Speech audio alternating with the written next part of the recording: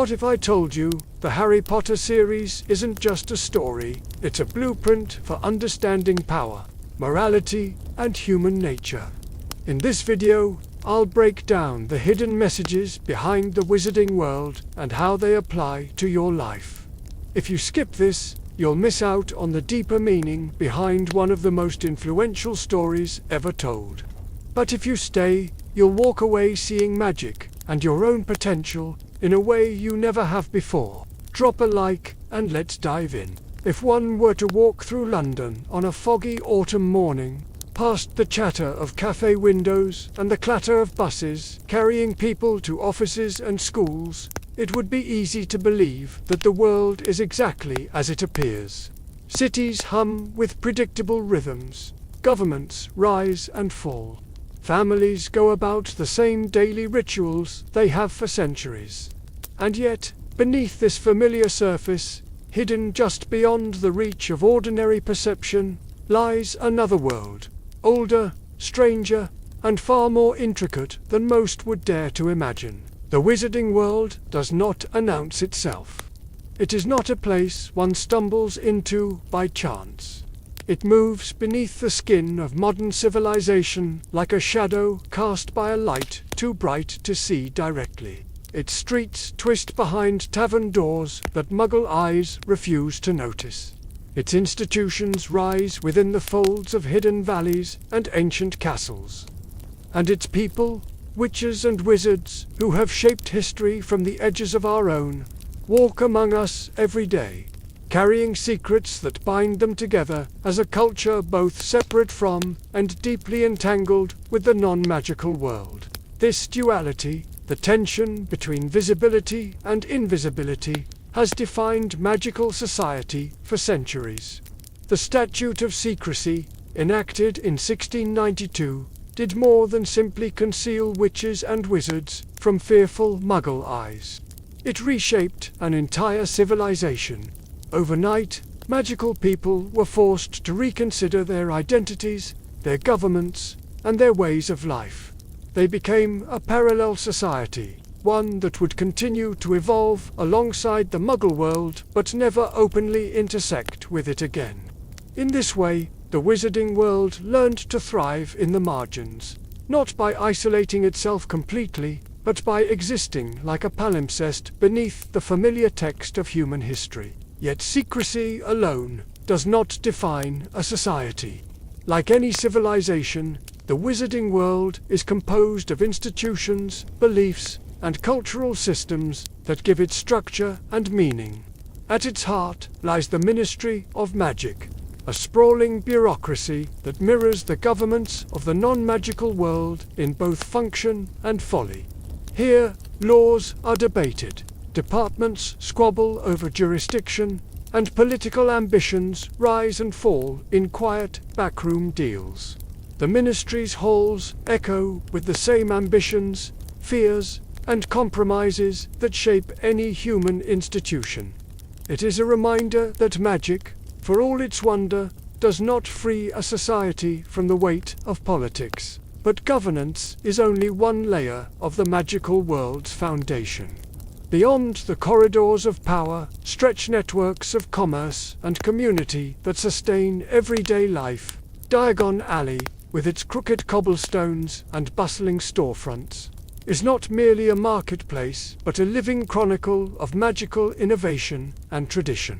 Shops sell potion ingredients that have been traded for generations, wands that choose their owners with ancient precision, and books that hold centuries of knowledge waiting to be unlocked. Here, history is not confined to museums. It is bought, sold, and practiced daily. Education, too, plays a central role in shaping the contours of magical society. Hogwarts School of Witchcraft and Wizardry stands as both a literal and symbolic cornerstone, an institution older than many nations, where values, hierarchies, and ideologies are passed down alongside spells and incantations. The Sorting Hat's decision, made in the first moments of a student's magical education, echoes far beyond their school years, often shaping careers, friendships, and even political allegiances. In this way, Hogwarts is not merely a school. It is a mirror held up to the wizarding world itself, reflecting its biases, traditions, and evolving values. Yet for all its institutions and customs, the wizarding world is not static. Like any living society, it shifts and adapts in response to pressures both internal and external. The rise and fall of dark wizards, from Grindelwald to Voldemort, have tested the resilience of magical governments and the moral fabric of their people. Each conflict has forced the community to confront uncomfortable truths about power, prejudice, and the fragility of freedom. Truths that resonate deeply with the histories of our own world. In this way, the wizarding world is not a fantasy removed from reality. It is a reflection of it, cast in different colors and with different tools. The tension between tradition and progress is another constant hum beneath the surface of magical life. Ancient families guard their bloodlines with fervor, clinging to notions of purity and superiority that have long since faded from polite Muggle discourse. Yet those same prejudices continue to shape laws, policies, and even personal relationships. At the same time, young witches and wizards push against those boundaries, advocating for greater equality, integration, and understanding. The wizarding world is, in many ways, a society at a crossroads. One foot in a past defined by secrecy and hierarchy, the other stepping tentatively toward a future shaped by diversity and reform. Even the physical spaces of the magical world reflect this duality. Old, sacred sites, from the towering walls of Hogwarts to the labyrinthine halls of the Ministry, stand alongside newer innovations, like the night bus that careens recklessly through Muggle streets, or the intercontinental flu networks that connect distant magical communities. These juxtapositions of old and new, hidden and visible, reveal a society constantly negotiating with itself, trying to honor its past while navigating the demands of a modern, interconnected age. Perhaps the most striking aspect of the wizarding world is how seamlessly it coexists with the Muggle one, even as it remains almost entirely invisible. Magical people attend the same concerts, read the same newspapers, and walk the same streets, yet their lives unfold in a realm layered atop the ordinary. This coexistence is not without tension. Mistrust and misunderstanding run deep on both sides. But it is also a testament to the adaptability of human culture, magical or otherwise, that two societies can evolve side by side, influencing one another in subtle but profound ways. And so the wizarding world persists, not as a static fantasy realm sealed off from reality, but as a complex, evolving society shaped by history, politics, prejudice, and hope. It is a world built from the same raw materials as our own: ambition and fear, love and hate, tradition and change. It is a reflection of humanity itself, refracted through the prism of magic. To understand this world is to look beyond the surface of spells and potions, beyond the battles between good and evil. It is to see the invisible architecture that holds it all together, the laws and customs, the stories and symbols, the choices and compromises that have defined magical life for centuries. And it is to recognize, perhaps most importantly, that this hidden world, for all its enchantments, is not so different from the one we inhabit. The names and tools may change, but the struggles for identity, for justice, for a place in history, remain achingly familiar. Long before the wizarding world learned to hide in plain sight, before laws and ministries and international treaties governed its movements, there was only a scattered people, gifted, feared, and often misunderstood. In those early centuries, magic was not a society but a condition, an inexplicable difference that separated one child from their village, one healer from their town, one family from the rest. Witches and wizards lived isolated lives, some revered as miracle workers, others hunted as heretics. Magic had power, but it lacked structure. It was a spark without a hearth, a song without a school to teach it. It was out of this fragmentation that an idea began to form, a vision shared by 4 of the greatest witches and wizards of the age. Their names have become legend: Godric Gryffindor, Helga Hufflepuff, Rowena Ravenclaw, and Salazar Slytherin. Yet their story is not merely a tale of friendship and cooperation, as children's textbooks sometimes suggest. It is a story of ideology, ambition, and compromise, of 4 competing visions of what magical society could and should be. And in many ways, it is the story of the wizarding world itself. Godric Gryffindor, born in the wild northern hills of Britain, believed, above all, in courage, not simply bravery in battle, but the deeper moral courage to stand for what is right, even when the world demands silence. To him, magic was not a privilege, but a calling, a force that demanded to be wielded boldly and honorably.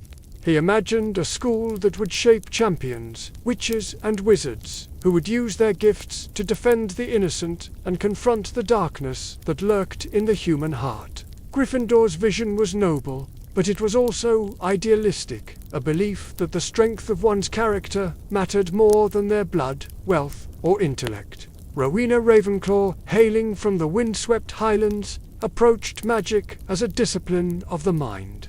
To her, knowledge was the foundation upon which power must rest, and wisdom the compass by which that power should be guided.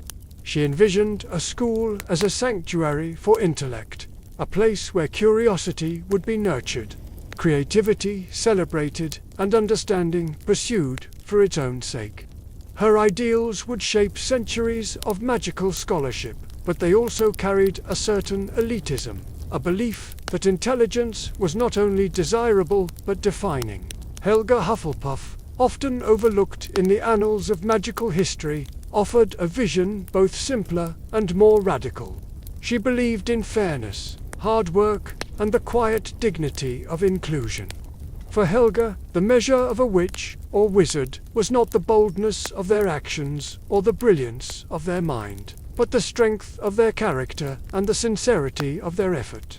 In a world where magic was already fracturing along lines of class, blood, and ideology, Hufflepuff's belief that everyone deserved a place at the table was a revolutionary idea.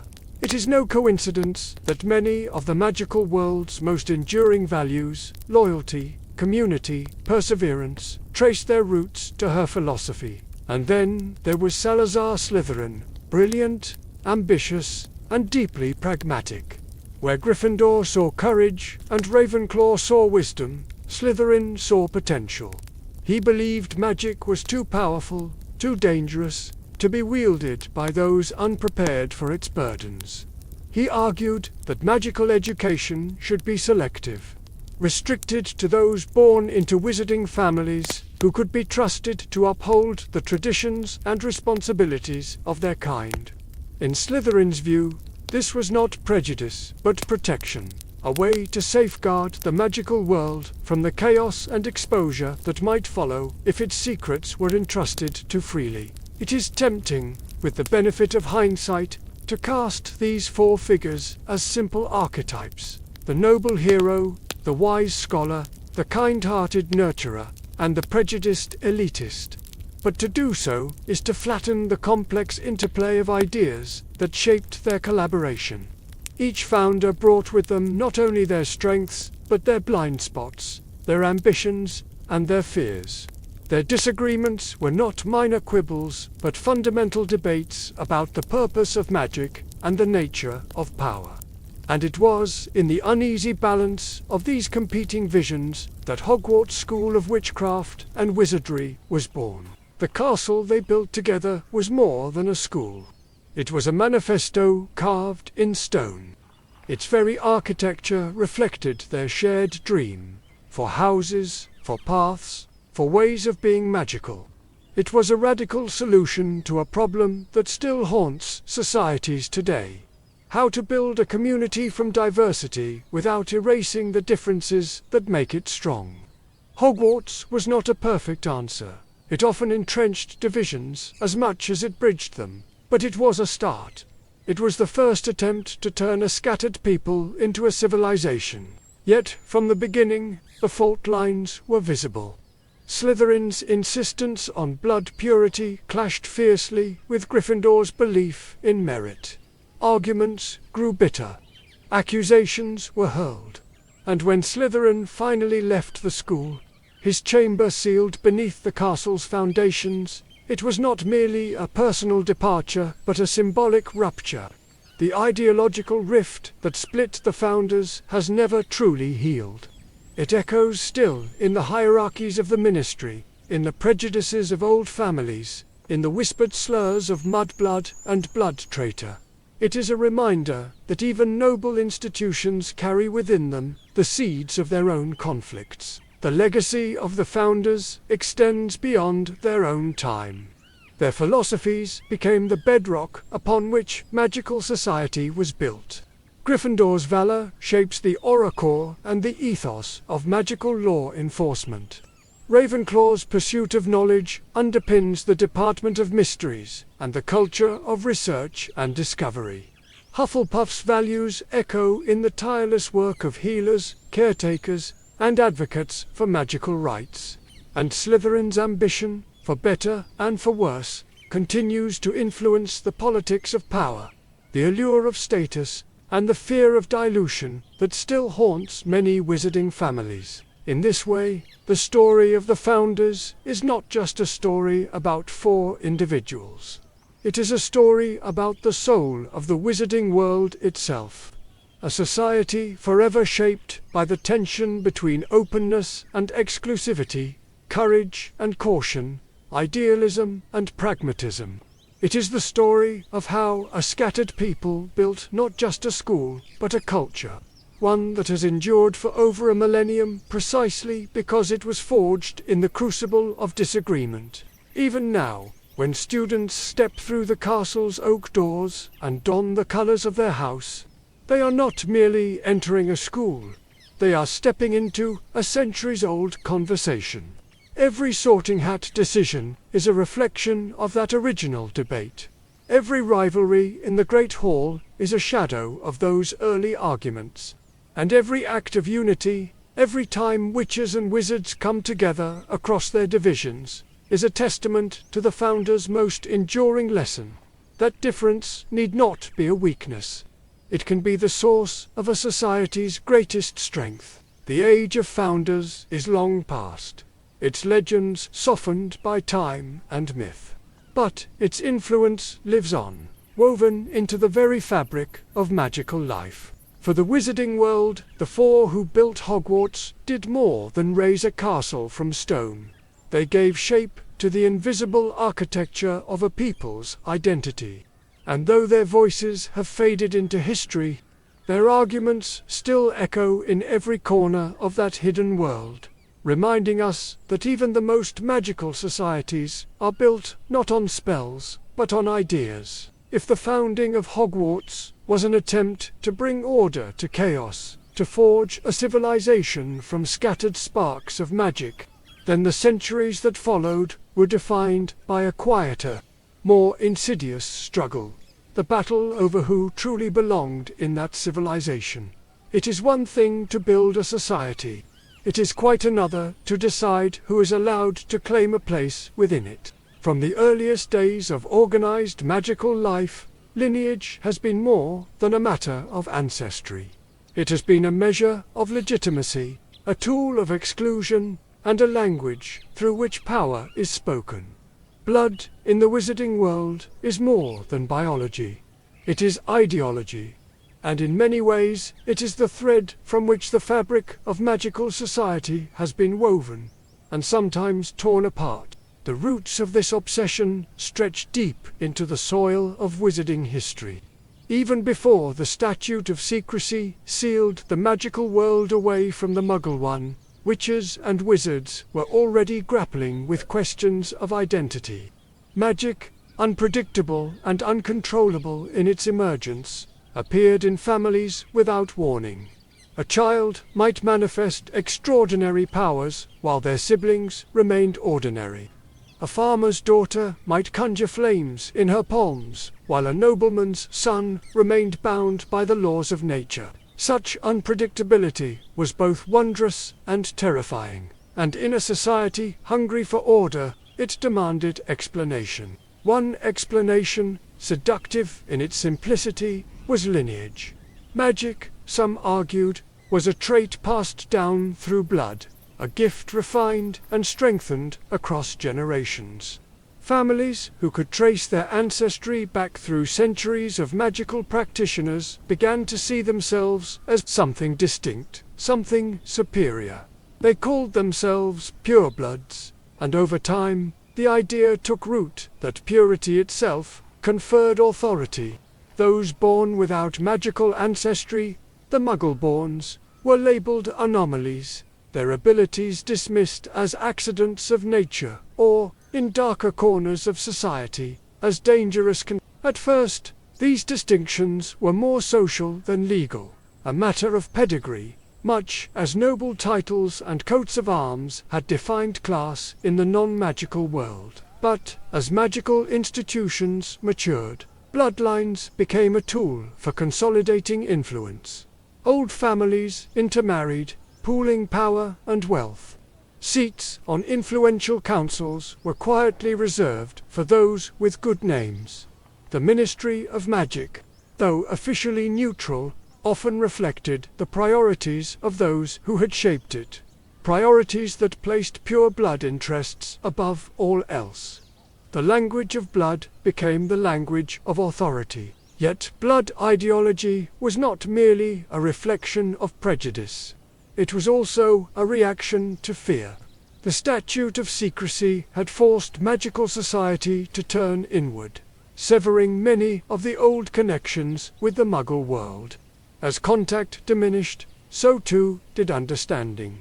Where once witches and wizards had lived openly among Muggles, sometimes as healers, sometimes as advisors, sometimes as targets, now they existed largely apart.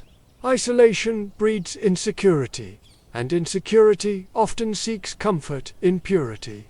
In the centuries that followed, as magical society defined itself in opposition to the non-magical world, blood purity became both a badge of honor and a shield against perceived dilution.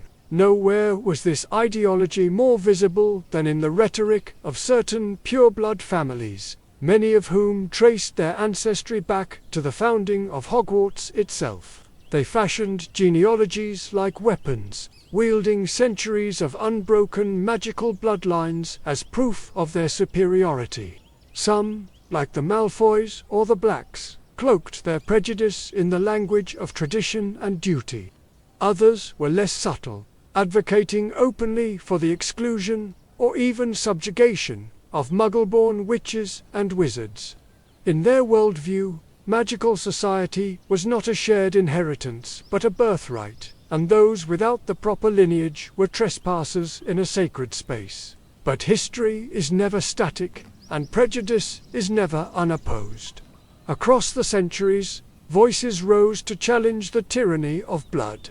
Visionaries argued that magic was a gift, not a pedigree, that its appearance in Muggle-born children was not a corruption, but a reminder that power cannot be contained by ancestry. These reformers pointed out the obvious. Many of the most brilliant minds in magical history had come from non-magical families. Their success was proof that talent knows no lineage, and their contributions undermined the very logic of blood supremacy. This tension between exclusion and inclusion, between purity and potential, has defined magical politics for centuries. It fueled debates in the Wizengamot, shaped laws on magical education, and even influenced the curriculum at Hogwarts. It lay at the heart of ideological conflicts that erupted into violence.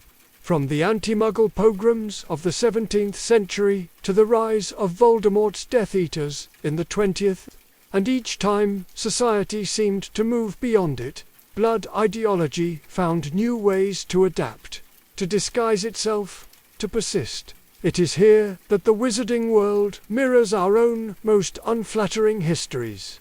The obsession with bloodlines is not unique to magic.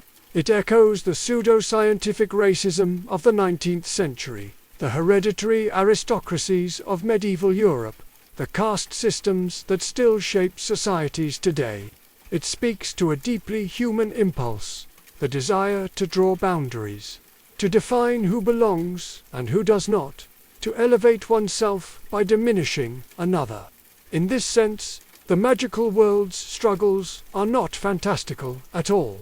They are painfully familiar, and yet, for all its ugliness, the ideology of blood has also been a catalyst for progress. Prejudice, after all, breeds resistance. The rise of blood supremacist movements has repeatedly galvanized opposition, uniting witches and wizards across divides that might otherwise have persisted. The alliances forged in defiance of Voldemort's pure-blood dogma, for instance, brought together people of every background. Pure-blood, half-blood, and Muggle-born alike. Their unity was not, despite their differences, but because of them, a living refutation of the idea that lineage determines worth. Even within the most entrenched bastions of blood purity, cracks have formed. The Malfoy family, once among the staunchest defenders of the Old Order, emerged from the Second Wizarding War chastened and changed. Marriages between magical and non-magical families, once scandalous, have become increasingly common. And younger generations, raised in a world shaped by the sacrifices of those who fought against prejudice, are less willing to accept the old hierarchies without question. The struggle is far from over. Prejudice never vanishes entirely, but it is a struggle that has, over time, bent the arc of magical society toward something more inclusive. Still, the shadow of blood runs deep. It lingers in subtle ways, in whispered comments about good families, in unspoken biases during ministry hiring, in the pride some still take in tracing their ancestry back to the founders. It shapes relationships, politics, and even identity. To understand the wizarding world is to understand this obsession, its origins, its consequences, and its slow, uneven unraveling. Belonging, after all, is the heart of every society. It is the question that defines its borders and tests its values. And in the wizarding world, as in our own, the answer has never been simple. It has been fought over in classrooms and courtrooms, in family drawing rooms and on battlefields. It has been twisted into weapons and woven into bonds. And it continues to evolve, shaped by each generation's willingness to challenge the prejudices of the last. The age of founders may have set the stage, but it is this struggle over who belongs and who decides that has given the wizarding world its character. For in the end, a society is not defined by its spells or its institutions, but by the boundaries it draws and the courage it shows in redrawing them. History is rarely written by the most powerful. It is written by those who endure, by the names that through quiet persistence or extraordinary circumstance leave echoes that ripple far beyond their own time. Among the many families that have shaped the magical world's story, few carry a legacy as enduring, as layered, and as symbolically rich as the Potters. Their name is known to every witch and wizard alive today, not merely because of the boy who survived, but because of the centuries of history, invention, and moral conviction that culminated in his story. To understand Harry Potter is to understand the lineage that shaped him, and the legacy that, in many ways, shaped the wizarding world itself. The earliest known records of the Potter family date back to the 12th century, though it is likely their magical roots extend even further. At a time when many magical families were content to live quietly in isolation, fearful of persecution and wary of Muggle contact, the Potters were already distinguishing themselves as innovators, mediators, and bridge builders. Linfred of Stinchcombe, often cited as the patriarch of the Potter line, was a figure of particular note, a genial and eccentric potion maker whose remedies earned him the affectionate nickname the Potterer, from which the family name eventually derived. Linfred's work was remarkable, not only for its ingenuity, but for its accessibility. He sold his cures to both magical and Muggle clients, blurring the boundaries that so many of his contemporaries sought to harden. It is easy to dismiss such details as mere trivia, but they reveal something fundamental about the family's ethos.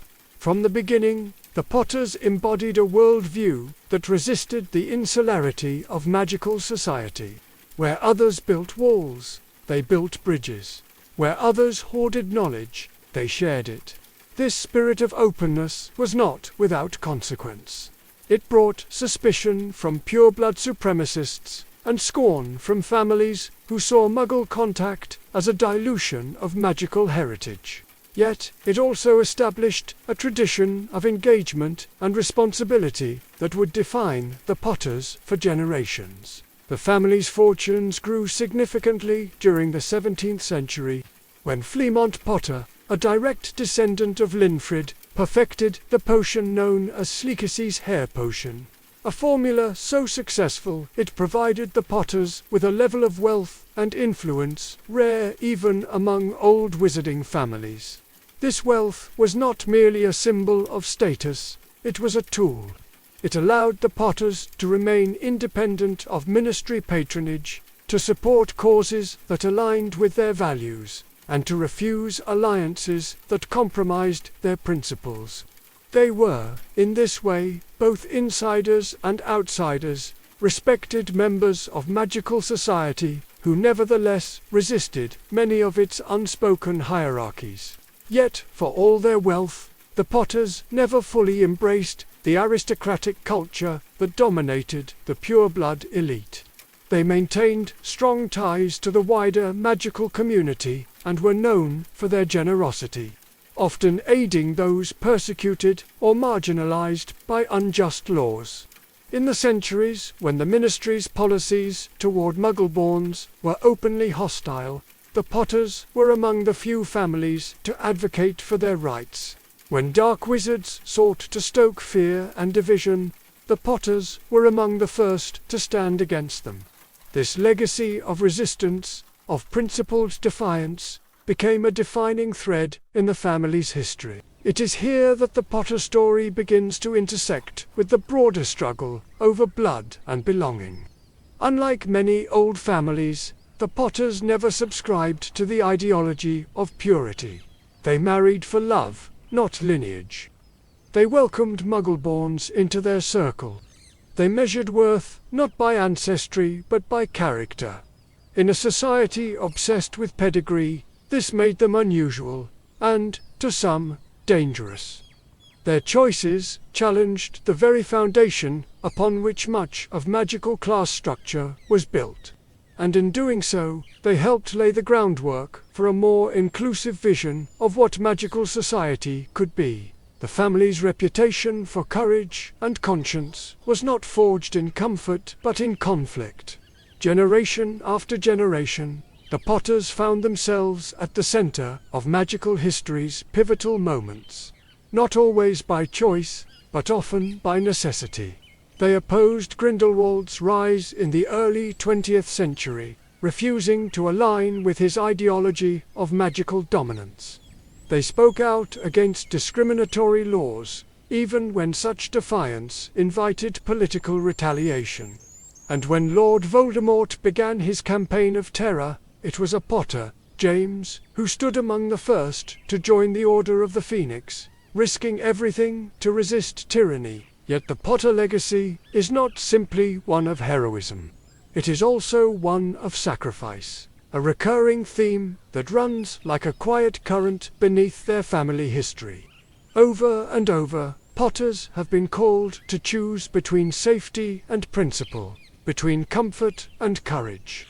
And over, they have chosen the harder path. This willingness to risk, to lose, and to suffer for a cause greater than oneself is not just a family trait. It is the essence of their legacy. It is what transformed them from potion sellers and innovators into something far more profound. Symbols of resistance, integrity, and moral clarity. Their legacy is also notable for its relationship with power, specifically, their refusal to be corrupted by it. Wealth did not make the Potters complacent. Influence did not make them arrogant. In a society where many families sought proximity to the ministry as a means of advancing their own interests, the Potters remained independent. They used their resources not to consolidate control, but to empower others. This independence would prove crucial in the dark decades to come, when allegiance to corrupt institutions could mean complicity in injustice. The Potters were never neutral, and in times of moral crisis, neutrality is rarely an option. As the 20th century dawned, the family's values, courage, compassion, inclusivity, were no longer just personal principles. They had become a political stance, a moral posture that placed the Potters in direct opposition to the forces seeking to remake magical society in darker, more exclusionary ways. It is no coincidence that Voldemort, obsessed with blood purity and terrified of love's power, marked them as enemies. The Potters were everything his ideology sought to eradicate, a symbol of unity in a divided world, a reminder that heritage is not destiny, and proof that love is the greatest magic of all. And yet, for all their prominence, the Potters never sought glory. They did not build monuments to themselves or attempt to control the narrative of their own legacy. Their story is scattered across history's margins, in old potion books, in records of Wisengamot debates, in whispered stories of defiance and sacrifice. It is a legacy not shouted but spoken quietly, a thread that runs beneath the louder, flashier histories of conquest and power. And it is precisely this humility, this quiet steadfastness, that gives their story its enduring power. The Potter legacy, then, is not a single story, but a tapestry, woven from acts of courage and compassion, innovation and sacrifice, resistance and love. It is a story of a family who, time and again, chose principle over privilege, and in doing so, helped shape the very soul of the wizarding world. It is the story of how lineage, so often used as a weapon of exclusion, can instead become a vessel for hope. And yet, the most remarkable chapter of that story had not yet been written. For even as the world teetered on the edge of darkness, a child was born into the Potter line. A boy whose name would one day become synonymous with defiance, whose very existence would challenge the darkest beliefs of his age. But before we speak of the boy, we must first understand the inheritance he received. Not merely a name or a fortune, but a legacy centuries in the making. A legacy that would shape his destiny, and, through him, the destiny of the wizarding world itself. Every legacy reaches a moment when it ceases to belong solely to those who built it. It slips beyond the grasp of family and bloodline, becoming something larger, a story told and retold until it belongs to everyone. For the Potters, that moment came on a cold, dark night in Godric's Hollow, when the legacy of centuries was distilled into one act of love, one act of defiance, and one small boy left with a lightning-shaped scar. It is difficult to overstate how profoundly the events of October 31st, 1981, reshaped the magical world. In the simplest terms, it was a victory. Lord Voldemort, the most feared dark wizard in modern history, was vanquished, his reign of terror brought to a sudden and inexplicable end. Yet beneath the headlines and celebrations, something deeper had shifted. The fall of Voldemort was not merely a political event. It was a cultural watershed, a moment when an idea proved stronger than an ideology. That idea was embodied in the sacrifice of Lily and James Potter. They were not warriors or politicians, not leaders of armies or wielders of ancient artifacts. They were a young couple, barely out of their teens, newly parents, who chose love over safety, resistance over surrender. When Voldemort came for their son, they did not bargain, they did not flee, and they did not bow. They stood their ground, and in doing so, they gave their lives. It was an act that defied every principle of the world Voldemort sought to build, a world of power, fear, and blood supremacy. And it was that defiance, not a wand, not a prophecy, that defeated him. In the years that followed, Harry Potter became more than a boy. He became a symbol, a living embodiment of hope, resilience, and the enduring power of love. The wizarding world, scarred and exhausted by years of darkness, projected its deepest longings onto the child who had survived the impossible. He was the boy who lived, a title both celebratory and burdensome. And through him, the Potter legacy transformed from family history into cultural mythology. Symbols, however, are rarely simple. While the world celebrated Harry as a hero, the boy himself grew up in the shadow of expectations he did not choose and could not fully comprehend, raised in a Muggle household that despised and suppressed his identity. He came to Hogwarts not as a legend, but as a lonely, uncertain child. The dissonance between how the world saw him and how he saw himself is one of the defining tensions of his story, and one of the most revealing aspects of the Potter legacy. It reminds us that greatness is not inherited whole. It is forged in the crucible of circumstance and choice. Harry's journey was, in many ways, a continuation of the values that had defined his family for generations. Like his ancestors, he rejected the hierarchies and prejudices that sought to divide the magical world. Like them, he aligned himself not with power but with principle, choosing friendship over ambition, empathy over vengeance, and sacrifice over self-preservation. Yet, he also transformed that legacy in profound ways.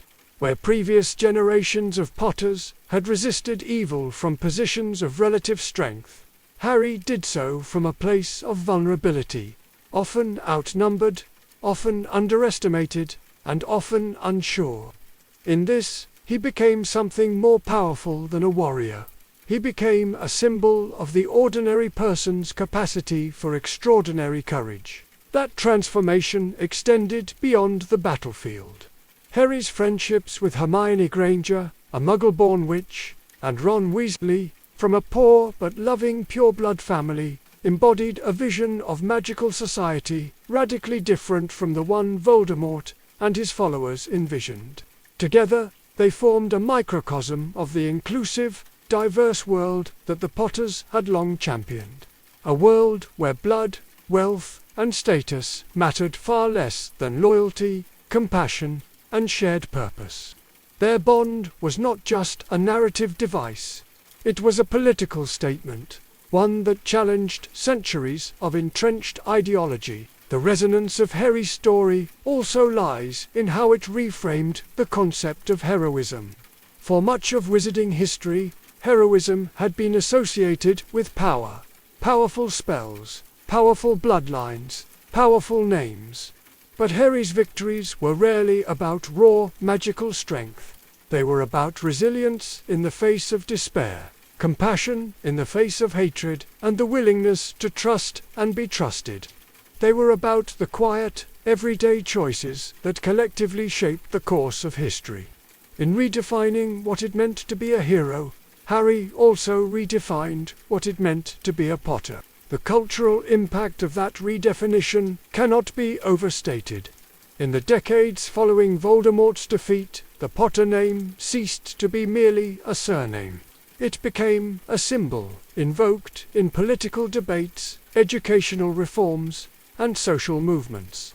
Laws promoting equality for Muggleborns cited Harry's example. Educational initiatives emphasized the values he embodied. Even the Ministry, once a bastion of elitism and prejudice, found itself reshaped, if only partially, by the moral force of his story. The Potter legacy had become a moral vocabulary, a language through which magical society articulated its highest ideals. And yet, the myth of Harry Potter is not without its complications. Like all myths, it risks oversimplification. The reality of his life, the trauma he endured, the doubts he harbored, the mistakes he made, is often overshadowed by the legend. In this, there is a subtle irony. A boy who fought against dehumanizing ideologies became, in the eyes of many, less a person than a symbol.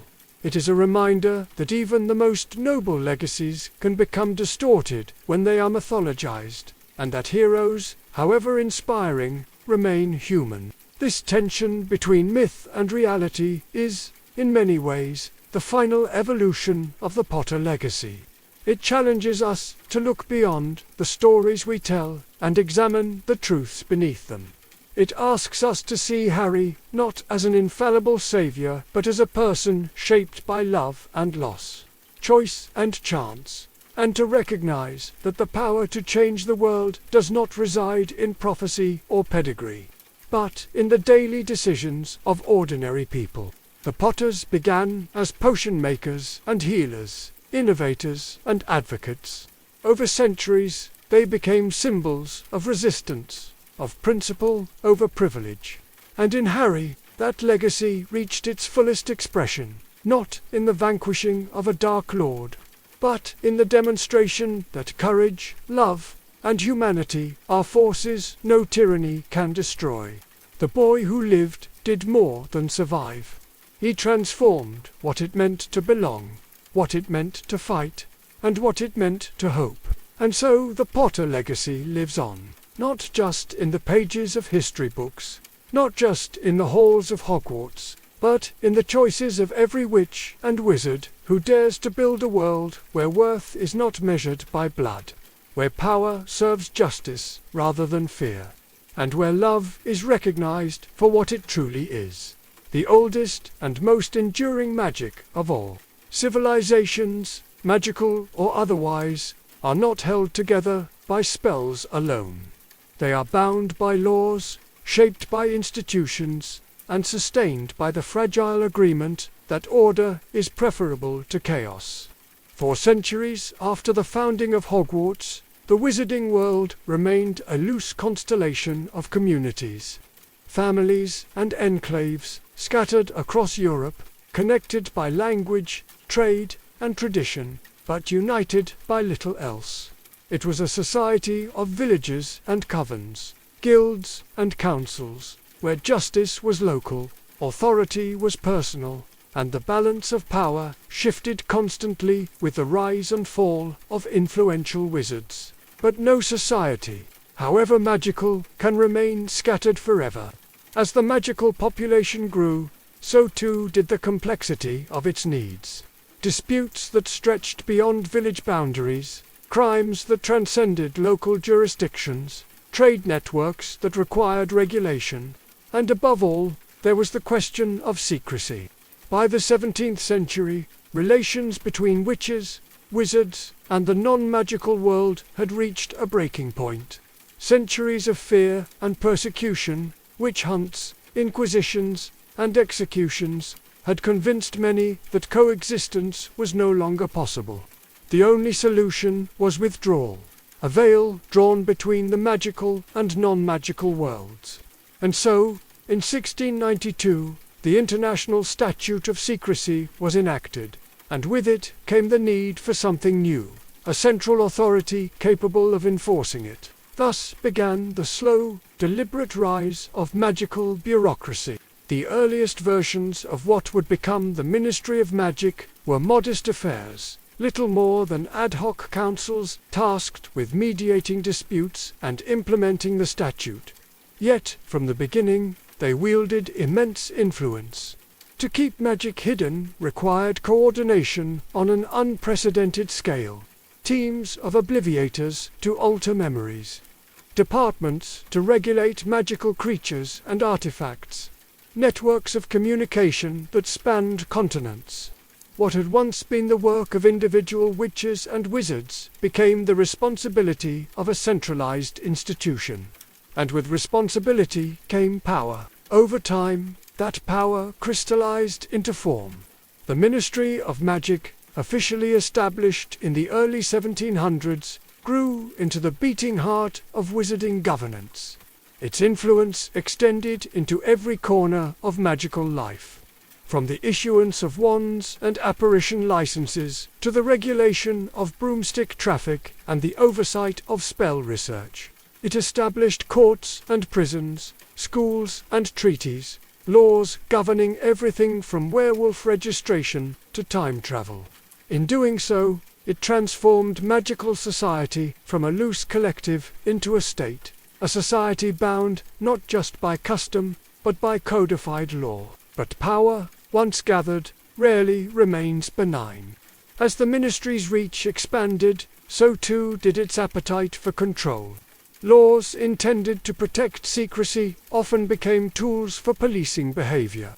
Policies designed to regulate magic were sometimes twisted to restrict it, and the bureaucracy that had once served the people began, at times, to serve itself. Ministries are curious organisms. They grow, they calcify, and they develop instincts for self-preservation that transcend their founding purposes. The Ministry of Magic was no exception. It is in this tension between governance and control, service and self-interest, that the story of magical bureaucracy becomes most revealing. For all its noble aims, the ministry has often reflected the biases and blind spots of the society it governs. Prejudice seeps into legislation. Inequality is codified into law.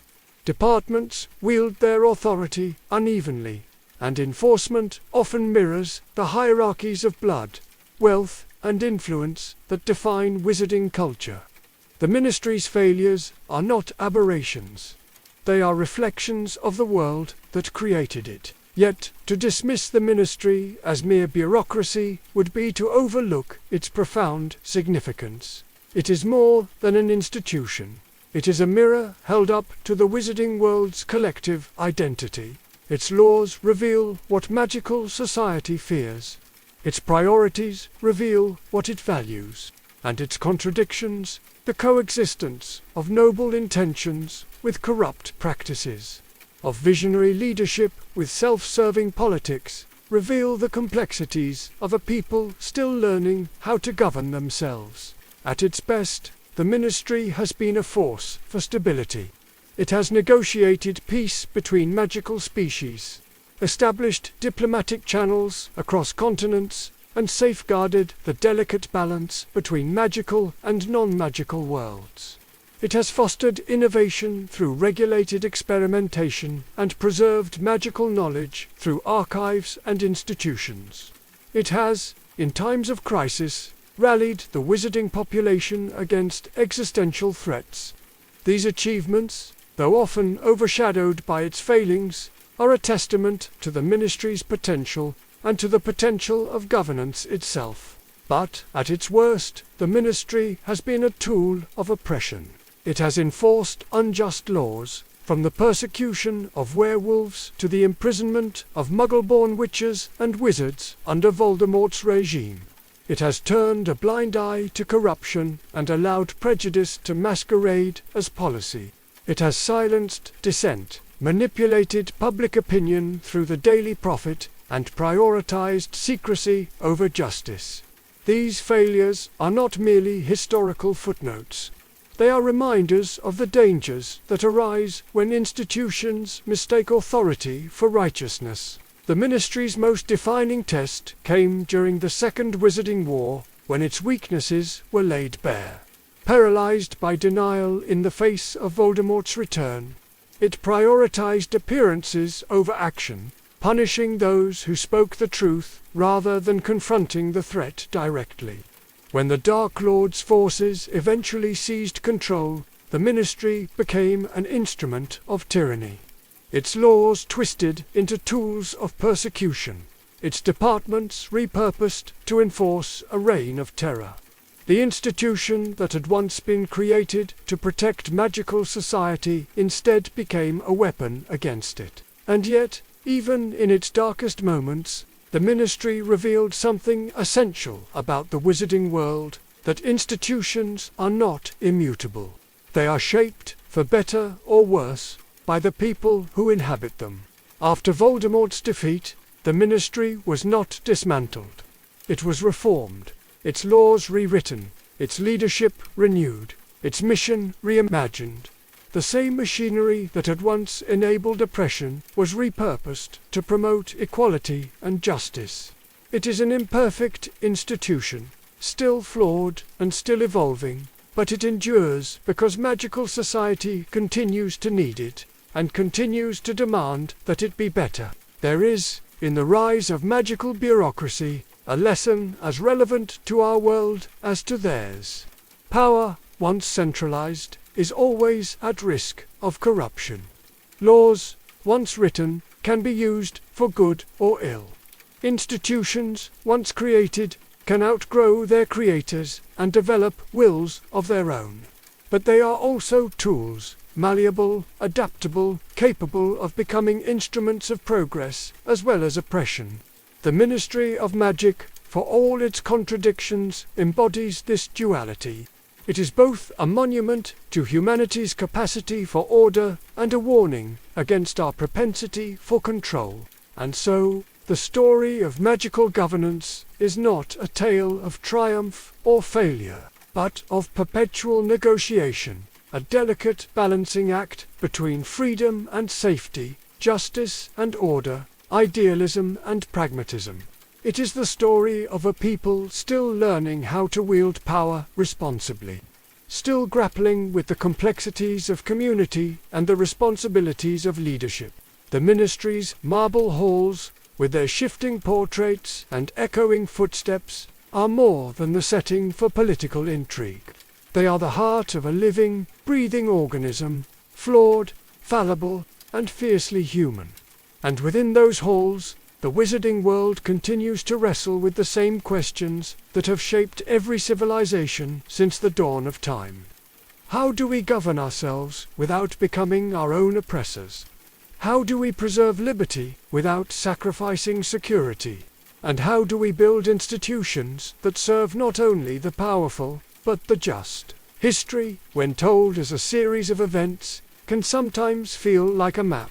Names and dates arranged neatly in sequence, one leading logically to the next. But the truth is rarely so simple. Civilizations do not move forward in straight lines. They twist and coil, circling back on themselves, stumbling forward and slipping into old habits. And the wizarding world, for all its wonders and peculiarities, is no different. Its story is not a tidy progression from chaos to order, from ignorance to enlightenment. It is a web of contradictions, woven from threads that are as ancient as they are unresolved. We have, by now, traced some of those threads, the secret birth of a hidden society, the dreams and disagreements of its founders, the poisonous allure of blood purity, the rise of families who defied it, and the emergence of institutions that sought to govern it all. Each of these is a chapter in the wizarding world's long story, and yet none of them, on their own, tells us everything. It is only when we step back and view them together that their deeper meaning begins to emerge. At the heart of that meaning lies a paradox. Magic, in its essence, is liberation. It frees those who wield it from the ordinary constraints of the physical world, allowing them to transcend distance, defy gravity, bend matter, and even cheat death. It is the ultimate expression of possibility. And yet, from the very beginning, magical society has been defined by boundaries. Bloodlines draw invisible borders around who is deemed worthy. Schools sort students into categories that shape their identities for life. Governments regulate who may use which spells, and when. Even within a world built on boundless potential, people find ways to impose limits. It is tempting to see this as hypocrisy, and perhaps, in part, it is. But it is also profoundly human. The impulse to control what is limitless is not unique to witches and wizards. It is a universal reflex. We build walls around what frightens us. We draw lines around what we do not understand. We legislate the unpredictable and institutionalize the uncontrollable. In this way, magic, the very force that should have shattered humanity's limitations, instead reveals them in sharper relief. This tension between freedom and fear, liberation and control, is the central drama of wizarding history. It is there in the founders' debates over who should learn magic. It is there in the ministry's endless balancing act between secrecy and autonomy. It is there in the pureblood obsession with lineage, and in the Potter family's defiant refusal to let that obsession define them. It is the invisible current running beneath every law, every conflict, every act of resistance and reform. It is, in a sense, the true protagonist of this story, the force against which every other force must define itself. And yet, even as we examine this paradox, another emerges. Magic's capacity to divide is matched only by its capacity to unite. The same power that draws borders also builds bridges. The same institutions that enforce conformity also create spaces for collaboration. The same histories that reveal prejudice also illuminate courage. Again and again, the wizarding world has demonstrated an extraordinary ability to reinvent itself, to confront its contradictions and, however slowly, evolve beyond them. This evolution is neither linear nor inevitable. It is a process of conflict and compromise, of mistakes repeated and lessons relearned. It is the story of a society that has both oppressed and liberated, excluded and embraced, hidden and revealed.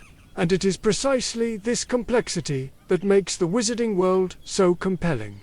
It is not a utopia, nor is it a dystopia. It is a reflection, sometimes distorted, sometimes painfully accurate, of the world that exists beyond its enchanted borders. When we read about magical bloodlines, we are really reading about class and race. When we examine the ministry's bureaucracy, we are examining our own governments, their promises and their failures. When we study the rise and fall of dark wizards, we are studying the cycles of tyranny and resistance that have shaped every human civilization. And when we speak of love's power to conquer death, we are not talking about spells, but about the most fundamental truth of human existence, that connection is the antidote to fear, and that compassion is the most revolutionary force we possess. It is in this light that the wizarding world ceases to be a fantasy and becomes something else. A metaphor, a mirror, a language through which we can explore the deeper truths of our own reality.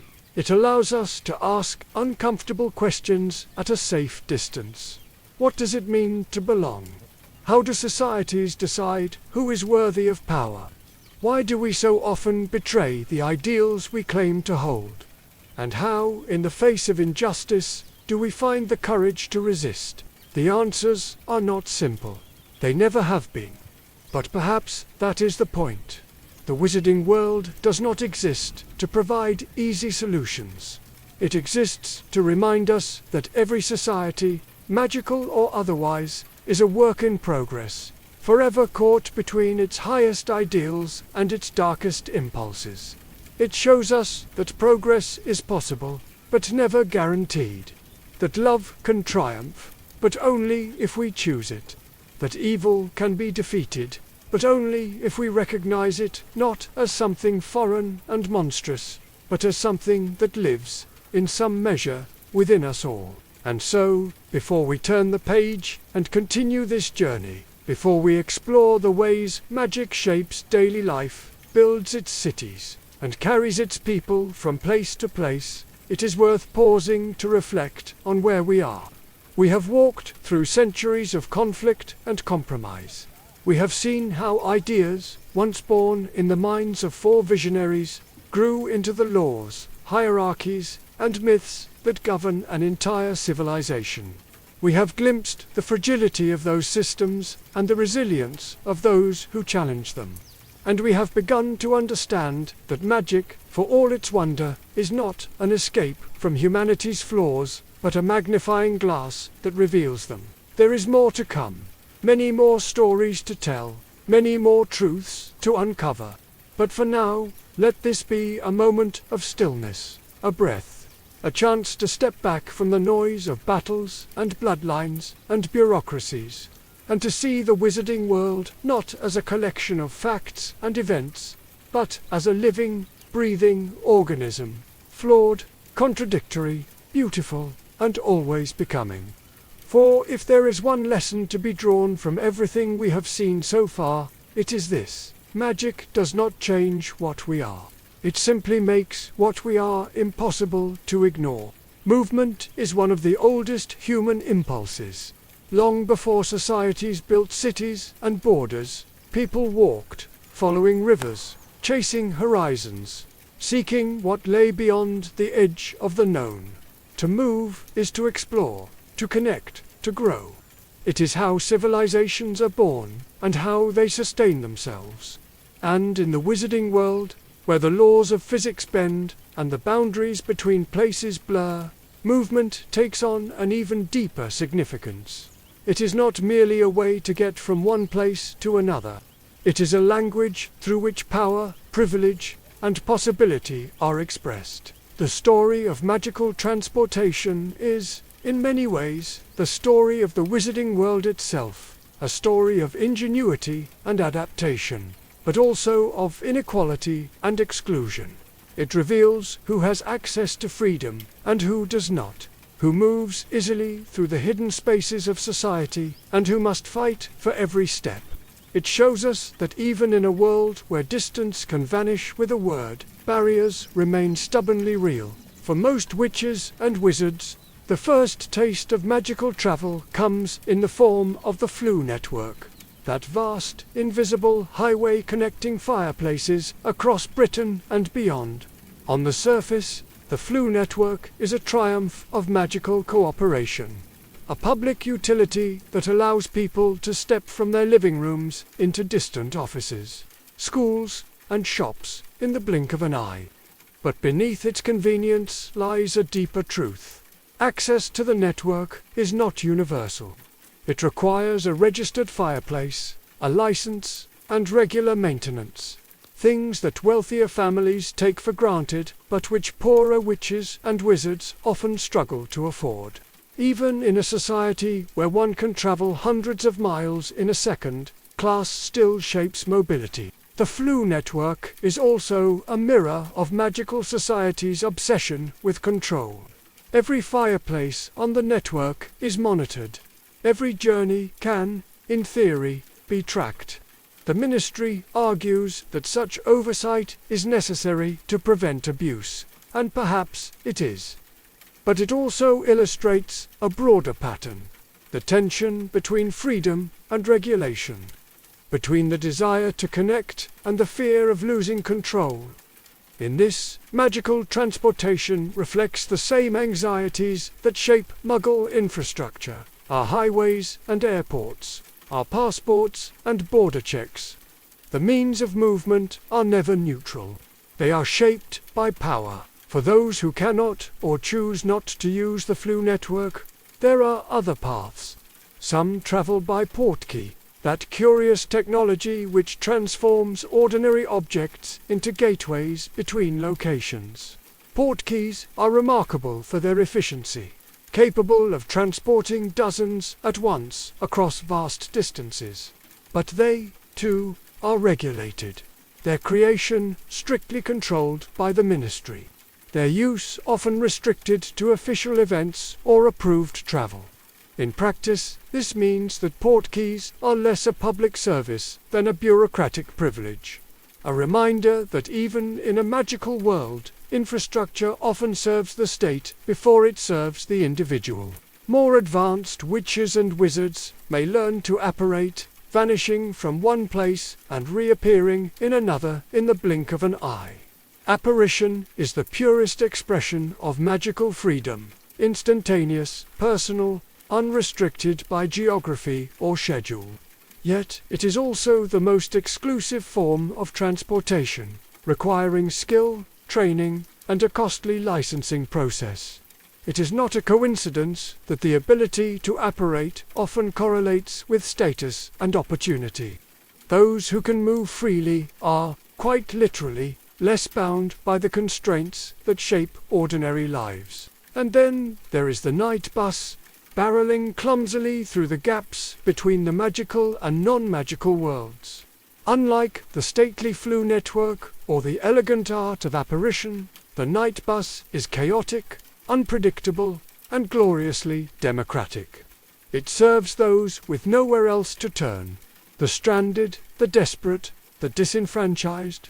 Its service is noisy and uncomfortable, its journey often perilous, but it represents something that few other forms of magical transportation do. Accessibility. For a handful of sickles, anyone, rich or poor, skilled or unskilled, can travel from one end of the country to the other. It is messy, imperfect, and deeply necessary. The very existence of the night bus tells us something profound about magical society. It is an admission that freedom of movement is not, in fact, universal. It is a patch on a system that privileges the few while leaving the many behind. It is also, paradoxically, a symbol of resilience. Proof that even in a world defined by inequality, ingenuity finds a way to serve those who need it most.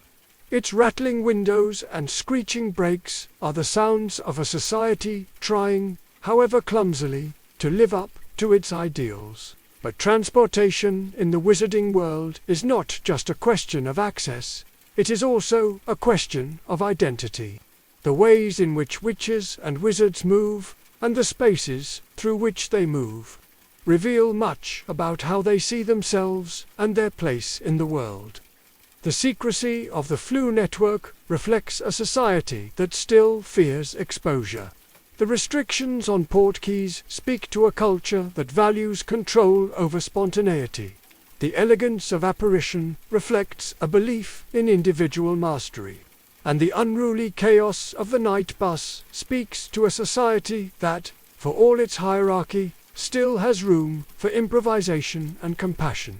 Movement also shapes relationships between magical and non-magical worlds, between cities and rural enclaves, between individuals and institutions.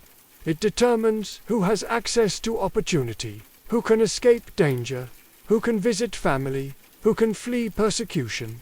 It influences trade, diplomacy, education, and even love. It is the invisible infrastructure beneath the visible society, a network of connections and constraints that silently defines the boundaries of what is possible. And in this, magical transportation serves as a metaphor for the broader wizarding world. It shows us a society striving for connection, but struggling against inequality.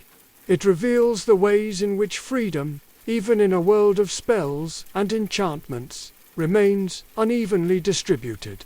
It reminds us that movement, like power, like knowledge, like magic itself, is shaped not just by ability, but by access, privilege, and the structures that govern them. In the end, the ways witches and wizards travel are not just practical choices, they are reflections of deeper truths about who they are, how they live, and how they relate to one another.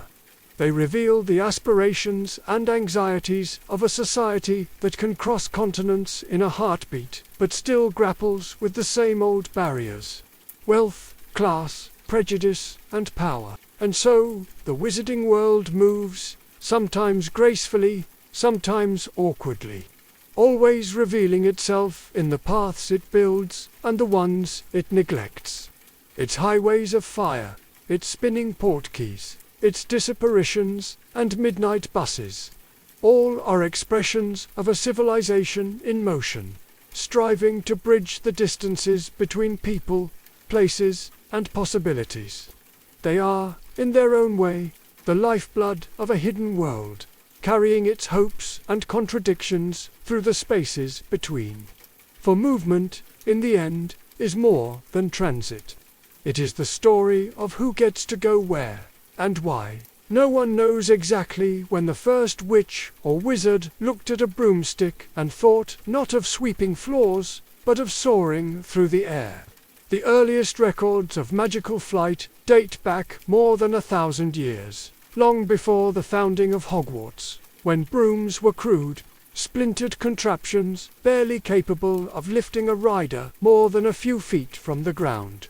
Yet the desire to fly, to leave the earth behind and command the sky, is one of the oldest and most persistent in human history.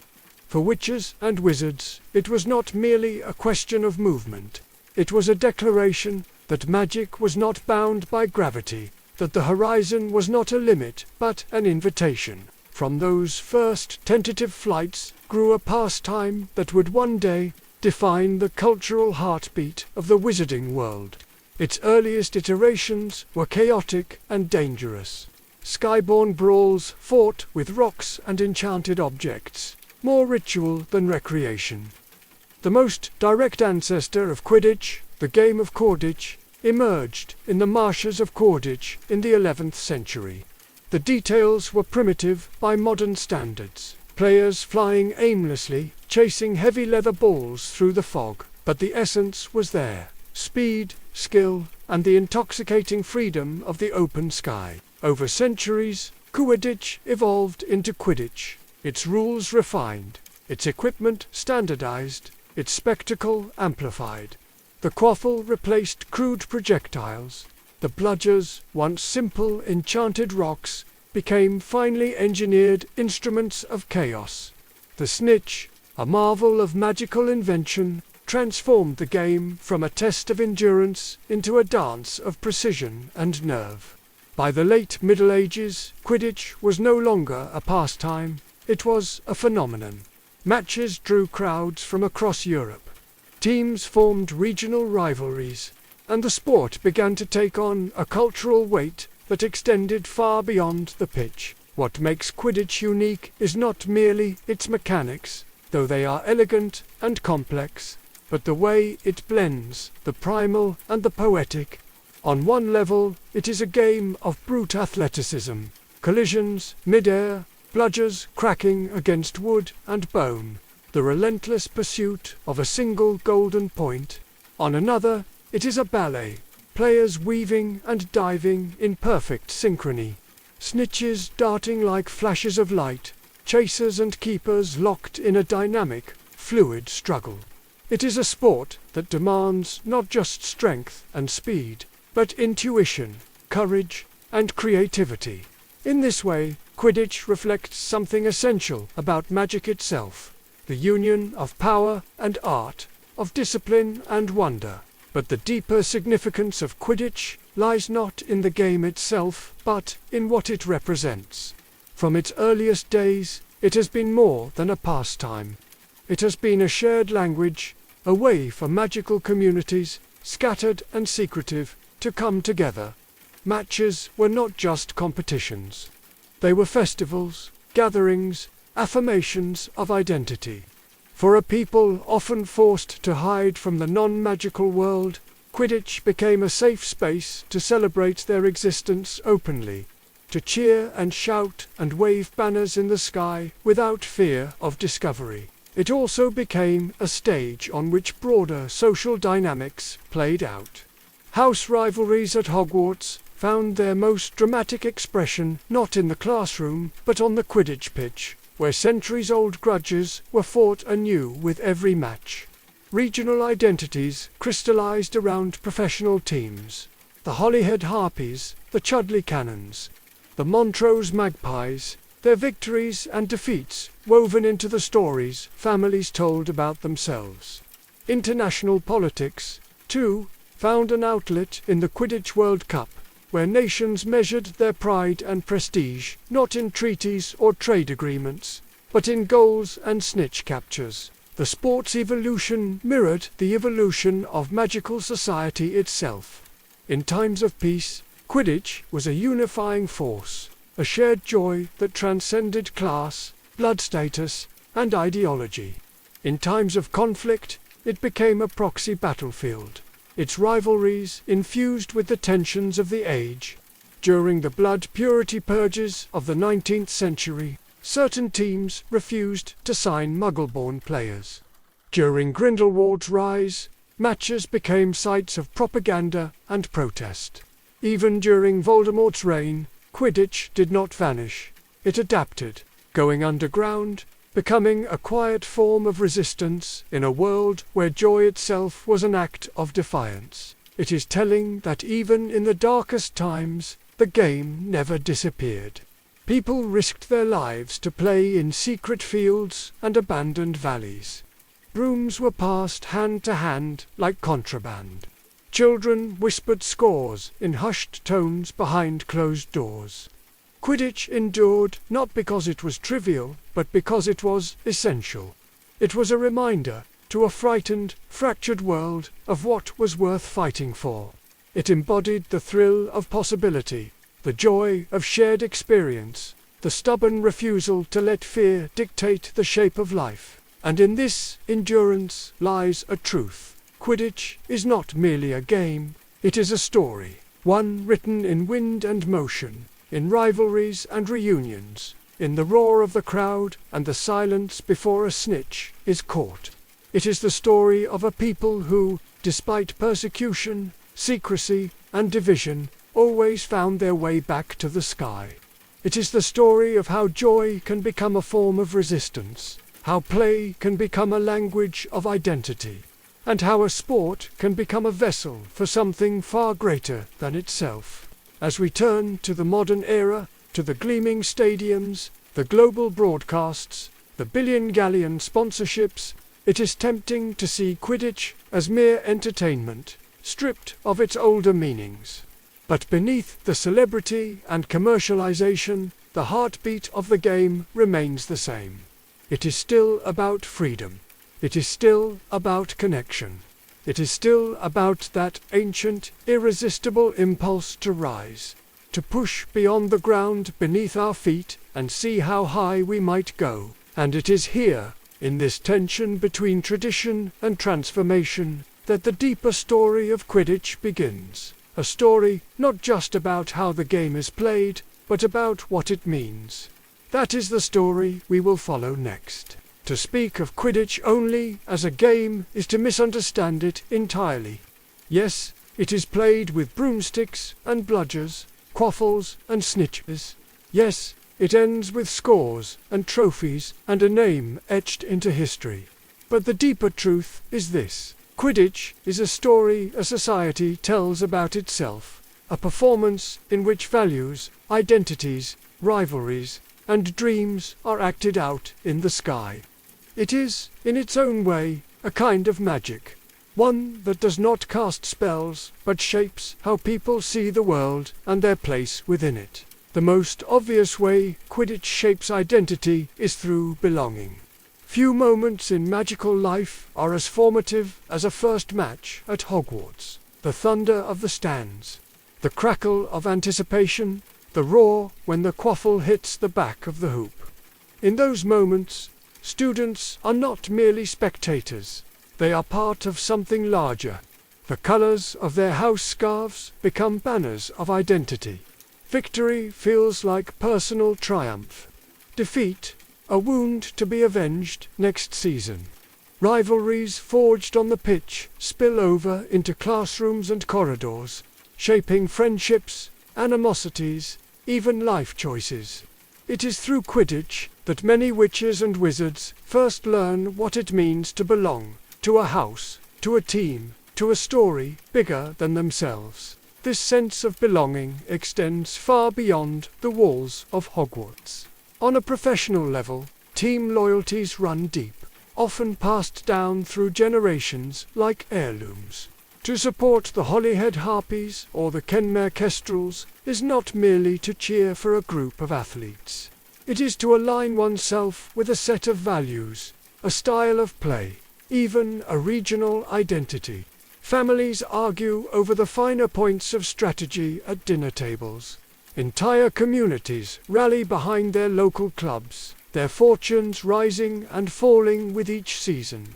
In this way, Quidditch binds people together, not just through shared victories, but through the shared language of hope, heartbreak, and devotion. Yet, identity is only one layer of the story. Quidditch also plays a profound role in shaping ideology. On the surface, it seems apolitical, a simple contest of speed and skill. But beneath that surface, it has always been a proxy battlefield for deeper cultural conflicts. During the blood purity debates of the 19th century, teams' roster choices became statements of principle or prejudice. In the mid-20th century, when Goblin and Centaur rights were at the forefront of political discourse, teams that signed non-human players were lauded by some as pioneers and condemned by others as radicals. Even the structure of the game, with its emphasis on teamwork, specialization, and the delicate balance of roles, has been interpreted as a metaphor for broader social philosophies. The Quidditch World Cup amplifies these dynamics to a global scale. For many witches and wizards, the Cup is their most visible encounter with international politics. Flags wave, anthems echo, and nations measure their prowess, not through war or diplomacy, but through the choreography of broomsticks in the sky. Yet, even here, the lines between sport and state are blurred. Governments see victories as soft power. Diplomatic tensions spill into the stands. Matches have been boycotted over trade disputes. Riots have erupted over refereeing decisions that were anything but neutral. The World Cup is, in many ways, a reminder that nationalism does not need armies to thrive. Sometimes, all it needs is But Quidditch is not merely a vessel for identity and ideology. It is also a lens through which society negotiates questions of gender, class, and representation. From its earliest days, the sport was unusual in that it welcomed players of all genders on equal footing, a rarity in both magical and muggle sports traditions.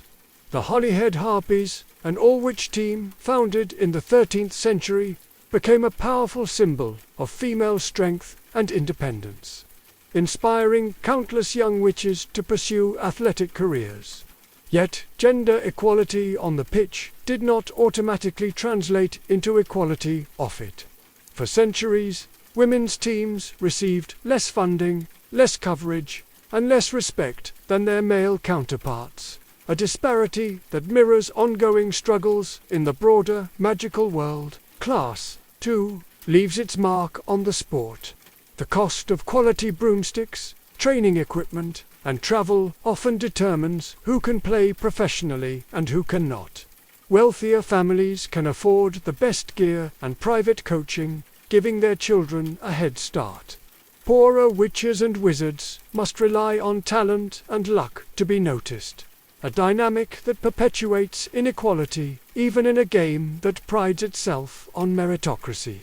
The Ministry's attempts to level the playing field through grants and subsidies have had mixed results, and debates over access to resources remain a recurring feature of Quidditch politics. And then there is fandom, the great, unruly force that transforms the sport from competition into cultural phenomena. Quidditch fandom is as old as the game itself, but in the modern era it has taken on a life of its own. Fans write songs, compose chants, design elaborate banners and mascots. They debate strategies and statistics with a fervor that rivals any political discourse. Some form supporter groups that wield real influence over team management and league policies. Others treat the sport as a kind of spiritual practice, a rhythm by which the year is measured, a source of joy in dark times. In a society often fractured by ideology and history, fandom becomes a rare space of collective identity, messy, passionate, and profoundly human. There is a danger in all this. Of course, passion can curdle into fanaticism. Rivalries can become hatreds. The same forces that bind people together can also drive them apart. And when the stakes of a match become proxies for deeper political conflicts, the consequences can extend far beyond the pitch. Yet, even these darker aspects of Quidditch reveal something important about the wizarding world. Its deep hunger for connection, its longing for meaning, its need to invest emotion in something larger than itself. At its heart, that is what Quidditch offers, not just entertainment, but transcendence. It allows witches and wizards to step outside the routines of daily life and participate in a grand, collective drama. It transforms ordinary people into part of a narrative that stretches back centuries and will continue long after they are gone. It gives them a place in the sky, and perhaps that is why Quidditch endures, why it continues to captivate, to divide, to inspire. Because beneath the scores and statistics, beneath the rivalries and records, it speaks to something elemental. It is about striving against limits. It is about connection across distance. It is about the beauty of motion and the thrill of risk. And it is about the simple, profound joy of chasing something just out of reach, a tiny golden glimmer against the endless blue. In the end, Quidditch is not merely a sport. It is a story, one that reflects the best and worst of the world that created it. It is a stage on which courage and cruelty, unity and division, hope and despair all take flight together. And as long as there are witches and wizards to mount broomsticks and chase the wind, that story will continue, unfolding above us in arcs of motion and light, written across the sky. There are many ways to control a society. You can build walls around its cities and borders around its people. You can write laws that bind its hands or raise armies that threaten its freedom. But perhaps the most subtle and the most powerful way to control a society is not through what it does, but through what it believes. Change the stories people tell about themselves, and you change who they are. Shape the narratives they inherit, and you shape the world they create. The wizarding world is no exception. Beneath the spells and enchantments, beneath the institutions and hierarchies, lies a foundation built not of stone or parchment, but of stories. The stories a society tells to explain its past, justify its present, and imagine its future. Some of these stories are true, some are false, and most live somewhere in between. All of them, however, shape the reality in which witches and wizards live. Consider how much of magical life is structured around narrative. Children are taught the story of the founders, four noble visionaries, united in purpose, who built a school that would shape the destiny of their world. Rarely are they told of the bitter disagreements, the broken alliances, the ideologies that clashed beneath the castle's stone walls. They learn of heroes and villains, but not of the ordinary people caught between them, or the systemic forces that allowed darkness to rise in the first place. These omissions are not accidents. They are choices, deliberate acts of simplification that shape how a society understands itself. And stories, once told, become more than memories. They become frameworks, lenses through which the present is interpreted and the future imagined. The story of blood purity, for instance, has justified centuries of prejudice and exclusion. The story of the boy who lived has become a rallying cry for courage and resistance. Each story carries its own moral, its own gravitational pull, shaping behaviors and beliefs long after the events themselves have passed into history. But stories are not neutral.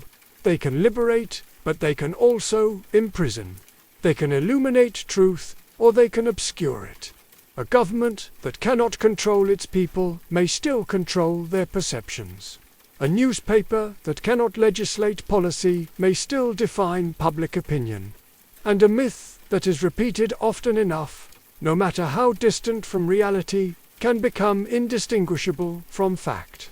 The wizarding world, for all its wonders, has long understood this. It is why the Ministry invests so heavily in regulating magical information. It is why propaganda and secrecy often go hand in hand. And it is why battles over truth are often fought not with wands, but with words.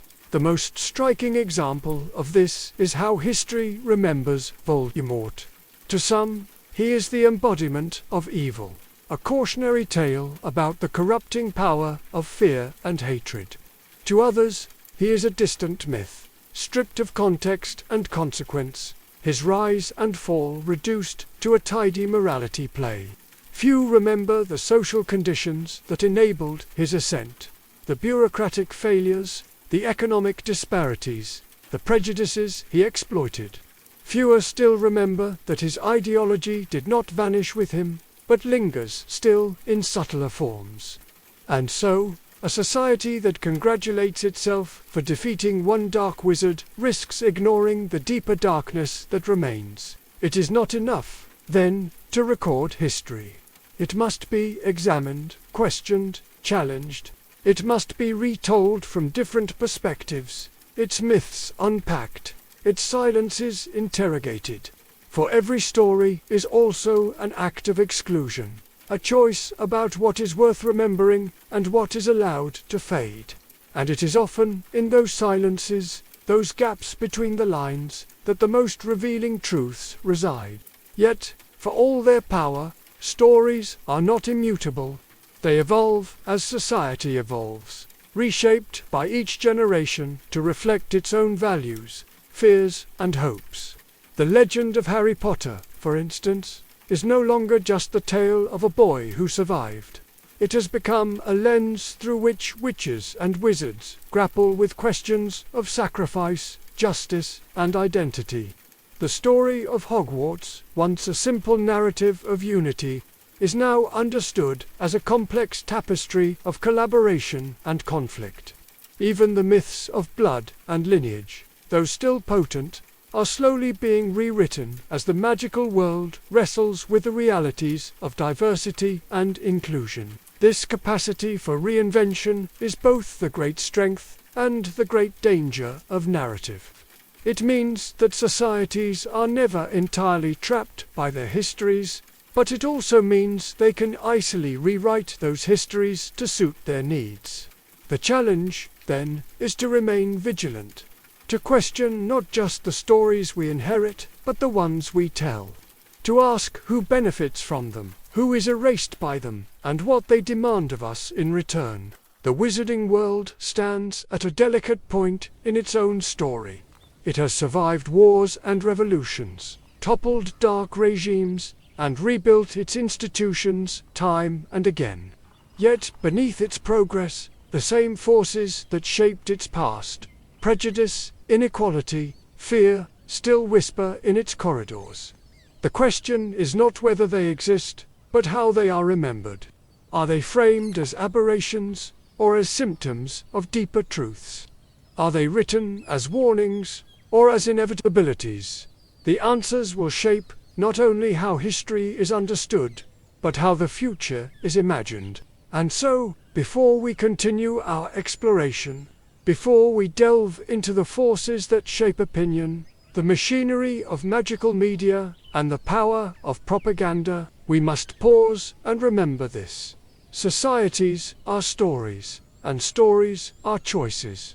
To understand a world is not merely to chronicle its events, but to understand the narratives that give those events meaning. And to change a world is, first and foremost, to change the stories it tells about itself. Because, in the end, wands break and laws fade. But stories endure. They outlast the people who wrote them, the governments that manipulated them, the ideologies that weaponized them. And long after spells are forgotten and empires fall, it is the stories that remain, whispering in libraries, echoing in classrooms, carried on the tongues of children not yet born. And if we listen closely, they will tell us not only who we were, but who we still might become. Power often announces itself with spectacle, the gleam of a minister's office, the crack of a duel, the shadow of a dark mark in the sky. But the most enduring power is quieter, subtler, and infinitely more dangerous. It is the power to shape perception, to decide which truths are amplified and which are buried, which narratives become history and which are forgotten. In the wizarding world, this power belongs not to wands or armies, but to words. And words, once written and circulated, can topple governments or sustain them, vilify heroes or canonize villains, incite panic or inspire hope. Nowhere is this more evident than in the tangled history of magical media. The wizarding press, from the establishment authority of the Daily Prophet to the eccentric counter-narratives of the Quibbler, has always been more than a vehicle for information. It is the stage on which public opinion is constructed, contested, and controlled. It is the invisible hand that guides conversation in pubs and policy in the ministry. And it is, for better or worse, the means by which most witches and wizards understand the world beyond their immediate experience. The Daily Prophet is the oldest and most influential of these institutions. Founded in the early 18th century, it has long presented itself as the voice of reason and order, a reliable source of truth in a chaotic world. But truth, in the Prophet's history, has often meant something far narrower, the truth as sanctioned by power.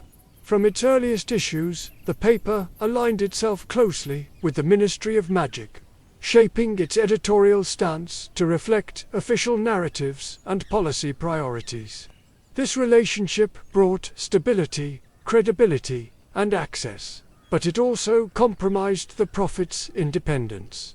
Time and again, it has downplayed scandals, ignored dissent, and framed controversial policies as necessary measures for public safety.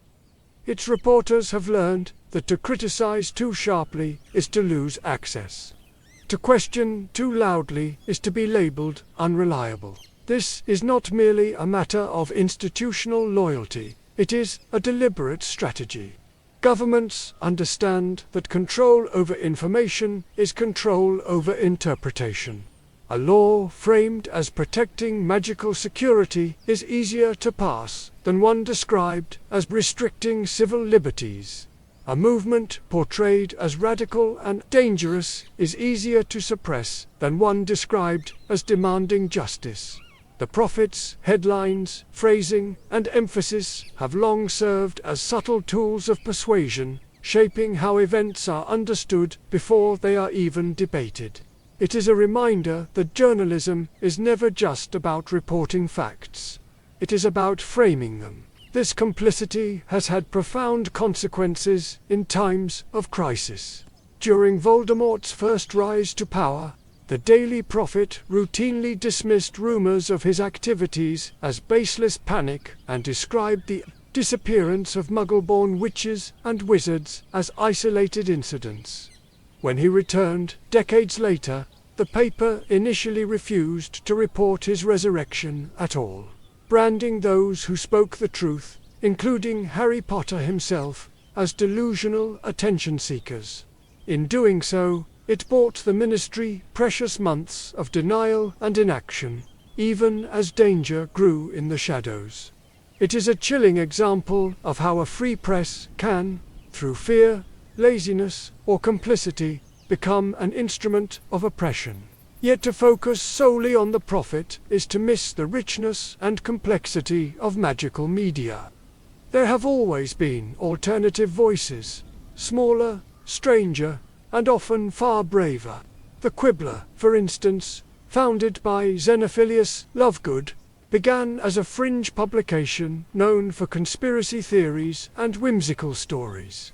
Yet, when mainstream journalism silenced the truth about Voldemort's return, the Quibbler became one of the few outlets willing to publish Harry's account. Its readership exploded overnight, and for a brief moment, its eccentric pages were the most credible source of information in the wizarding world. It is a testament to the fact that truth often survives in the margins before it triumphs in the mainstream. Other publications, like Witch Weekly or the Wizarding Times, play subtler roles, shaping culture rather than policy, defining fashion, morality, and public taste. Their influence is no less significant. The way they depict gender, class, and success seeps into the collective consciousness, shaping expectations and reinforcing social norms. A glowing profile of a pure-blood philanthropist or a scathing critique of a Muggle-born activist may seem trivial, but such portrayals influence how society understands legitimacy, worth, and authority. And then there is the Wizarding Wireless Network, the voice that carries into kitchens, workshops, and common rooms across Britain.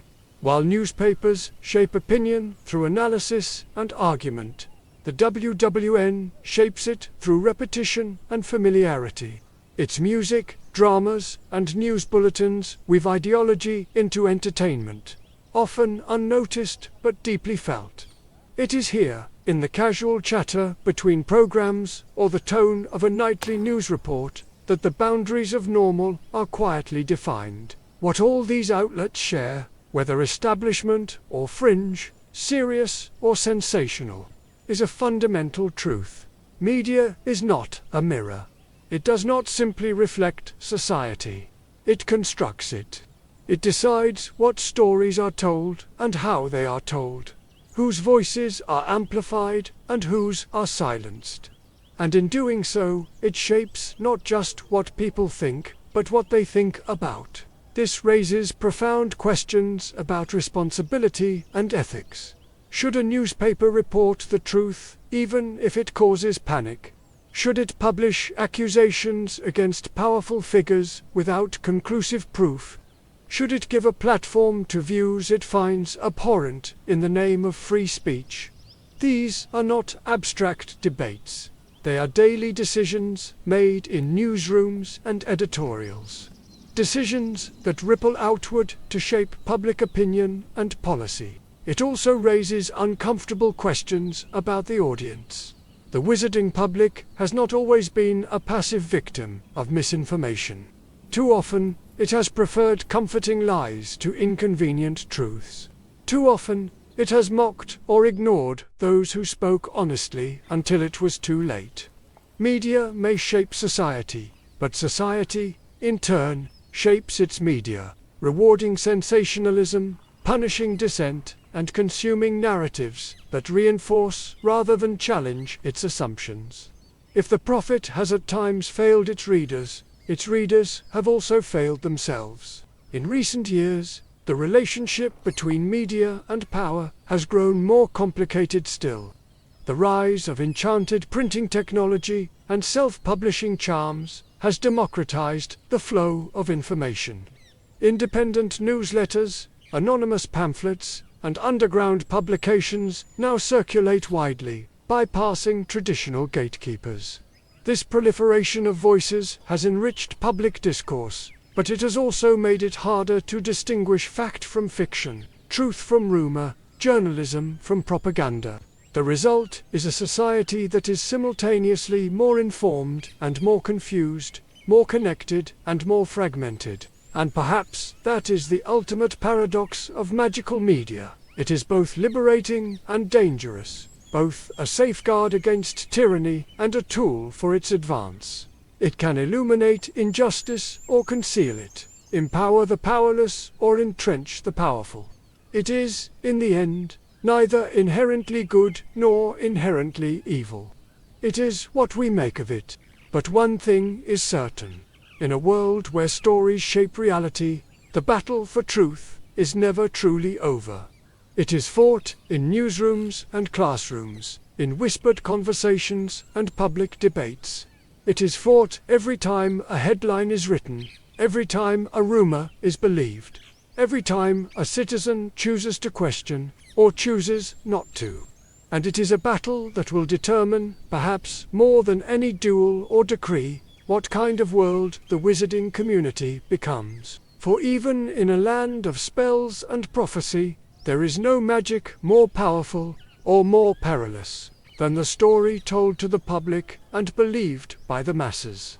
If politics is the skeleton of society and culture its beating heart, then commerce is its blood, pulsing through every street, home, and institution, sustaining life in ways so fundamental we often forget they exist. For all its talk of prophecy and destiny, the wizarding world is not held together by ancient spells or noble ideals. It is held together by trade, by the exchange of goods and services, by the simple, ancient rhythm of need and fulfillment. And nowhere is this rhythm more visible than in the bustling arteries of magical marketplaces. From the crooked lanes of Diagon Alley to the shadowy stalls of Nocturne. From the gleaming boutiques of Paris's Rue Magique to the barter markets hidden in the valleys of the Andes, each one is a microcosm of magical society, chaotic, colorful, and endlessly revealing. Here, fortunes are made and lost. Here, cultural values are displayed in shop windows. Here, the deep divides of wealth and class are as visible as the broomsticks in the sky above. The most iconic of these marketplaces, Diagon Alley, is itself a kind of social chronicle. To walk its cobbled streets is to trace the evolution of wizarding life. From the simple apothecaries and cauldron shops that catered to medieval potion makers, to the sprawling emporiums of books, robes, and broomsticks that serve a modern, global clientele. It is not just a place to buy things. It is a place to belong. Students come here to prepare for their first year at Hogwarts. Adults to furnish homes or research new spells. Entrepreneurs to test their fortunes. Each shop tells a story of ambition, innovation, tradition, or survival. Commerce in the wizarding world, however, is not merely practical. It is deeply symbolic. Consider the wand. To outsiders, it is a tool, a stick of wood with a magical core. To wizards, it is an extension of identity, a deeply personal artifact that chooses its wielder as much as it is chosen. Yet, wands are also a commodity. They are manufactured, marketed, priced, and sold. The paradox is striking. Something so intimate and sacred is also something bought and sold like any other good. This tension between the sacred and the commercial, the personal and the transactional, runs through every corner of magical commerce. The broomstick industry offers another example. In a world where flying represents freedom, broomsticks are more than transportation. They are status symbols. A firebolt is not just a tool for speed, it is a declaration of wealth, taste, and social standing. The marketing of such products often leans into this symbolism, promising not just superior performance, but prestige. In doing so, it reinforces hierarchies that extend far beyond the Quidditch pitch. Wealthy families equip their children with top-of-the-line brooms, while poorer ones make do with older, slower models, a disparity that mirrors broader inequalities in opportunity and access. These inequalities are not confined to consumer goods. They extend to entire sectors of the magical economy. Spell development, potion brewing, artifact enchanting, all require expensive materials, specialized knowledge, and access to networks of trade. Those who possess these resources dominate the market. Those who do not often find themselves excluded or exploited. The result is an economy that, for all its magical flourishes, reflects many of the same inequities that plague the non-magical world. wealth concentrated in the hands of a few, barriers to social mobility, and systemic advantages passed down through generations. At the same time, the magical economy is also a site of resistance and innovation. Independent potion makers, broomcraft artisans, and magical farmers often challenge monopolies by offering alternatives rooted in tradition, sustainability, or community values. Some trade in local barter networks, rejecting the galleon-based system altogether. Others build businesses on inclusive principles, hiring muggleborns or centaurs in defiance of prejudice. These efforts rarely overturn the system, but they do chip away at its rigidity, proving that commerce can be not just a mirror of society, but a force for its transformation. Commerce also reveals the complexities of magical ethics. Should certain potions be sold freely or restricted due to their potential for misuse? Should magical creatures be treated as commodities or granted rights that place them beyond the reach of trade? Should the development of magical weapons be subject to oversight or left to the invisible hand of the market? These are not theoretical questions. They shape legislation, fuel public debate, and expose the tensions between profit and principle. And they remind us that the marketplace is never just about money. It is about morality. Perhaps the most striking thing about magical commerce, however, is its role in shaping identity. Shops like Weasley's, Wizard Weezers, do more than sell joke products. They sell joy, rebellion, and creativity. Flourish and Blots offers not just books, but access to knowledge and status. Even the humblest cauldron shop is not merely a supplier of tools, but a gatekeeper to participation in magical society. To buy is, in many ways, to belong. Yet belonging comes at a price, sometimes literal, sometimes metaphorical. The same marketplace that welcomes witches and wizards also excludes those who cannot afford to participate. It celebrates innovation but often punishes failure. It rewards conformity to consumer expectations while marginalizing those who operate outside them. And in doing so, it reveals one of the wizarding world's deepest contradictions. A society built on magic, a force theoretically limitless and free, still organizes itself around scarcity, hierarchy, and profit. And yet, for all its inequities, the marketplace endures, chaotic, vibrant, flawed, essential. It is where the grand abstractions of magical society become tangible, where ideology meets reality, where dreams are bought and sold alongside broomsticks and spellbooks. It is a place where a student's first wand, a family's first home, a rebel's first invention all pass from hand to hand, and in those exchanges shape the future. Because commerce, like magic itself, is never just about the transaction. It is about connection, the invisible threads that bind people together across time, space, and circumstance. It is about the stories objects carry, the meanings we assign to them, and the worlds they allow us to build. And in the wizarding world, those threads are woven into every robe, every potion vial, every galleon that changes hands. A tapestry of trade that tells, in its own way, the story of who witches and wizards are, and who they hope to become. Civilizations are not sustained by their grandest monuments or greatest battles. They endure because, every day, countless ordinary lives unfold quietly in kitchens and parlors, nurseries and back gardens.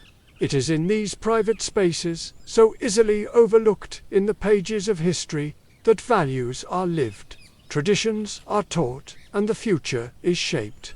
The wizarding world, for all its wands and wonders, is no different.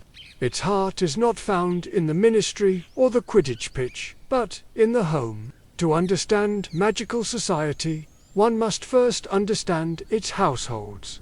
They are as diverse as the people who inhabit them.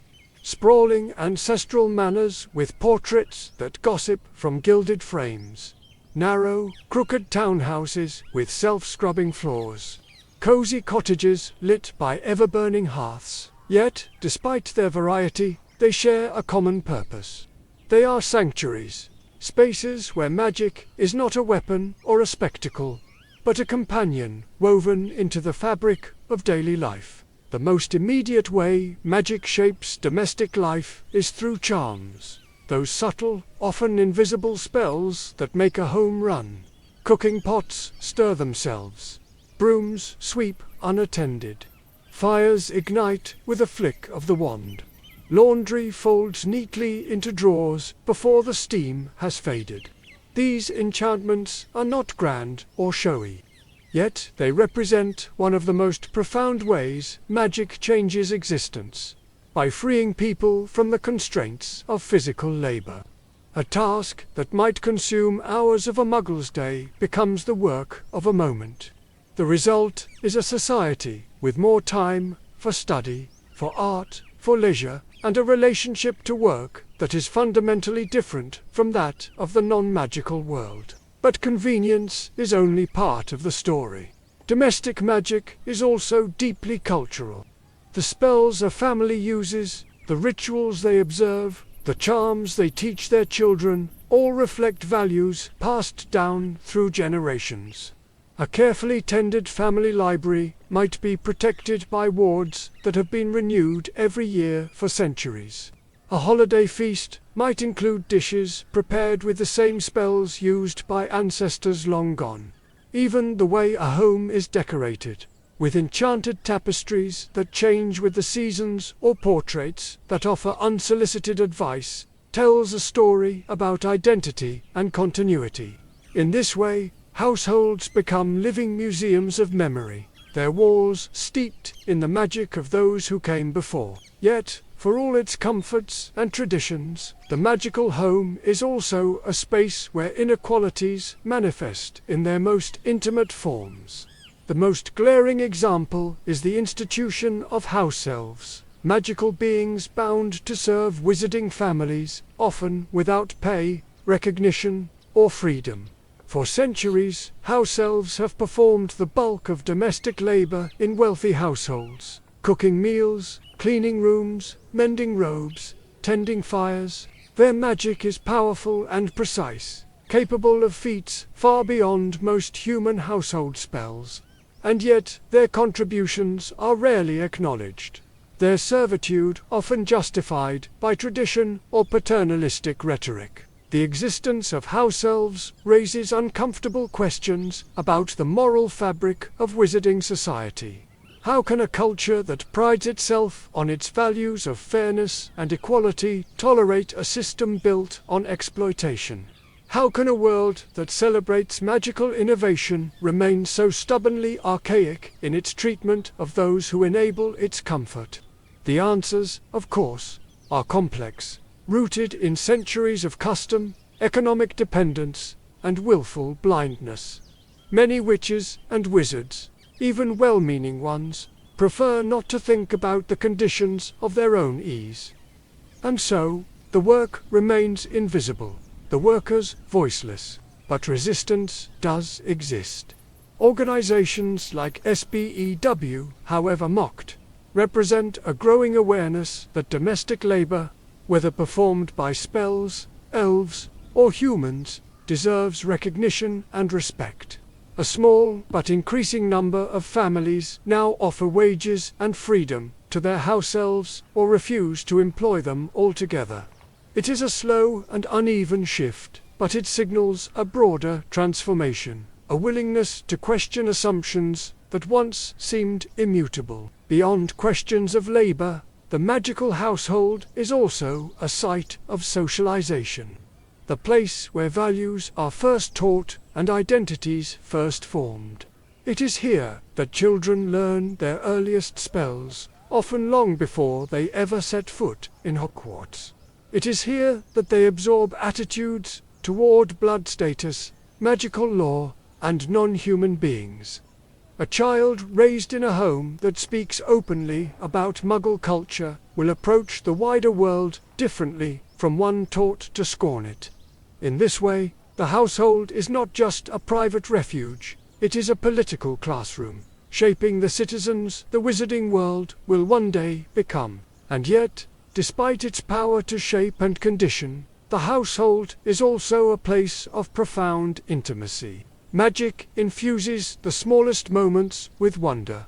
A bedtime story told by a self-turning page. A birthday cake that decorates itself in mid-air. A lullaby sung by enchanted instruments. These acts may never be recorded in history books, but they are the threads from which memory is woven. They are the moments that make a life magical, not because of their scale, but because of their closeness. At its best, the magical home embodies the essence of what magic itself should be. A force not of domination, but of care. Not of spectacle, but of connection. It is a space where power is used to nurture rather than to control, to create rather than to conquer. It reminds us that the truest measure of a society is not how it governs or how it fights, but how it cares for those within its walls. But the household also serves as a mirror, reflecting the contradictions, inequalities, and aspirations of the world beyond its doors. It reveals who does the work and who benefits from it. It shows how prejudice is passed down as easily as heirlooms. And it demonstrates that even the most ordinary spaces can be arenas of profound ethical choice. In the end, the story of the magical household is the story of the wizarding world itself. Beautiful and flawed, wondrous and unjust, capable of immense tenderness and casual cruelty. It is a story written not in ministry decrees or Quidditch scores, but in meals shared, spells whispered, and fires tended late into the night. And perhaps that is where the real magic lies. Not in the grandeur of battles or the sweep of prophecy, but in the quiet, persistent acts that make a house a home. For many, the story of magical education begins and ends with Hogwarts. Its towers and turrets loom so large in cultural memory that they seem to contain the entire world of wizarding learning within their enchanted walls. But Hogwarts, for all its prestige and mythic status, is not the whole story, not even close. It is merely one expression of a broader, more complex tapestry of education that spans continents, philosophies, and centuries. Beyond its halls lies a diverse world of magical instruction, a world that shapes witches and wizards long after they leave school robes behind. Formal education outside Hogwarts is as old as wizardry itself.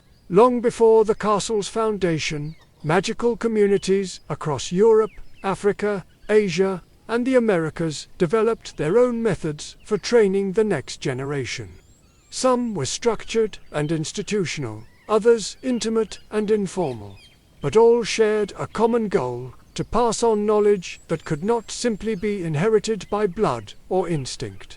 These traditions persist to this day, existing alongside Hogwarts rather than beneath it, alternative paths that reflect the diversity of magical cultures. The most prominent examples are the great international schools. Institutions like Bureaucracy, Academy of Magic in France, and Durmstrang Institute in Northern Europe embody distinct educational philosophies, shaped by their histories and societies. Bureaucracy emphasizes refinement, discipline, and integration of magic with art and culture, producing graduates as skilled in diplomacy and aesthetics as in dueling or charms.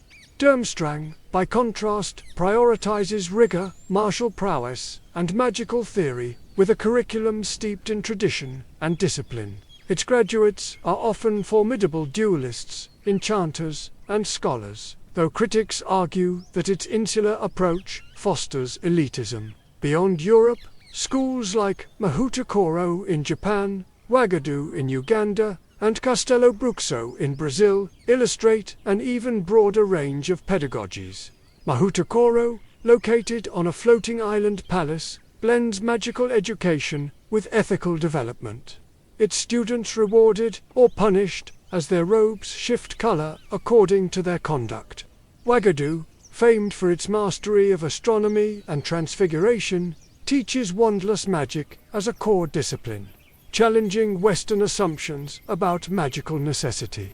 Castello Bruxo, set deep in the Amazon rainforest, places heavy emphasis on magical flora, fauna, and ecological stewardship, producing generations of magicologists and potion masters whose skills are unparalleled. These schools demonstrate that magical education is not a monolith.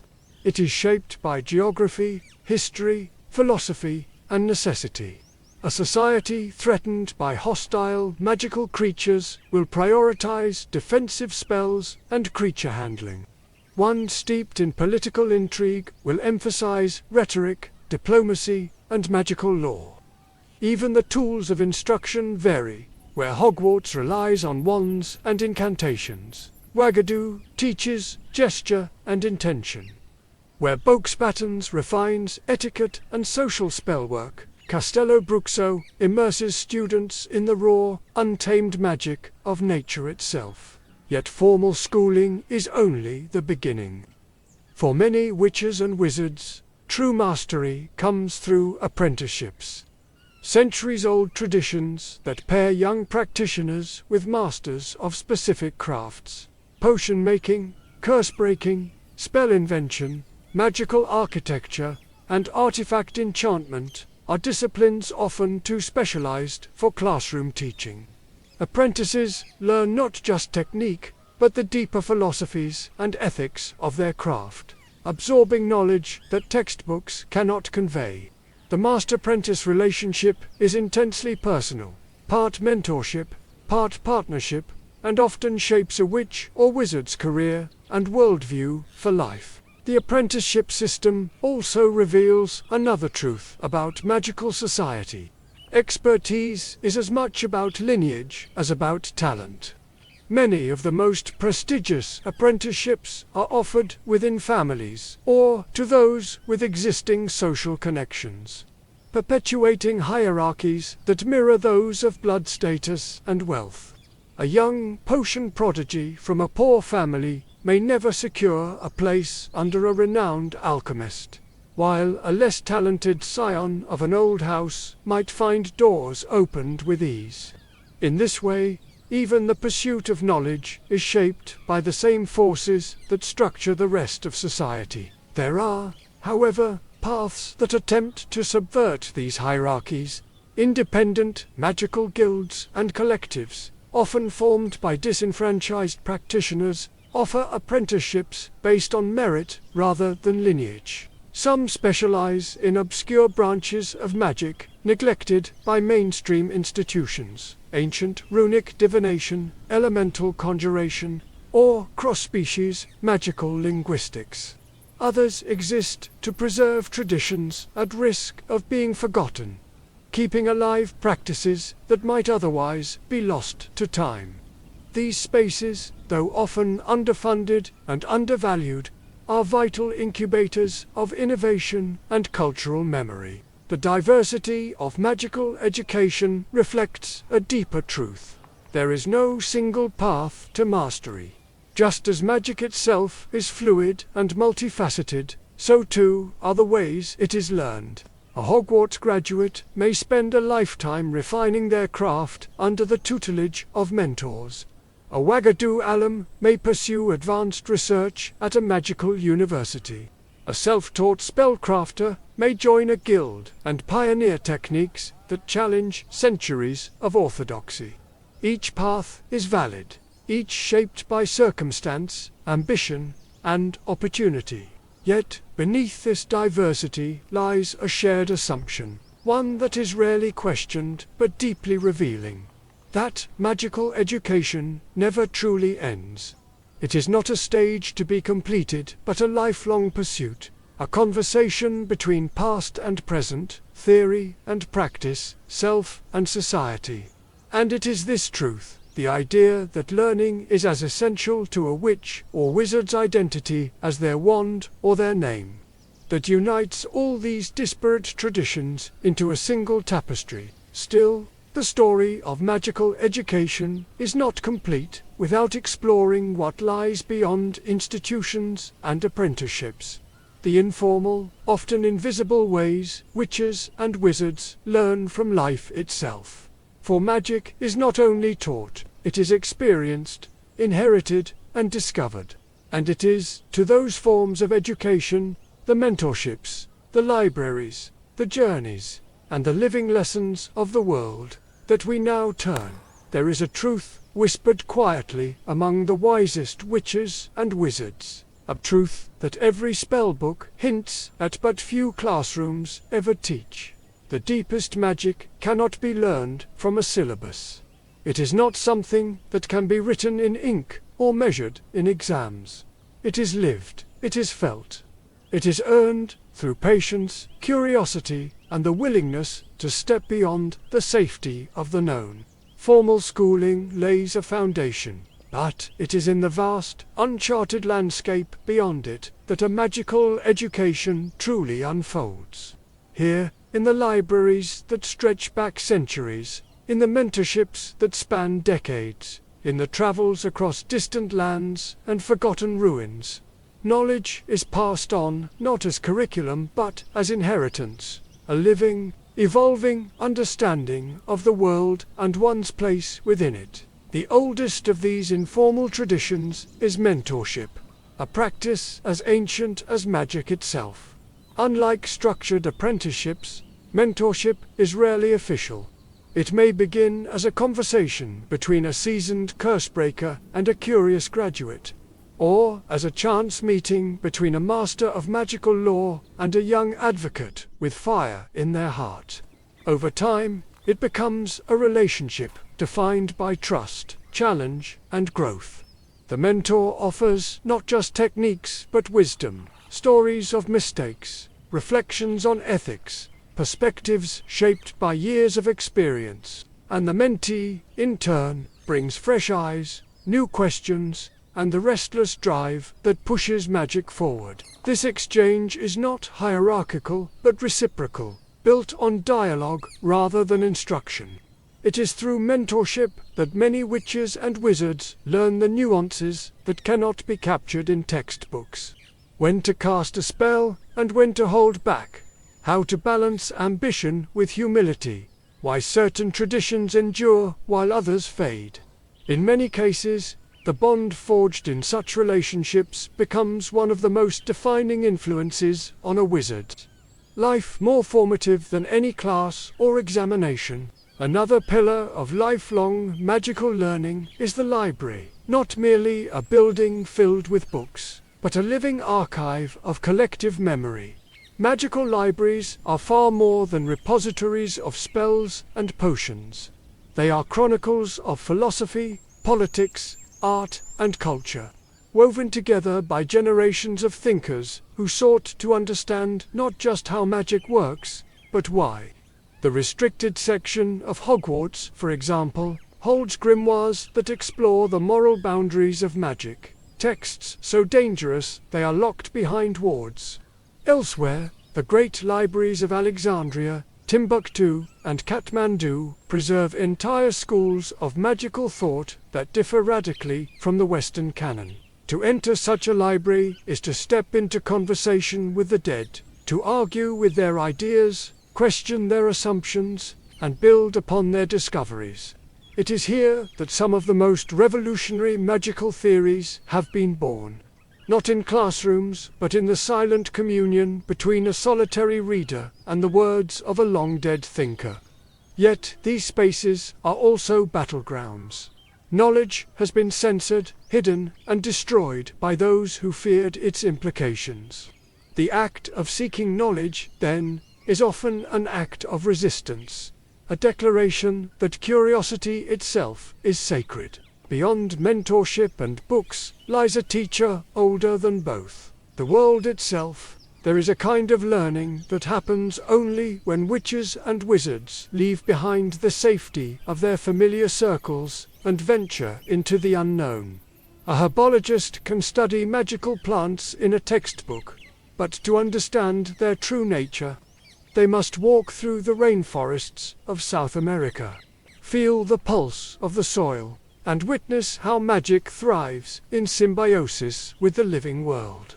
A magisologist can memorize classifications, but their understanding deepens immeasurably when they kneel before a wounded griffin or watch a herd of mooncalves migrate under a starless sky. Travel, whether across oceans or across disciplines, is education in its purest form. It confronts practitioners with the vast diversity of magical practice, the elemental traditions of East Asia, the ancestral spellwork of West Africa, the shamanic rituals of the Americas.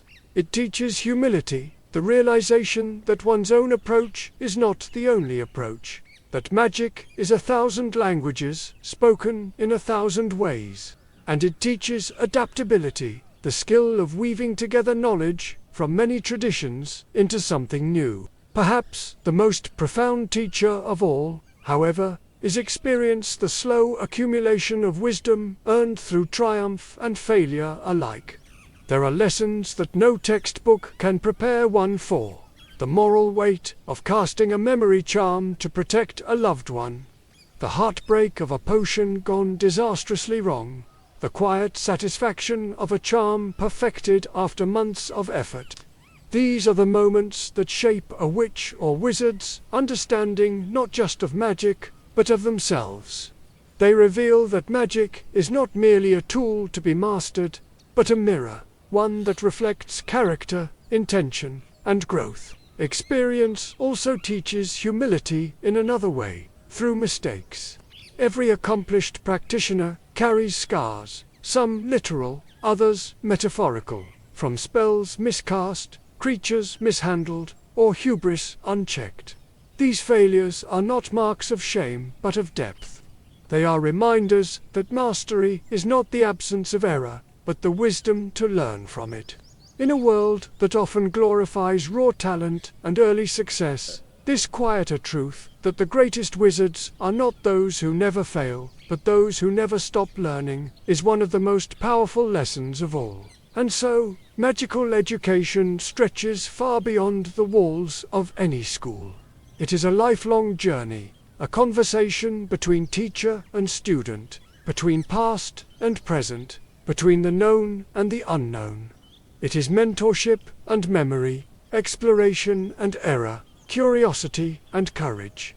It is the understanding that every spell cast is both an action and a question, an inquiry into what is possible and what is right. In the end, to be educated in magic is not merely to know spells. It is to understand their consequences. It is to see the threads that connect knowledge to wisdom, power to responsibility. And it is to recognize that the truest measure of magical mastery is not how much one knows, but how deeply one continues to learn. There is a peculiar intimacy in the way a witch or wizard holds their wand. It is not wielded like a sword, nor carried like a tool. It is an extension of the self, as much a part of one's identity as a name, a voice, or a heartbeat. Yet the wand is also a paradox. It is deeply personal and yet shaped by forces far larger than the individual. It is a product of craftsmanship, tradition, ideology, and history, a small, unassuming object that embodies the full complexity of magical culture. At its simplest, a wand is a channel, a vessel through which a witch or wizard focuses their magic. It refines raw will into precision, translating thought and intention into spittle work. Without a wand, magic is still possible. Wandless casting exists and thrives in many parts of the world, but the tool brings power under control, sharpens its edge, and expands its possibilities. This is why wand lore, the ancient study of how wands are made, matched, and used, is not a peripheral art. It is foundational to magical civilization. But a wand is more than a magical amplifier. It is a profoundly symbolic object, one that carries layers of cultural meaning. The most obvious expression of this symbolism is the idea that the wand chooses the wizard. This concept, treated as near-mythic truth in the West, suggests that a wand is not merely a tool to be purchased, but a partner in destiny.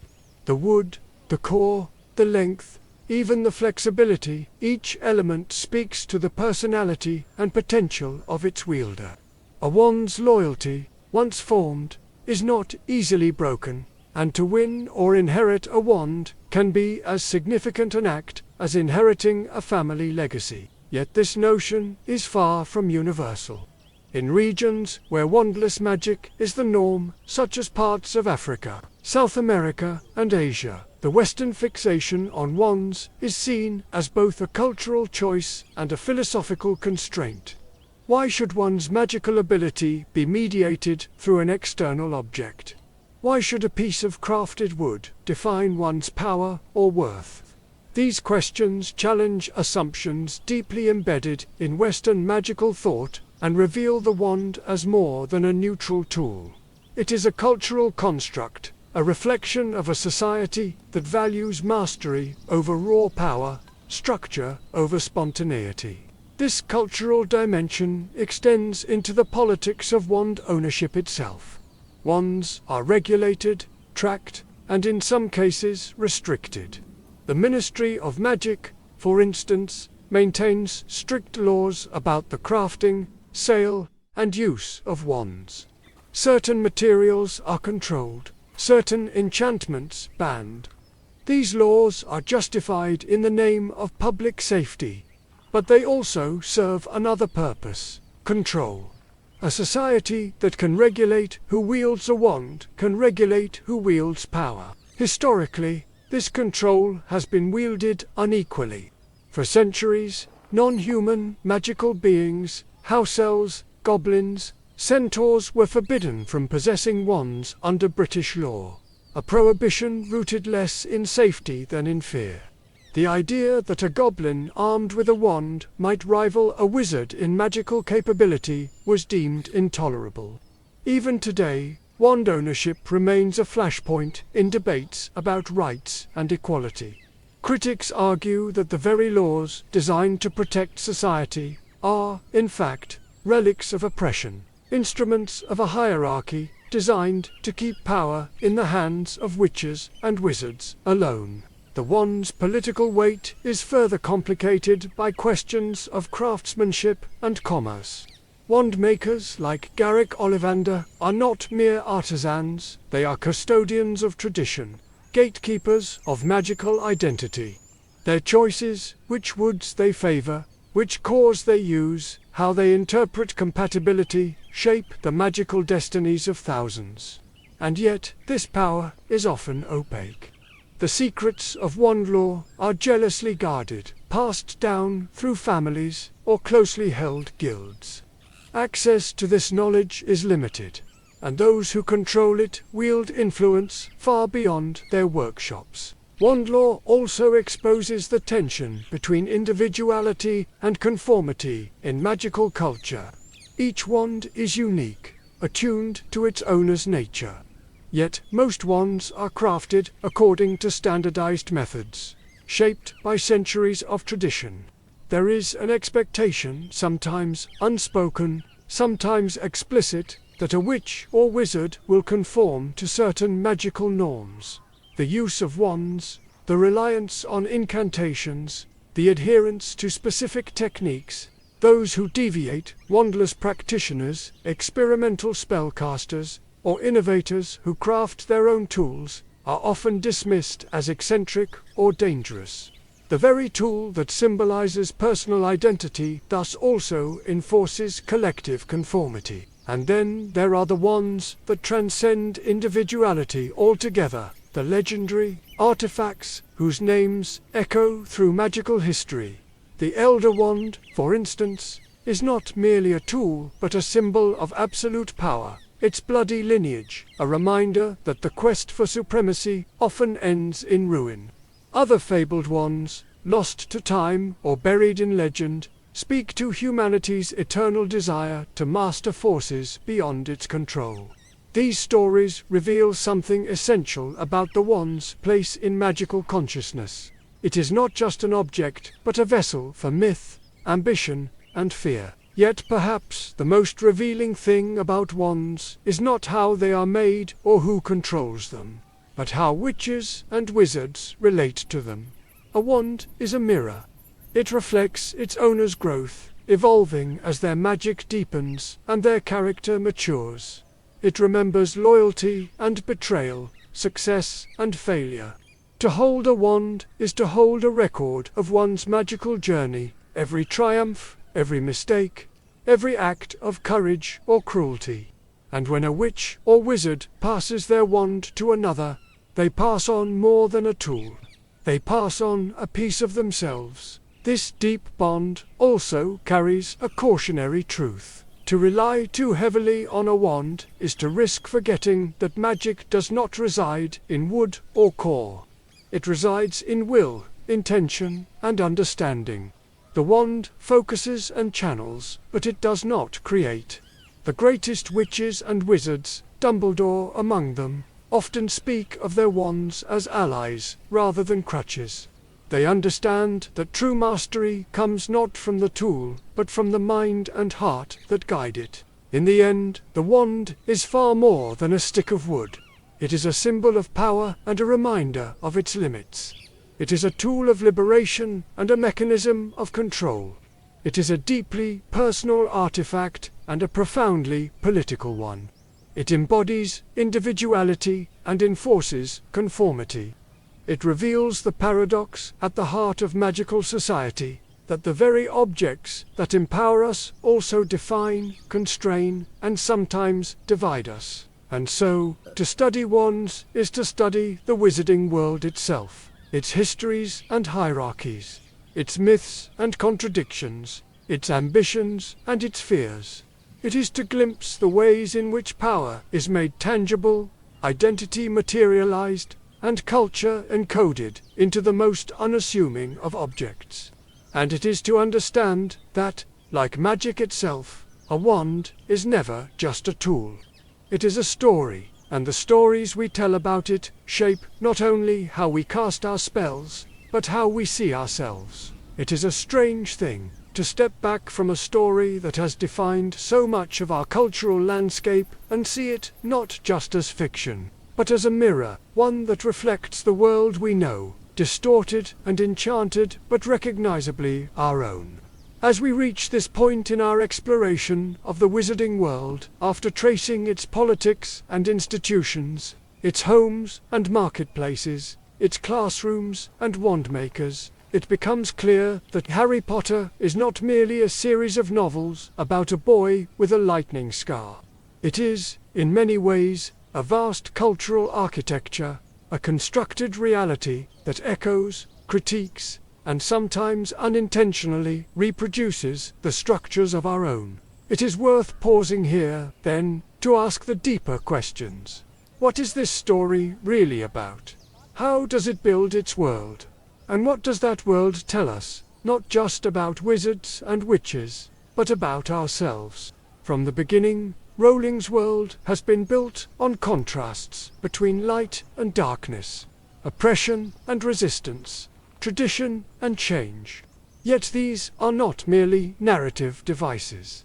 They are structural principles, shaping everything from character arcs to institutions. Hogwarts, for instance, is more than a school. It is a microcosm of society, stratified into houses that reward certain values, governed by a bureaucracy that often fails to protect its most vulnerable, and yet still capable of nurturing brilliance, rebellion, and community. The Ministry of Magic, meanwhile, is less a caricature of government than a sharply observed critique of it, a bureaucracy riddled with corruption, fear, and self-preservation, where policies often lag behind justice, and where policies are balances, where denial can ban my belly upon. More suffbiv prob and colland of bow poor pon of a pun with gop so and wind up of wit to bops and bill one life of gockin of the da of the whip we whip before bob go with bob a wick pub or up of a guap of waff a cock or pod with a pork of a bovo up of the papa to pull up I let it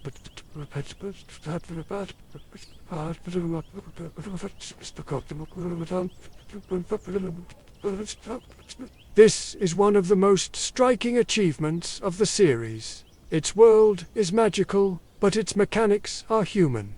The structures that shape wizarding life, class, prejudice, power, law, commerce, mirror those that shape our own.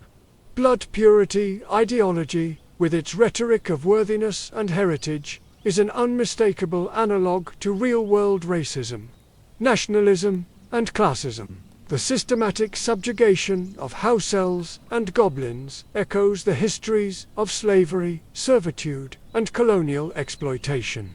Even the debates around wand ownership and magical regulation reflect our own struggles over weapons, technology, and who is deemed responsible enough to wield power. These parallels are not incidental. They are the scaffolding on which the story is built. And they are what give Harry Potter its resonance beneath the spells and Quidditch matches. It is a story about systems, how they are built, how they are justified, and how they are resisted. And yet, for all its sharp critiques, the series is also full of contradictions. Places where its own world-building mirrors the injustices it seeks to condemn. Consider the portrayal of house elves. Though their servitude is clearly unjust, the narrative often plays it for humor or brushes aside its deeper implications. Hermione's activism is mocked not only by her peers but by the text itself, which treats SPEW as naive rather than visionary. Or consider the goblins, whose portrayal frequently leans on stereotypes that echo real-world anti-Semitic caricatures, even as the narrative attempts to explore themes of disenfranchisement and resentment. These contradictions do not negate the story's power, but they do complicate it, revealing how even the most imaginative worlds can be constrained by the assumptions and blind spots of their creators. This tension between critique and complicity is part of what makes Rowling's work so fascinating and, at times, frustrating to analyze. It reflects a deeper truth about storytelling itself, that fiction is not a perfect mirror but a selective one. It highlights certain truths while obscuring others, challenges some injustices while leaving others untouched. The wizarding world condemns Voldemort's ideology of blood purity, but leaves its own systemic hierarchies largely intact. It celebrates diversity in the abstract, but often marginalizes non-human characters in practice. It valorizes rebellion and resistance, but often restores the status quo rather than imagining radically different futures. This is not to dismiss the series' achievements, which are many. Rather, it is to situate them within a broader cultural context. Rowling's narrative, like the society it portrays, is a blend of radical and conservative impulses, questioning some systems while preserving others, offering both critique and comfort. And in this way, it reflects the contradictions of our own world.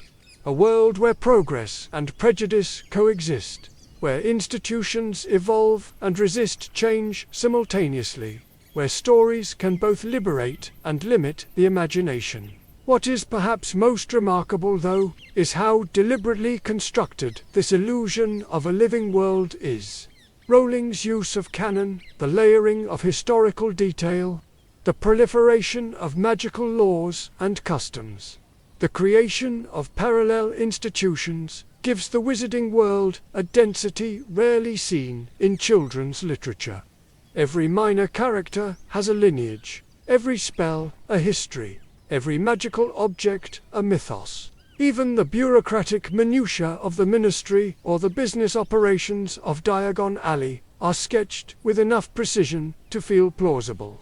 This obsessive attention to detail is part of what makes the world feel real, and why it has proven so fertile for fan analysis, academic study, and creative reinterpretation. Yet it is also where the limits of canon become most visible. Over the years, Rowling has added to the world through interviews, tweets, and public statements, expanding and, at times, retroactively altering her creation. These additions, often offered casually, have sparked intense debate. Some enrich the narrative, providing depth and complexity. Others feel like afterthoughts or attempts to retrofit inclusivity into a world that was not built with it in mind. The dissonance between the text and these post-publication revelations raises a critical question. Where does canon end and authorial intention begin? And, perhaps more importantly, who owns a story once it enters the public imagination? This tension between text and commentary, story and supplement, is itself deeply revealing. It shows that world-building is not a static act, but an ongoing negotiation between author and audience, between what is written and what is interpreted. It also reflects a broader cultural shift. We no longer consume stories passively. We interrogate them, challenge them, remix them. We treat them as living texts, evolving in conversation with the societies that read them. And perhaps that is the greatest testament to the wizarding world's enduring power. It is not perfect, indeed. Its imperfections may be part of its appeal, but it is rich enough, layered enough, alive enough to sustain analysis, critique, and reinvention. It invites us not just to escape into fantasy, but to return to reality with new questions about power and prejudice, about justice and identity, about the stories we tell ourselves and the futures we dare to imagine. We have now walked through the architecture of this world, from its politics and public spaces to its private rooms and personal tools. We have seen how its systems mirror our own, and how its stories both challenge and replicate the patterns of real life.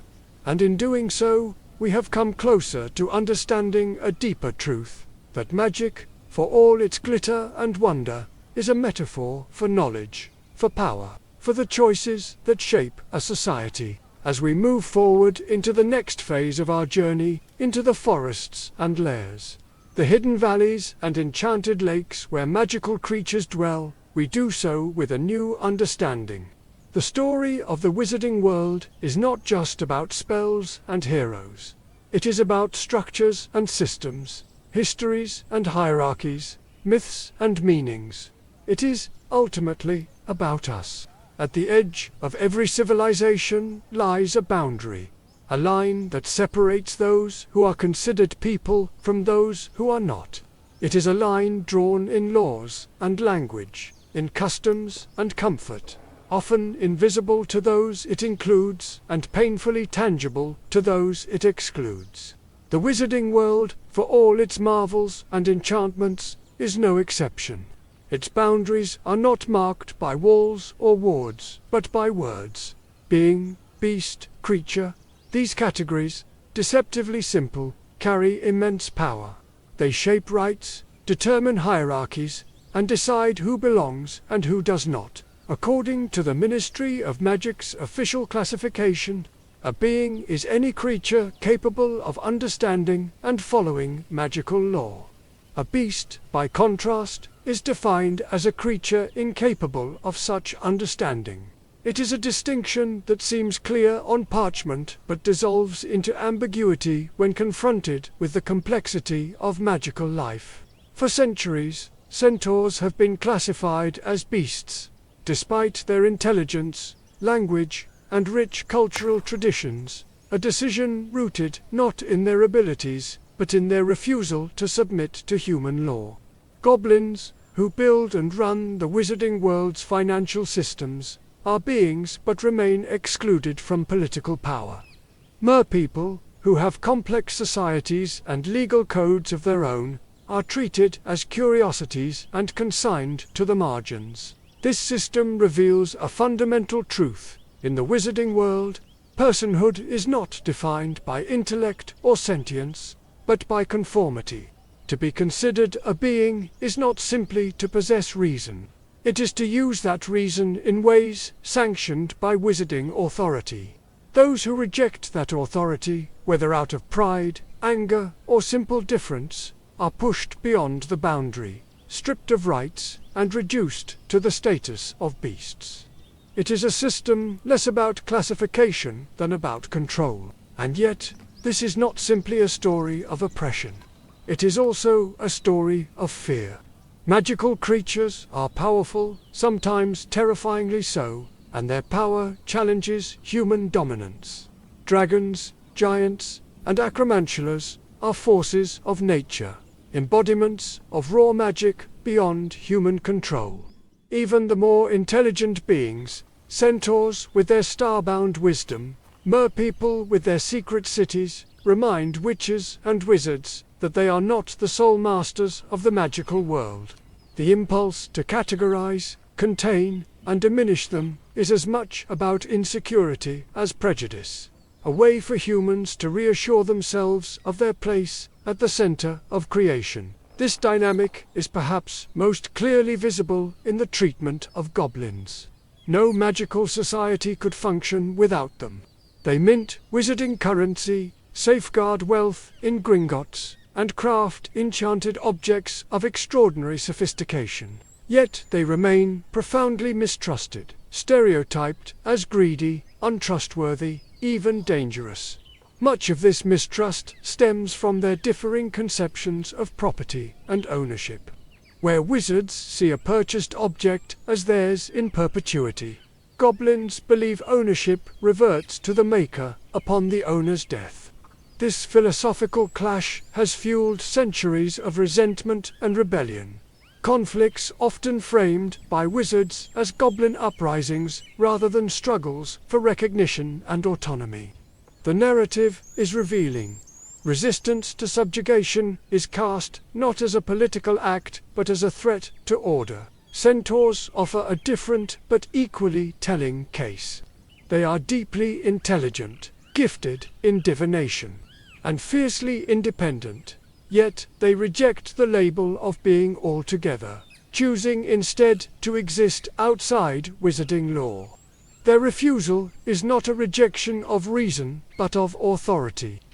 They do not seek seats in the ministry or representation on councils. They seek space, the freedom to govern themselves, interpret the stars, and pursue their destiny without interference. Their autonomy is often portrayed as aloofness, their wisdom dismissed as cryptic. But their stance poses a profound challenge to wizarding assumptions. If intelligence does not necessarily entail participation in wizard-dominated society, then the very framework of being collapses. Then there are the beings whose oppression is so normalized it often goes unexamined. The house elves, whose plight we have already encountered within the walls of wizarding homes. Their magic is powerful, their loyalty unwavering, and yet their servitude is so deeply woven into the fabric of wizarding life that it is seen as natural. Most do not question it. Those who do, like Hermione, are mocked or dismissed. Even the elves themselves often resist liberation, their identities so shaped by servitude that freedom feels like a loss. This is not ignorance, but the insidious result of centuries of conditioning, a reminder that oppression does not only degrade the oppressed, it reshapes them. The treatment of werewolves exposes yet another facet of magical prejudice. The stigmatization of those whose condition blurs the line between human and beast. Werewolves are capable of thought, emotion, and reason, but their transformation renders them objects of fear and discrimination. Laws restrict their employment, society ostracizes them, and even well-meaning witches and wizards regard them with unease.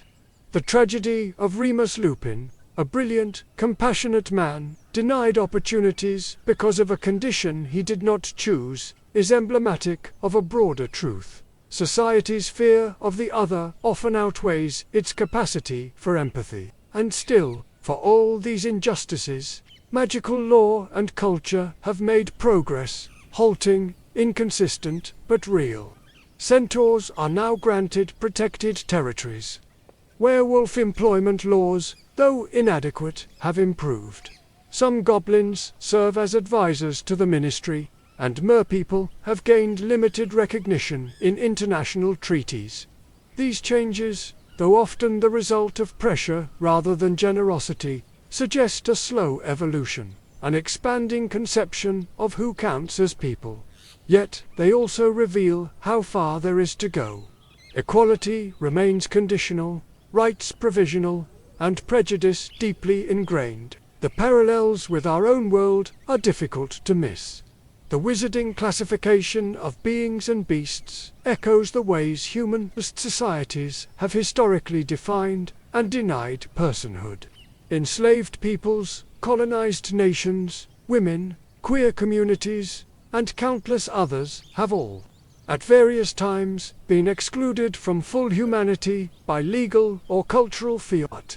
The language changes, uncivilized, subhuman, deviant, but the logic remains the same. To deny rights, first deny identity. To maintain power, first define who deserves it. And yet, just as in our world, the boundaries of personhood are not fixed. They shift and expand, pushed outward by those who refuse to accept their exclusion. Goblin rebellions, centaur refusals, werewolf advocacy, these are not mere footnotes to wizarding history. They are the forces that redefine it. They are reminders that progress is not granted by those in power. It is claimed by those who demand it. Perhaps the greatest irony of the wizarding world is that it celebrates magic as a force of limitless possibility, a power that transcends the ordinary and defies the natural, and yet uses that same power to build and police boundaries. The same society that can transfigure a teacup into a tortoise struggles to imagine goblins as equals. The same people who manipulate time and space cannot conceive of justice beyond the familiar categories of beast and being. It is a paradox that speaks volumes not only about the wizarding world, but about ourselves. For in the end, the question of who counts as human, who is granted dignity, agency, and voice, is the defining moral question of any society, magical or otherwise. And how a society answers that question reveals everything about its character. The wizarding world's answer is still unfinished. Its boundaries are still contested. Its hierarchies still challenged. But in every act of resistance, every refusal to be defined by another's terms, every demand for recognition, the line is pushed a little further outward. And perhaps that is the true magic. Not the spells that change objects, but the struggles that change minds. Every society draws lines, invisible boundaries that separate the acceptable from the unacceptable, the sacred from the profane, the permitted from the forbidden. These boundaries are not merely legal, they are moral, cultural, even spiritual, woven into stories and rituals, reinforced by fear and shame as much as by law. In the wizarding world, these boundaries are drawn most sharply around one of the most fraught concepts of all, dark magic. The term itself is deceptively simple, yet deeply contested. What, after all, makes a spell dark? Its effects, its intentions, its origins? Or is it, as some argue, merely a label applied by those in power to the magics they fear or wish to control? The answer, like most things in the wizarding world, is complicated and revealing. At its core, dark magic refers to spells, rituals, or practices that inflict harm, manipulate life and death, or violate fundamental ethical boundaries. The most infamous examples The three unforgivable curses are textbook cases: the Cruciatus curse, which inflicts unbearable pain; the Imperious curse, which robs its victim of free will; and the Killing curse, which ends life instantly and without trace. These spells are so antithetical to the values of wizarding society that their use carries a life sentence in Azkaban. They are not merely illegal, they are considered moral abominations. But beyond these clear-cut examples lies a vast, murky expanse of magic that resists simple classification. Necromancy, blood magic, soul binding, and certain forms of divination are often labeled dark, yet their moral weight depends heavily on context and intention. Is brewing a potion from human blood inherently evil, or does it depend on how the blood was obtained? Is communicating with the dead an act of violation or of reverence? Is compulsion magic immoral in every case, or does its use against a tyrant justify its means? These questions do not have easy answers, and wizarding law often sidesteps them entirely, relying on sweeping bans rather than nuanced debate. The history of dark magic is, in many ways, a history of fear and of control. Throughout the centuries, regimes have defined and redefined what counts as dark to suit their political aims. Spells once celebrated as heroic innovations have later been outlawed. Techniques dismissed as evil have been quietly adopted by governments for use in war. Even the unforgivable curses, so absolutely condemned today, were once legal tools in times of state emergency. This malleability reveals an uncomfortable truth. Morality in magic is rarely objective. It is shaped by context, power, and perspective. The fear of dark magic is not without reason. It is, after all, a force that strips away the illusions of control and civility. It confronts society with its deepest anxieties about death, about corruption, about the fragility of the human soul. The horror of Horcruxes, for example, lies not only in their defiance of death, but in what they require: the deliberate splitting of the soul through murder. The act is both magical and metaphysical, a violation not just of life, but of what it means to be human. It is no accident that Voldemort, who pushes this violation to its logical extreme, becomes the embodiment of evil in the series.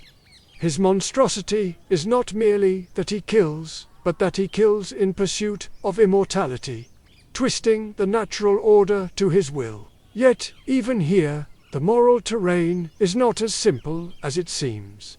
The fear of death that drives Voldemort's actions is not unique to him. It is a deeply human fear, one that has shaped religions, philosophies, and sciences throughout history. In our own world, the quest to extend life, through medicine, technology, or even speculative transhumanism, raises ethical questions not unlike those surrounding Horcruxes. Where is the line between survival and hubris, between innovation and sacrilege? The wizarding world's condemnation of dark magic often reflects these same anxieties, transposed into magical terms. Moreover, the very concept of forbidden knowledge is a double-edged sword.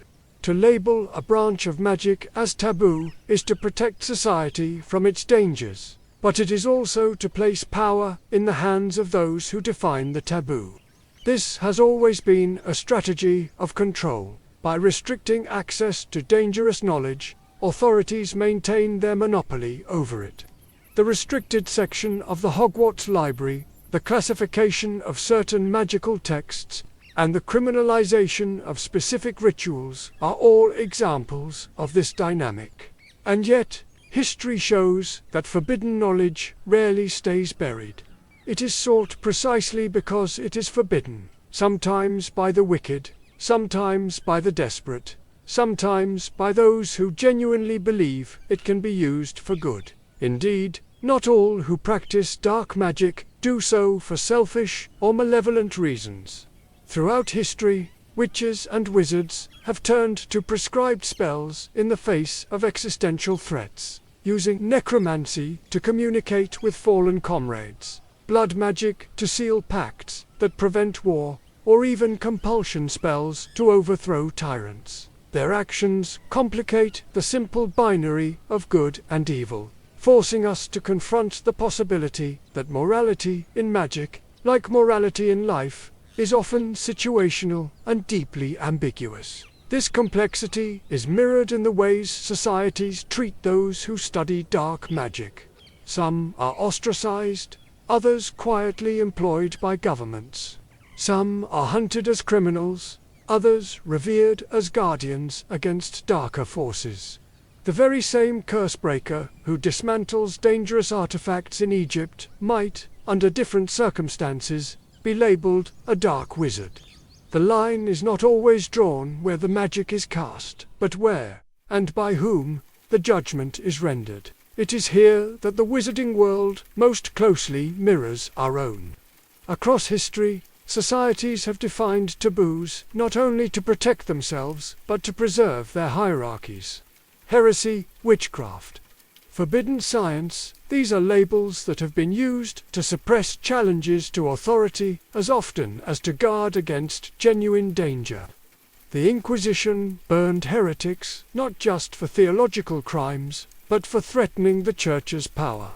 Governments censored revolutionary ideas not because they were false, but because they were destabilizing. In the same way, the ministry's control over magical knowledge is not always about safety. It is about sovereignty. This is not to say that boundaries are unnecessary. They are essential. Without them, magic, like science, like power, risks consuming the very society it serves. But those boundaries must be questioned. They must be examined for what they protect and for what they conceal. They must be drawn with wisdom, not fear, with humility, not hubris. For in the end, the story of dark magic is not merely a story about evil, it is a story about humanity, about our fear of our own potential, our hunger for control, our struggle to balance knowledge with wisdom. It is a story about how we confront the darkness within us as much as the darkness beyond us. And it is a reminder that the line between the two is never as clear as we would like it to be. Perhaps this is why the most dangerous spells are not those that tear the soul or bend the will, but those that tempt us to believe we are above such temptations. Magic itself is neither good nor evil. It is a force, powerful, neutral, and endlessly malleable. What we do with it, and why, is what gives it meaning. And that, in the end, is the lesson the wizarding world and our own must never forget. For all its power to alter the physical world, to heal, to destroy, to defy gravity and time, magic remains curiously powerless against the oldest questions of all. Why are we here? What shapes our path? Are our choices truly our own, or are they part of a pattern woven long before we draw our first breath? These are questions no wand can answer, no potion can distill. And so, like every society before it, the wizarding world turns to stories, symbols, and beliefs, to faith, fate, and free will, in its attempt to understand the forces that shape existence. Magic and religion, at first glance, seem natural allies. Both seek to make sense of the unseen, to harness forces that lie beyond human understanding. And yet, the wizarding world has an uneasy relationship with faith. Organized religion plays almost no visible role in its public life, its ceremonies, or its institutions. There are no magical churches, no clerical orders, no sacred texts that govern spellwork. The absence is striking and telling. Magic, after all, is the miraculous made mundane. Where non-magical people turn to prayer, witches and wizards often turn to practice. Where others appeal to divine intervention, they wave a wand. The result is a culture that, on the surface, appears secular, a society that trusts in its own power rather than in the will of gods. And yet, beneath that surface, belief permeates the wizarding world in subtler, older forms. It lives in the reverence for ancient magic, the rituals performed not because they are necessary, but because they are right. It echoes in the awe with which witches and wizards speak of destiny, prophecy, and the greater good. It lingers in the stories told to children of death walking among mortals, of enchanted relics that grant mastery over mortality, of love so powerful it can repel the darkest curse. These myths function as faith once did. They offer frameworks for meaning, comfort in uncertainty, and language for the ineffable. Nowhere is this more evident than in the concept of prophecy. The idea that the future can be foretold, that certain events are destined to occur, is as old as magic itself. The whole of prophecy in the Department of Mysteries is a monument to this belief. Endless rows of glass orbs containing predictions that may or may not come to pass. And yet, prophecy is not as simple as foreknowledge. It is a riddle, a mirror that reflects possibility rather than inevitability. As Dumbledore once observed, it is the choices that show what we truly are, far more than our abilities. Prophecy does not dictate action. It shapes the context in which action is taken. It is a thread in the tapestry, not the tapestry itself. This interplay between fate and choice lies at the heart of the Harry Potter narrative. The prophecy concerning Harry and Voldemort, that neither can live while the other survives, sets the stage for their confrontation, but it is Voldemort's response to the prophecy that brings it to life. In seeking to prevent it, he fulfills it. This dynamic echoes ancient myths, from Oedipus to Macbeth, in which attempts to escape fate only tighten its grip. It is a narrative device, yes, but also a philosophical statement. Destiny may set the boundaries, but within those boundaries, free will still operates. The tension between fate and free will extends beyond prophecy. It is present in the recurring motif of the wand choosing the wizard, a metaphor for the interplay of destiny and agency. It surfaces in the sorting of students into houses, a process guided by personality but also by choice. And it lies at the core of the series' moral philosophy. That character is defined not by what we are given, but by what we choose to do with it. This emphasis on choice is, perhaps, the closest thing the wizarding world has to a creed, a secular faith in agency, responsibility, and the possibility of change. Yet belief is not limited to questions of destiny.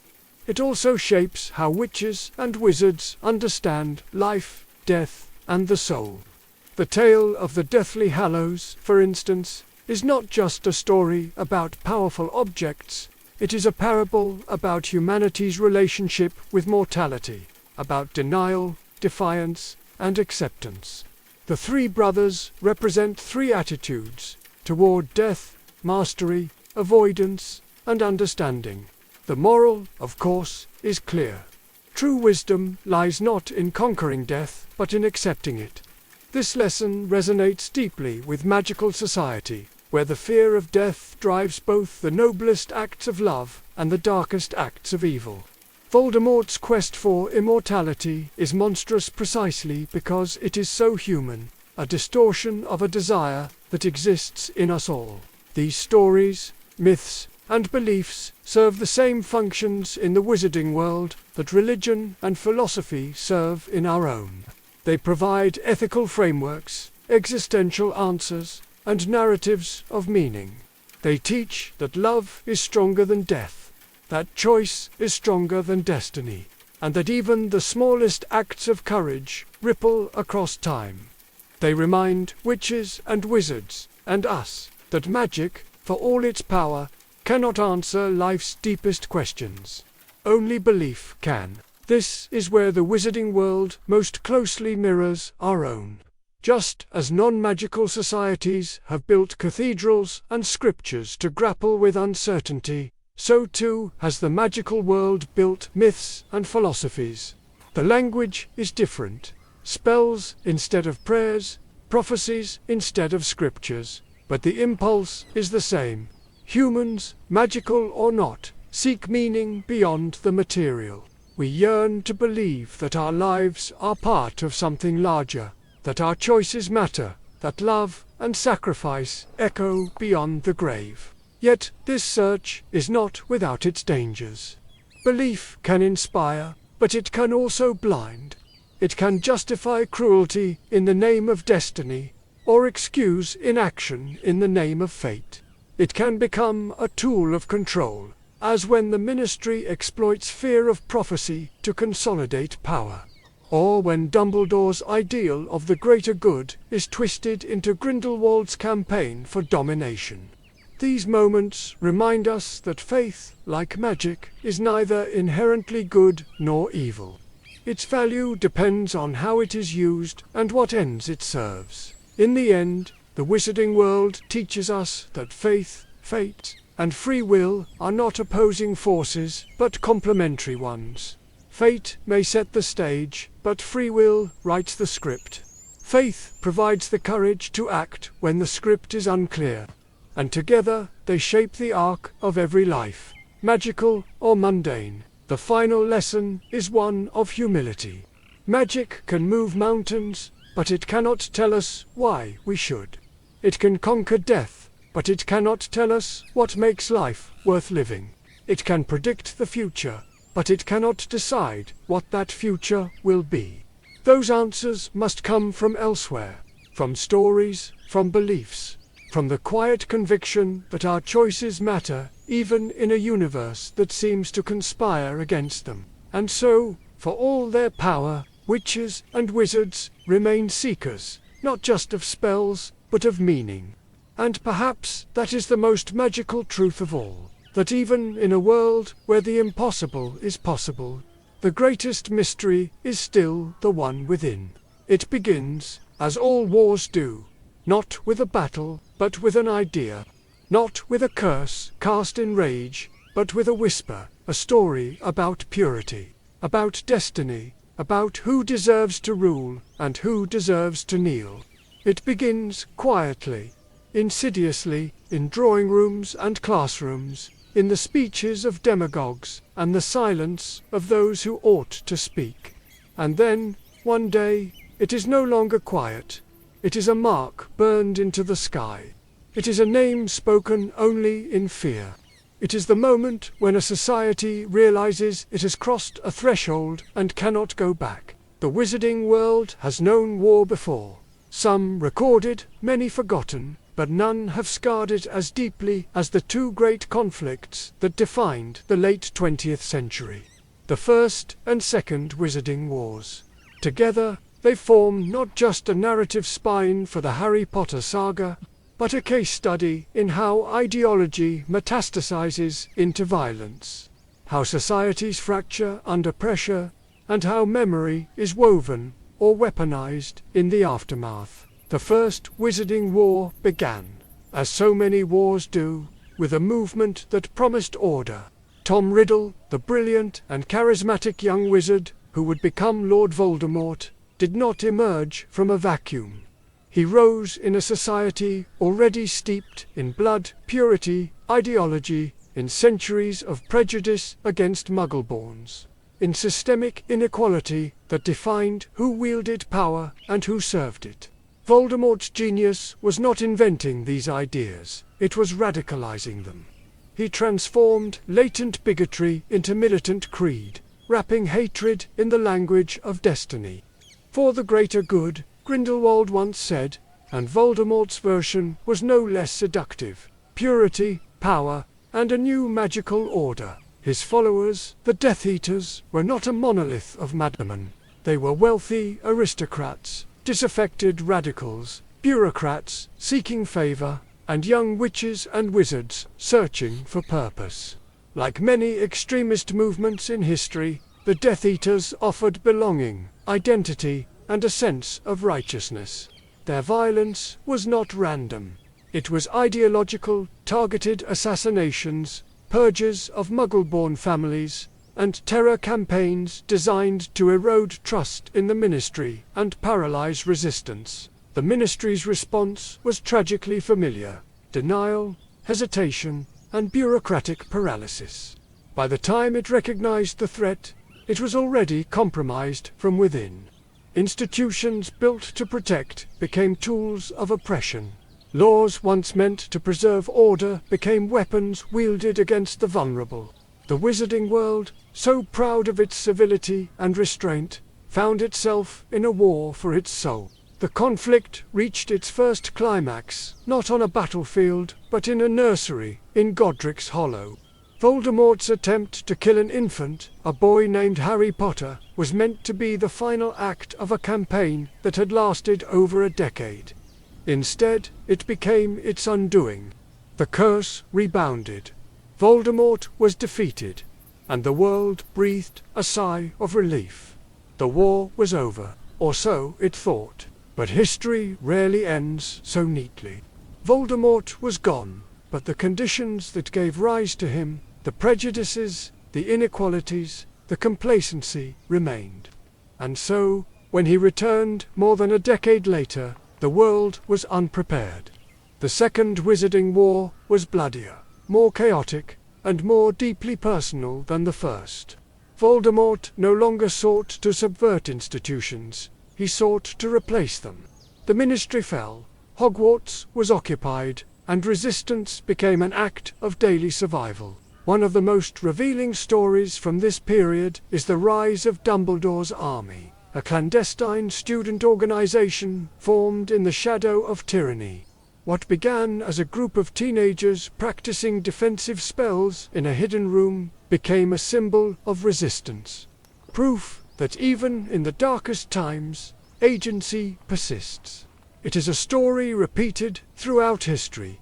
Small acts of defiance, teaching forbidden knowledge, sheltering the persecuted, speaking forbidden truths, coalescing into movements that can topple regimes. It was not power alone that broke Voldemort's reign, but courage multiplied 1,000-fold in ordinary people. The war's final chapter, the Battle of Hogwarts, is both a dramatic climax and a case study in the psychology of conflict. It was not merely a duel between good and evil, but a reckoning between ideologies. The defenders of Hogwarts were not fighting for dominance, but for plurality, for a society where blood, birth, and background did not determine worth. Voldemort's death marked not just the fall of a tyrant, but the triumph of a vision of society that, while imperfect, aspired to be just. Yet victory is never the end of the story. Wars do not end when the killing stops. They end, if they end at all, when a society confronts what it has done, what it has lost, and what it must become. The aftermath of the Second Wizarding War was as complex and painful as the war itself. Families mourned the dead, institutions were rebuilt, and a long process of healing began. The Ministry was reformed, discriminatory laws were repealed, and new alliances were forged. But scars remained, both visible and invisible. The trauma of war reshaped lives in ways no spell could undo. Survivors grappled with guilt, grief, and a disorienting task of returning to normal. Children who had fought became adults overnight, their innocence traded for survival.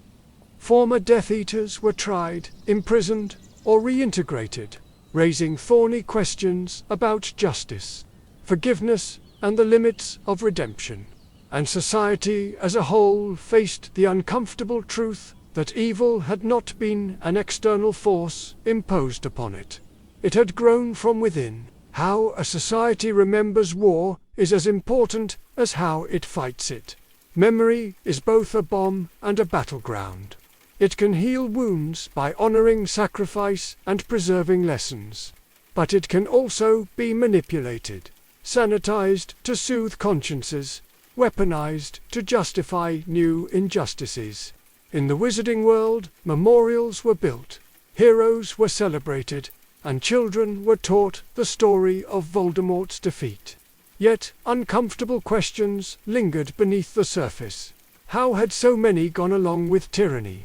Why had so few spoken out before it was too late?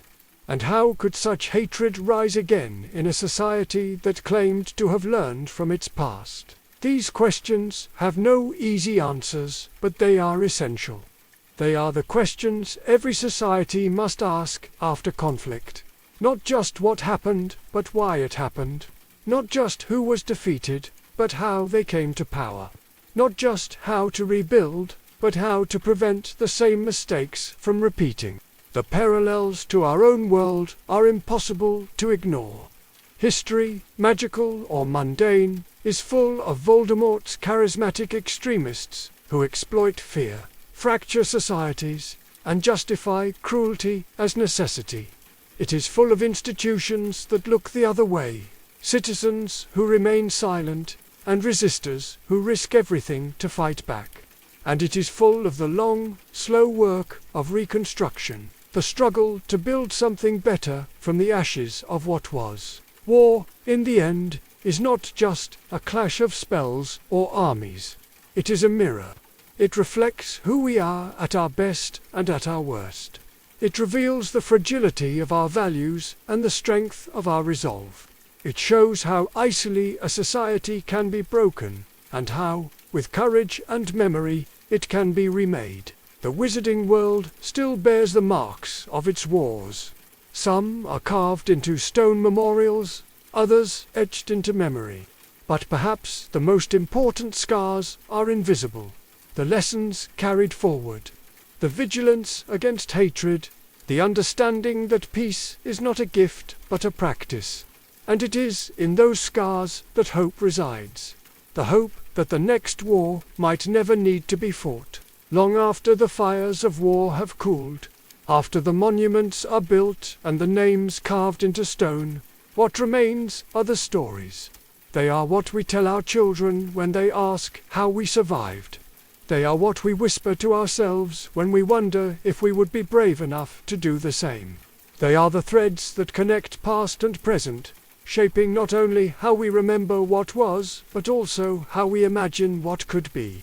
In the wizarding world, as in our own, stories are not simply records of the past. They are instruments of power, identity, and destiny. Consider the story of Harry Potter, not the boy himself, but the legend that grew around him. In the decades after Voldemort's defeat, his name became more than a person's name. It became a symbol of courage, of resistance, of the triumph of love over hatred. His life was mythologized in textbooks, taught in classrooms, retold in portraits and commemorations. Children who had not yet been born when the war ended grew up with his story as part of the cultural fabric, the way we might speak of Achilles or Joan of Arc, of Galileo or Mandela. The details faded, the complexities softened, but the essence endured. Harry became less a man and more a moral proof that one person's choices could change the course of history. And yet, legends are rarely honest. They elevate and simplify, polishing away contradictions and inconvenient truths. The story of Harry Potter is no exception. It tells of bravery, but not of fear. It celebrates sacrifice, but rarely lingers on trauma. It frames victory as inevitable, when in reality it was anything but. Even the darker chapters, the Ministry's failures, the complicity of ordinary citizens, the prejudices that persisted after the war, are often left unspoken, hidden beneath the shine of heroism. In this way, myth can both illuminate and obscure. It can teach lessons, but it can also comfort us too easily, letting us believe we have overcome struggles we have only begun to confront. The wizarding world is filled with such stories, tales that shape its collective identity. The legend of Godric Gryffindor, for example, is more than the biography of a founder. It is a cultural touchstone, a symbol of valor and moral clarity. The tragedy of Severus Snape, once despised, becomes a story about redemption and the complexity of good and evil. Even the cautionary tale of Tom Riddle, brilliant, ambitious, corrupted by fear, is a myth of its own, a narrative warning about the seductive nature of power and the consequences of unchecked prejudice. But stories do more than preserve memory. They shape values.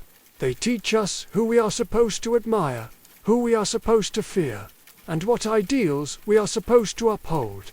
When children learn about Dumbledore's duel with Grindelwald, they learn not just about a historical event, but about the moral weight of choice. When they read the tales of Beedle the Bard, they absorb lessons about love, humility, and the acceptance of death. When they hear about the bravery of Neville Longbottom, or the cleverness of Hermione Granger, they are invited to see courage and intelligence as virtues worth striving for. This is why control over narrative is so powerful, and why it is so often contested. History is not just written by the victors, it is rewritten by them. The Ministry's official histories of the wars, for instance, emphasize certain heroes while minimizing others. Acts of resistance that did not fit the official narrative, radical, controversial, or inconvenient, are often forgotten. This is not unique to the wizarding world. In our own history, revolutions, civil rights movements, and acts of defiance are frequently sanitized in hindsight, their radicalism muted once they are safe to celebrate. What was once dangerous becomes palatable. What was once divisive becomes inevitable.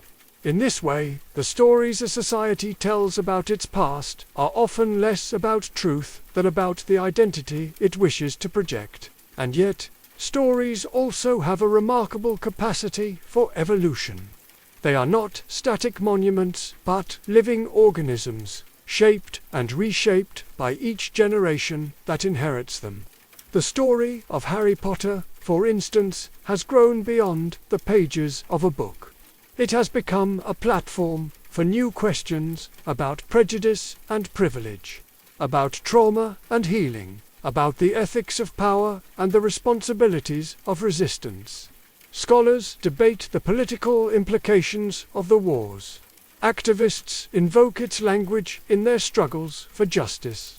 Artists reinterpret its themes to reflect contemporary anxieties. In this way, myth becomes dialogue, not a closed book, but an open conversation between past and present. There is also a quieter kind of legacy, the one lived, not told. It exists in the institutions rebuilt after the war, in the laws passed to protect the marginalized, in the cultural shifts that slowly erode centuries of prejudice.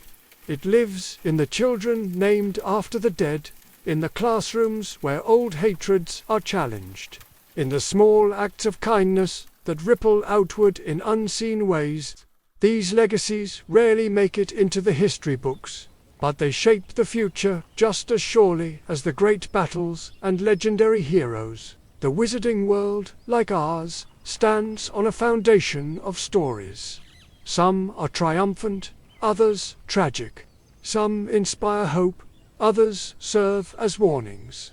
But all of them, in their complexity and contradiction, are essential. They remind us where we have been, they challenge us to become better than we were, and they give us the language to imagine who we might yet be. And perhaps that is the most profound lesson of all. The true power of legacy is not in the past itself, but in how it guides the future. Myths are not meant to trap us in nostalgia. They are meant to propel us forward. History is not a script to be repeated, but a foundation on which new stories can be built. The past is never truly past. It lives on in memory, in legend, and in the choices we make today. If Harry Potter is the name etched most deeply into the monument of wizarding history, then Neville Longbottom and Hermione Granger are the lines carved quietly beside it, less obvious to the casual eye, perhaps, but essential to the integrity of the whole. Their stories are not about destiny written in prophecy, or extraordinary power revealed at birth. They are about becoming, about how courage, conviction, and relentless growth can turn the seemingly ordinary into the profoundly heroic. In understanding their journeys, we also understand something deeper about how legacy is formed, that the stories shaping a society's future are not always those of chosen ones and legendary jewels, but of quiet persistence, defiant kindness, and the long, unglamorous work of building a better world. Neville Longbottom, The Strength of Becoming. When we first meet Neville, he is not the boy anyone would have chosen to save the world. He is shy, clumsy, forgetful, more likely to misplace his wand than to wield it in battle. In a society that often equates magical strength with personal worth, Neville's struggles mark him as forgettable, even laughable. He is a character meant, at first, to fade into the background. And yet, Neville's journey is a masterclass in one of the most powerful forms of heroism: incremental courage. His arc is not defined by a single moment of destiny, but by 1,000 small choices. Choices to keep showing up, to keep trying, to keep standing, even when it seems hopeless. His first act of bravery, famously, is not against a dark wizard but against his friends. It takes a great deal of bravery to stand up to our enemies, Dumbledore says, but just as much to stand up to our friends. In that moment, Neville embodies a truth often forgotten in tales of heroism, that courage is not always dramatic. Sometimes it is quiet. Sometimes it is lonely. Sometimes it is simply refusing to sit down. As the story unfolds, Neville's resilience hardens into strength. The boy who once trembled at Snape's glare becomes a leader of the resistance, keeping Dumbledore's army alive under the Carrow's brutal occupation. The student once mocked for his ineptitude becomes a teacher, protector, and symbol of defiance. And in the war's final hour, when the world is burning and hope seems lost, Neville delivers one of the most decisive blows, destroying the final Horcrux and breaking the chain of Voldemort's immortality. What makes Neville's story so important is not just what he does, but what he represents. He is proof that heroism is not reserved for the chosen or the gifted. It can be born of fear as much as fearlessness. It can emerge slowly, painfully, from years of doubt and ridicule.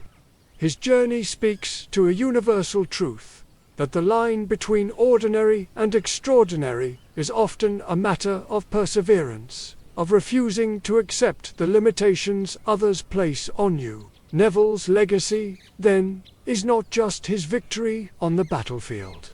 It is the example he sets, that courage is a choice available to all, that heroism is often a matter of endurance, and that even the most overlooked among us can shape the fate of the world. Hermione Granger, The Power of Intellect and Integrity. If Neville's story is about perseverance, Hermione's is about conviction, the unwavering belief that knowledge and justice are worth fighting for, even when the fight is lonely. From the moment she steps into Hogwarts, Hermione challenges the assumptions of her world. A Muggle-born witch in a society that privileges blood status, she faces prejudice that could have silenced her. Instead, she meets it with excellence. She devours books, masters spells, and quickly becomes the intellectual engine of the trio. Not a sidekick, but a strategist, researcher, and often the reason Harry and Ron survive. But Hermione's importance extends far beyond her intellect. What makes her one of the most significant figures in wizarding history is her relentless moral clarity. She is the conscience of the story, the voice that refuses to accept injustice simply because it is tradition. Her campaign for house elf-rights, though mocked by her peers and even by the narrative itself, is one of the most radical acts in the series. A direct challenge to the normalized oppression that underpins wizarding society. It is a reminder that fighting for justice is rarely glamorous, often unpopular, and sometimes dismissed as naive, but it is no less essential. Hermione's activism extends beyond theory. In the face of tyranny, she becomes a resistance fighter, destroying Horcruxes, erasing her parents' memories to protect them, and risking her life repeatedly for a cause larger than herself. Her bravery is not born of recklessness, but of principle. Every spell she casts, every plan she devises, is rooted in a belief that knowledge is not just power, it is responsibility. Her legacy is perhaps most visible in the world that follows. As an adult, Hermione becomes a transformative political leader, one who reforms oppressive laws, dismantles institutional prejudice, and expands the boundaries of magical equality. This evolution is not an epilogue footnote, but the culmination of her character arc. The student who questioned tradition becomes the minister who reshapes it. In her, we see the long arc of change, how ideas that once seemed fringe and foolish become, over time, the foundation of a new order. Neville and Hermione's journeys are not just character arcs, they are metaphors. They illustrate two essential truths about how societies change. The first is that transformation is not always dramatic.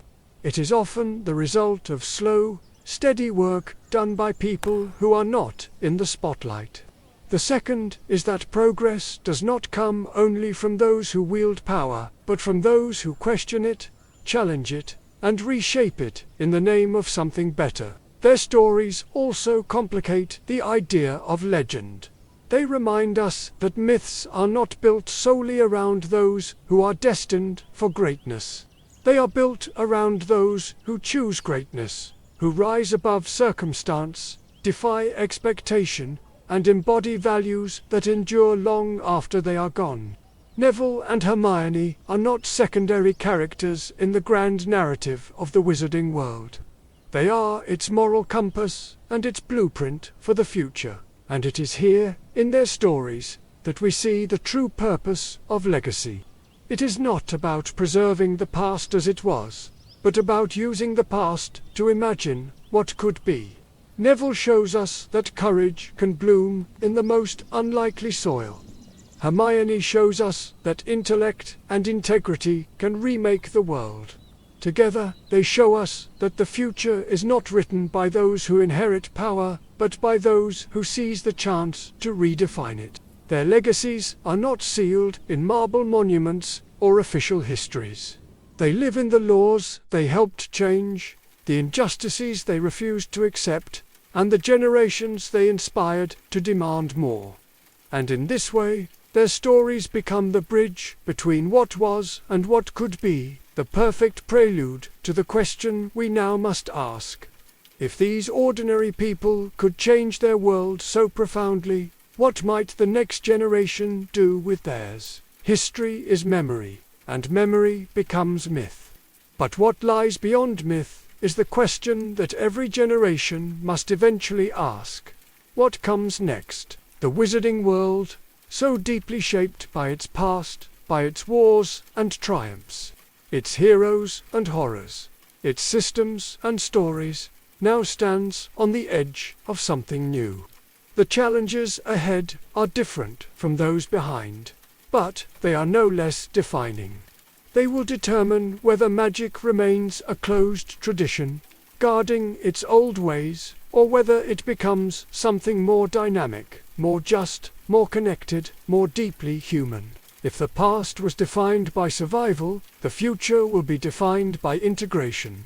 For centuries, wizarding society has existed in the shadows, hidden from the non-magical world by the international statute of secrecy. Born of fear, fear of persecution, fear of misunderstanding, fear of misuse, this separation shaped every facet of magical life. It built parallel institutions, economies, and identities. It allowed wizardkind to flourish, but it also constrained them, locking them into patterns of insularity and suspicion. The question now is whether that secrecy can or should endure. The Muggle world is changing at a pace unprecedented in human history. Technology collapses distances. Science probes mysteries once considered magical, and global communication renders invisibility ever harder to maintain. In a world of satellites, smartphones, and social media, the old methods of concealment are strained to their limits. Accidental magical exposure is harder to contain, and deliberate concealment risks ethical questions about consent and transparency. Some argue that secrecy is still necessary, that magical society would be endangered if exposed, that fear and violence would follow. Others contend that continued isolation is both untenable and unjust, a relic of an age that no longer exists. They envision a future of cautious, gradual integration of magical and non-magical collaboration in medicine, energy, education, and beyond. Such a future is fraught with risk, but also rich with possibility. It would challenge centuries of prejudice on both sides. But it might also unlock solutions to problems neither world could solve alone. The next great challenge lies in governance.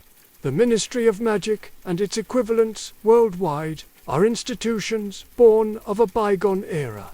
Their structures reflect societies that were smaller, more insular, and less diverse.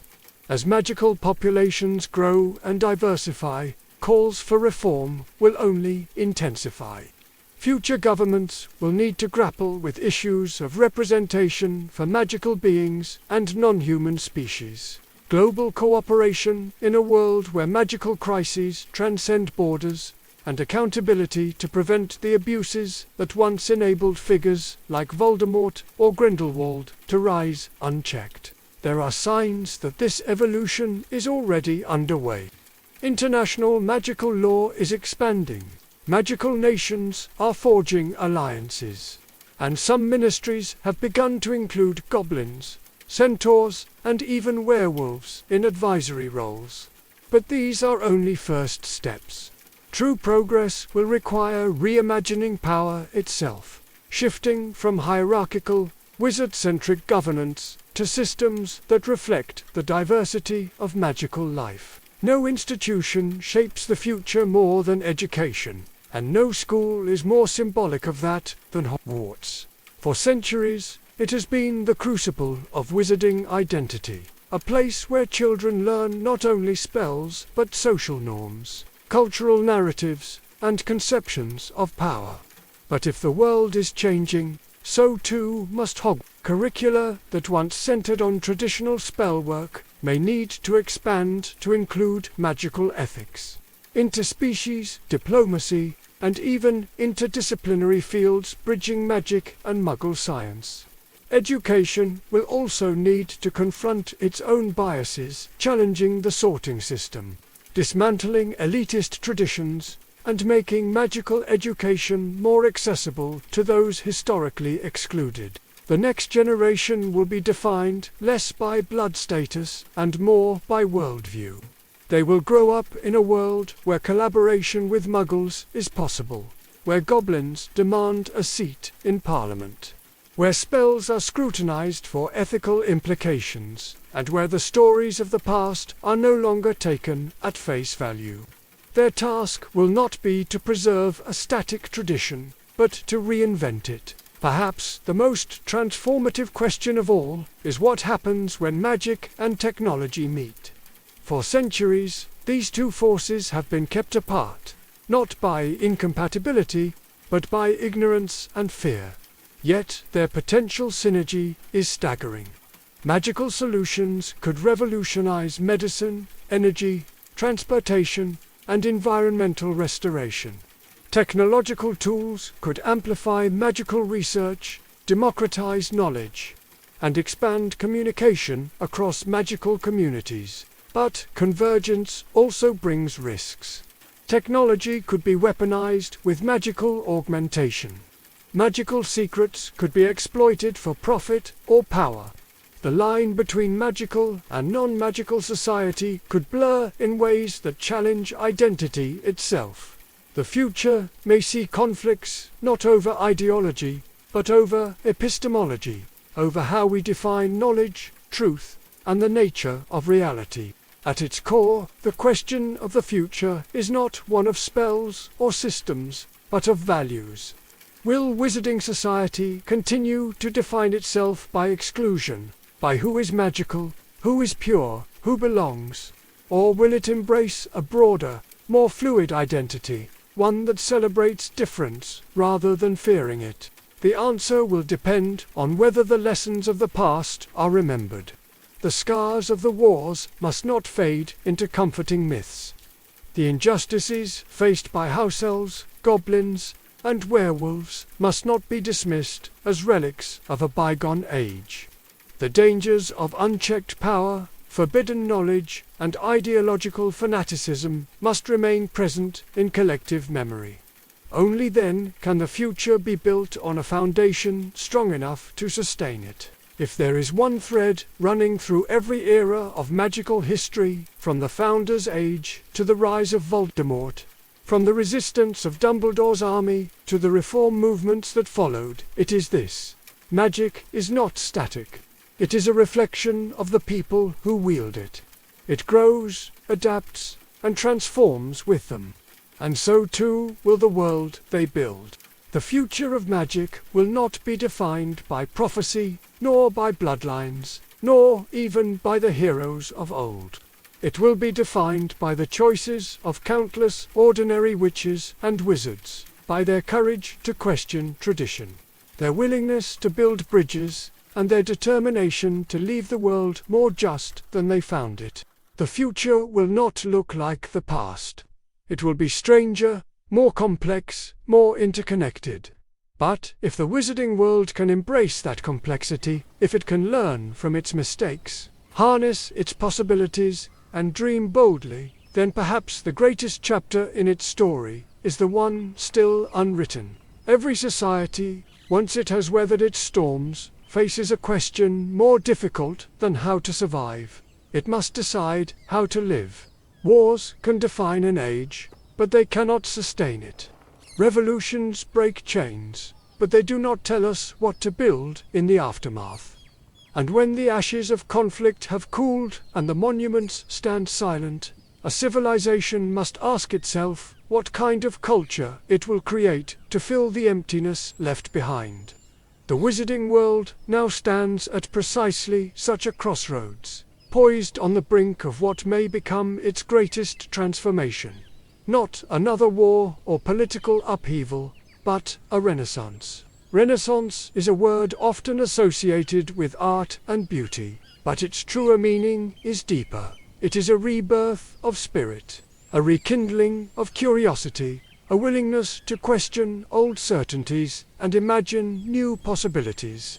In the centuries that followed the Black Death, the Muggle world experienced such a rebirth, a surge of science, philosophy, and creativity that reshaped human thought and laid the groundwork for the modern age. Magic, too, stands at the edge of a similar awakening. After centuries spent hiding, surviving, and protecting itself, wizarding society is beginning to look inward and forward with new eyes. One of the first signs of this shift is a growing hunger to understand magic not just as a tool, but as a language, a way of expressing the deepest parts of human experience. Where once spellcraft was treated as a technical discipline, it is increasingly being explored as an art. Charms and enchantments, long confined to utilitarian purposes, are being woven into theatre, music, and storytelling. Painters experiment with living canvases that evolve over time. Poets compose verses that reshape reality as they are read aloud, and architects dream of cities that grow and breathe like forests. These new forms do more than entertain.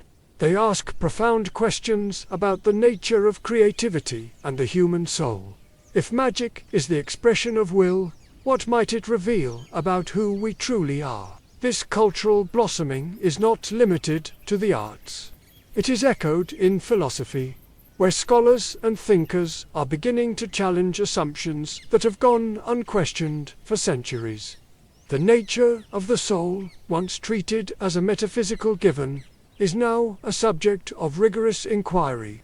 The ethics of magical creation, the limits of spellcraft, and the relationship between will and consequence are debated with the same intensity that once defined duels.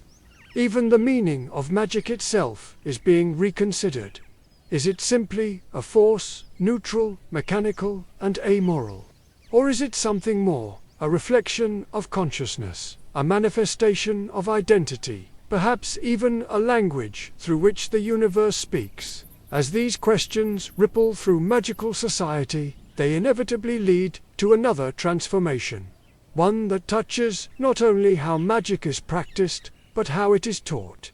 Education, long focused on practical skill and historical precedent, is evolving to include critical thought, artistic exploration, and interdisciplinary study.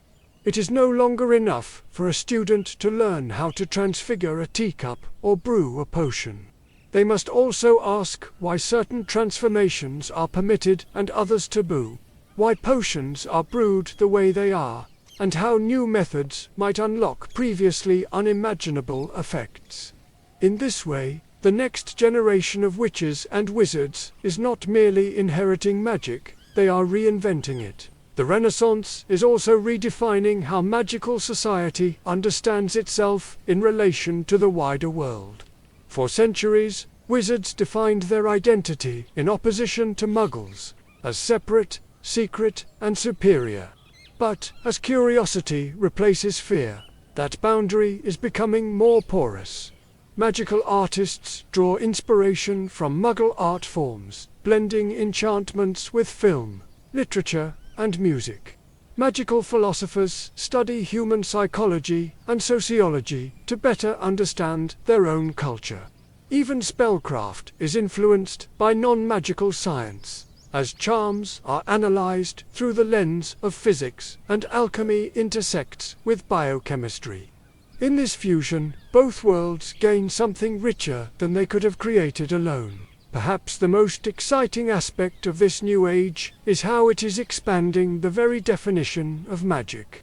In the past, spellwork was confined by rigid taxonomies, charms, curses, transfigurations, potions, each with strict boundaries and centuries of tradition. But a new generation of magical theorists is questioning whether those categories still make sense. They experiment with hybrid forms, enchantments that incorporate elements of divination, potions that function as living organisms, charms that respond to emotional states rather than incantations.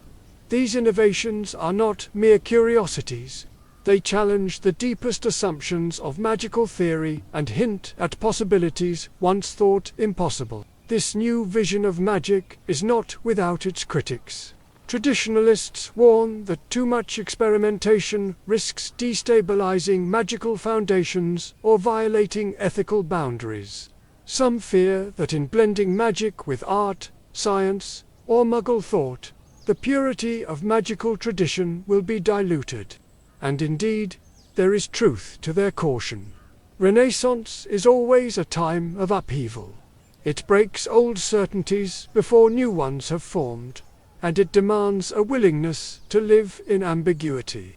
But history shows that societies that embrace this uncertainty, that welcome new ideas while learning from the old, are the ones that thrive. It is also worth noting that cultural renaissance often precedes political transformation. As art and philosophy expand the imagination, they also expand the realm of the possible. New ideas about justice, equality, and the nature of power often begin as abstract discussions in salons and classrooms before they reshape laws and governments. Already, magical thinkers are applying philosophical inquiry to pressing questions of governance. How should magical power be distributed? What responsibilities come with it? How can law evolve to reflect a more complex, interconnected society? These debates are not idle speculation. They are the seeds of the next era of magical politics. And beyond politics lies an even deeper shift: the transformation of identity itself. As magical society becomes more creative, more curious, and more interconnected, its people are beginning to see themselves not merely as practitioners of an ancient craft, but as participants in an ongoing cosmic conversation. Magic is no longer just a means of controlling the world. It is a way of engaging with it, understanding it, and shaping it in harmony with deeper truths. In this view, every spell, every invention, every work of art becomes part of a larger tapestry, a collective expression of what it means to be magical, and indeed, what it means to be human. The future, then, is not just about what magic can do, it is about what magic means. And that question, elusive, profound, and endlessly generative, is precisely what makes this new age so extraordinary. For the first time in centuries, witches and wizards are not merely looking back at their traditions or inward at their fears. They are looking forward, outward, and upward, toward a horizon they can barely see but long to explore. And as they do, another question begins to emerge, one even more daring than the rest. If magic is capable of transformation on this scale, if it can evolve and expand in ways once unimaginable, then what might it reveal about the nature of life itself? This question, still whispered in the corners of magical academies and debated late into the night by scholars and dreamers, leads naturally to the next frontier, one where the very definition of humanity, consciousness, and existence will come into question. The renaissance of magical thought is not contained by borders. Like all great awakenings, it spills outward, defying the neat lines drawn on maps and the illusions of separation that once defined the world. For centuries, magical societies existed as islands, hidden, self-contained, fiercely protective of their traditions. British witches and wizards looked inward toward Hogwarts and the ministry, much as their counterparts in France, Japan, or Uganda did with their own schools and governing bodies.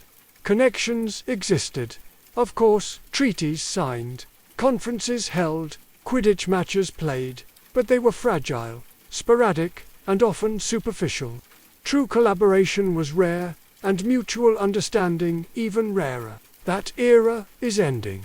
Slowly, almost imperceptibly at first, the magical world is knitting itself together into something far more intricate and dynamic.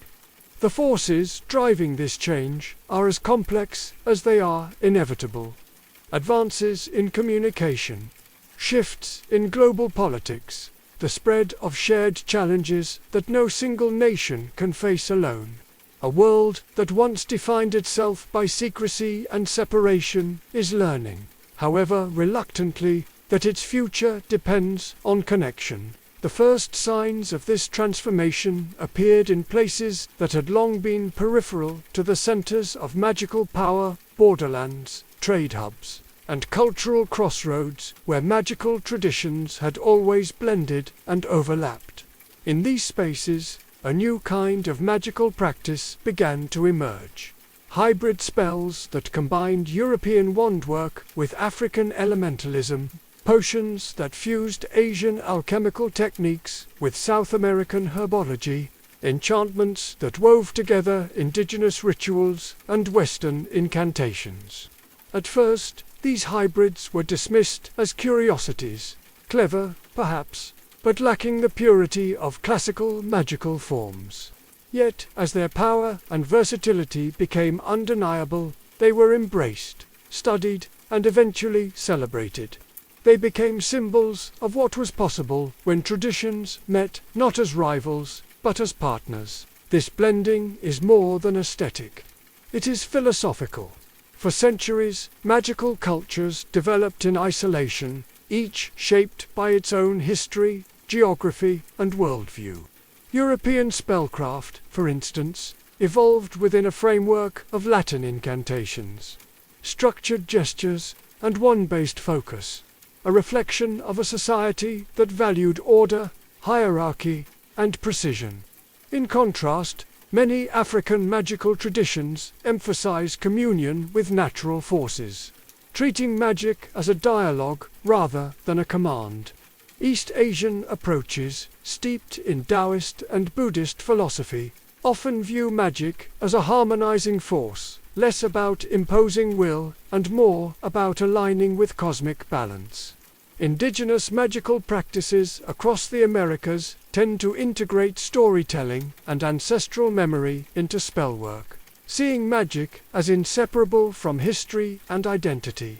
Each of these traditions offers a different way of understanding the same fundamental mystery, and as they begin to encounter one another more deeply, the result is not conflict but enrichment.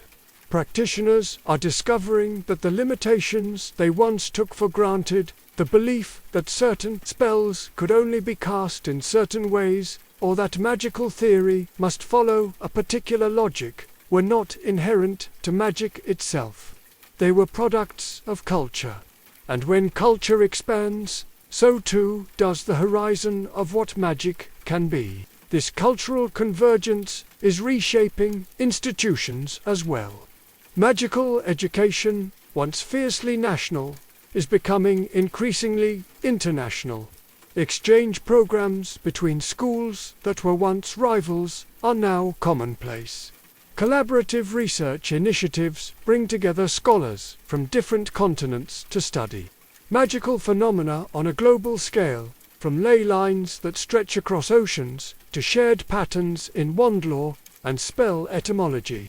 The International Confederation of Wizards, long a ceremonial body with limited influence, is evolving into something more like a true global forum, a place where magical nations negotiate treaties, coordinate responses to crises, and debate the ethical implications of new discoveries. Perhaps most importantly, this interconnectedness is changing how magical societies understand themselves.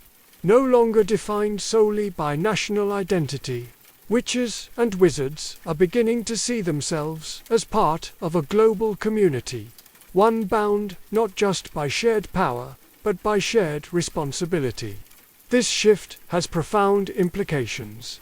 Issues once dismissed as foreign are now recognized as collective challenges. Environmental degradation caused by magical resource extraction, the trafficking of magical creatures across borders, the regulation of dangerous spells in an interconnected world. Solutions require cooperation, compromise, and a willingness to transcend parochial interests, qualities that magical governance has not always possessed but must now urgently cultivate. Yet the age of convergence is not without its tensions. Some fear that globalization will lead to the erosion of local traditions, that ancient spells, rituals, and languages will be lost in the flood of hybridization. Others worry about the concentration of power, that a handful of dominant cultures will shape the global magical order, marginalizing smaller or less politically powerful traditions. These fears are not unfounded. History, magical and muggle alike, is littered with examples of cultural imperialism disguised as progress. The challenge for the wizarding world will be to build a global community that celebrates diversity rather than flattening it, one that values difference, not as a threat, but as a source of strength. Still, the potential rewards are immense. A truly interconnected magical world could tackle challenges once thought insurmountable. Combined expertise could lead to breakthroughs in healing magic, sustainable resource use, and the restoration of ecosystems damaged by centuries of magical exploitation. Shared knowledge could uncover new branches of spellcraft and unlock mysteries that no single tradition has been able to solve. Even the prospect of contact with magical communities beyond Earth, long the stuff of myth and speculation, seems less far-fetched in a world united by curiosity and collaboration. As these changes unfold, they will inevitably reshape not just magic, but identity itself. A young witch born in Nairobi might study wand law in England, master elemental magic in Brazil, and collaborate with scholars from China and Peru on a new theory of transfiguration. Her magic will be richer, more nuanced, and more powerful for it, but so too will her sense of self. She will see herself not as the inheritor of a single tradition, but as a participant in a vast, shared human project. And in her story, we glimpse the future of magic itself, borderless, dynamic, endlessly evolving. It is perhaps ironic that a society defined for centuries by secrecy and separation might now find its greatest strength in openness and connection. But this is the paradox of progress, that in seeking to protect what we are, we often limit what we might become. Only by reaching beyond the familiar, by welcoming the unfamiliar, can we begin to glimpse the true scope of our potential. And yet, even as the magical world grows more interconnected, another, deeper transformation looms on the horizon. One that will challenge not just how witches and wizards relate to one another, but how they understand themselves. If magic is no longer bound by geography or tradition, what happens when it begins to transcend even the boundaries of species, biology, and consciousness? What happens when the very definition of human and of magical being begins to shift? It is a curious thing how societies change. At first, the shifts are almost imperceptible. A single new idea whispered in a classroom, a spell performed differently, a treaty signed between two nations that once ignored each other. Then, without quite realizing how it happened, you look up and find the world transformed. What was once unthinkable becomes commonplace. What was once tradition becomes history. And what was once seen as the natural order reveals itself to have been only one possibility among many. We stand now at such a threshold in our story. The wizarding world, once so defined by its isolation and secrecy, is stepping into a new era, one marked not by barriers but by bridges. Art and philosophy have breathed new life into the old bones of magic, transforming it from a guarded craft into a vibrant language of expression. Nations and traditions that once existed apart are beginning to weave their knowledge together, creating something richer and more complex than anyone could achieve alone. And for the first time in its long and often insular history, magical society is beginning to see itself not as a closed circle, but as part of a much larger tapestry, one that spans continents, cultures, and even species. Yet, with every new horizon revealed, another question emerges beyond it. Progress is not a destination. It is a journey that continually expands our field of vision. As we learn more, we realize how much we do not know. As we grow closer to one another, we are forced to confront the differences that remain. And as we push the boundaries of knowledge, we discover that the most profound mysteries are not those that lie outside us, but those that lie within. This is the paradox of transformation, that every answer leads to deeper questions, and every discovery demands that we reimagine ourselves in its light. The renaissance of magical thought and the new age of global convergence that follows it are not endpoints. They are beginnings, doors opening onto landscapes we have barely begun to explore. For centuries, magic has been understood primarily as an ability, something humans do. It is taught as a skill, regulated as a resource, feared as a weapon. But as our understanding deepens, we begin to sense that this view is incomplete. Perhaps magic is not simply something we wield. Perhaps it is something we are. Perhaps it is woven into the very fabric of life, consciousness, and being. And if that is true, then the implications are staggering. What does it mean, after all, to be magical? Is it a matter of birth, of bloodlines and biology, as the pure-blood supremacists once claimed? Or is it something deeper, something tied to will, creativity, and the capacity for wonder? And if magic is indeed a reflection of consciousness, then might it not evolve as consciousness itself evolves?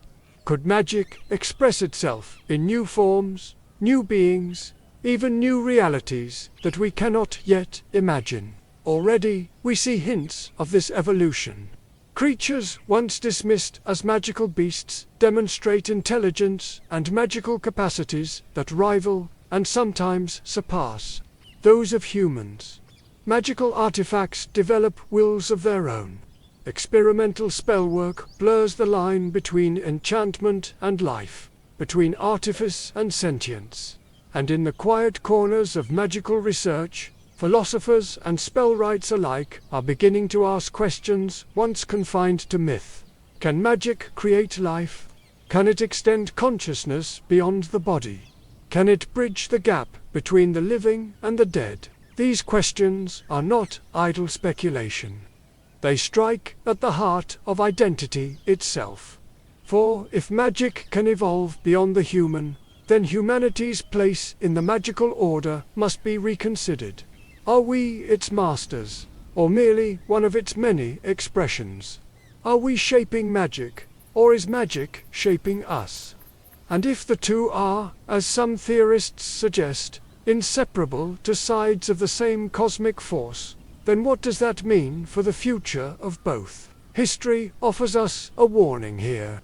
Time and again, societies have been confronted with paradigm shifts that force them to redefine their most cherished beliefs. The discovery that the Earth orbits the Sun, that species evolve, that the universe is vast and ancient. Each of these revelations shook humanity to its core. Not because they changed the world, but because they changed how we understood ourselves within it. The wizarding world is on the cusp of a similar reckoning. The question is not whether it will happen, but how we will respond when it does. There is, too, a more intimate dimension to this transformation. The deeper we delve into the nature of magic, the more we are forced to confront the nature of our own humanity. Our capacity to shape the world is matched only by our responsibility to it. Our power to extend life is shadowed by the ethical weight of doing so. Our ability to transcend limits is tempered by the question of whether we should. These are not questions with easy answers, but they are the questions that will define the next era of magical civilization. Not spells or wands, but values and choices. Perhaps this is what it truly means to stand at the edge of an age. We look backward and see the long road that brought us here, the wars and wisdom, the triumphs and tragedies, the countless generations who laid the foundations upon which we stand. We look outward and see the vast web of connections now forming across the magical world, a tapestry of cultures, traditions, and ideas more intricate than ever before. And then we look forward and see nothing certain, only possibility, only the invitation to imagine. It is here, in this space between what has been and what might be, that the next chapter of our story begins.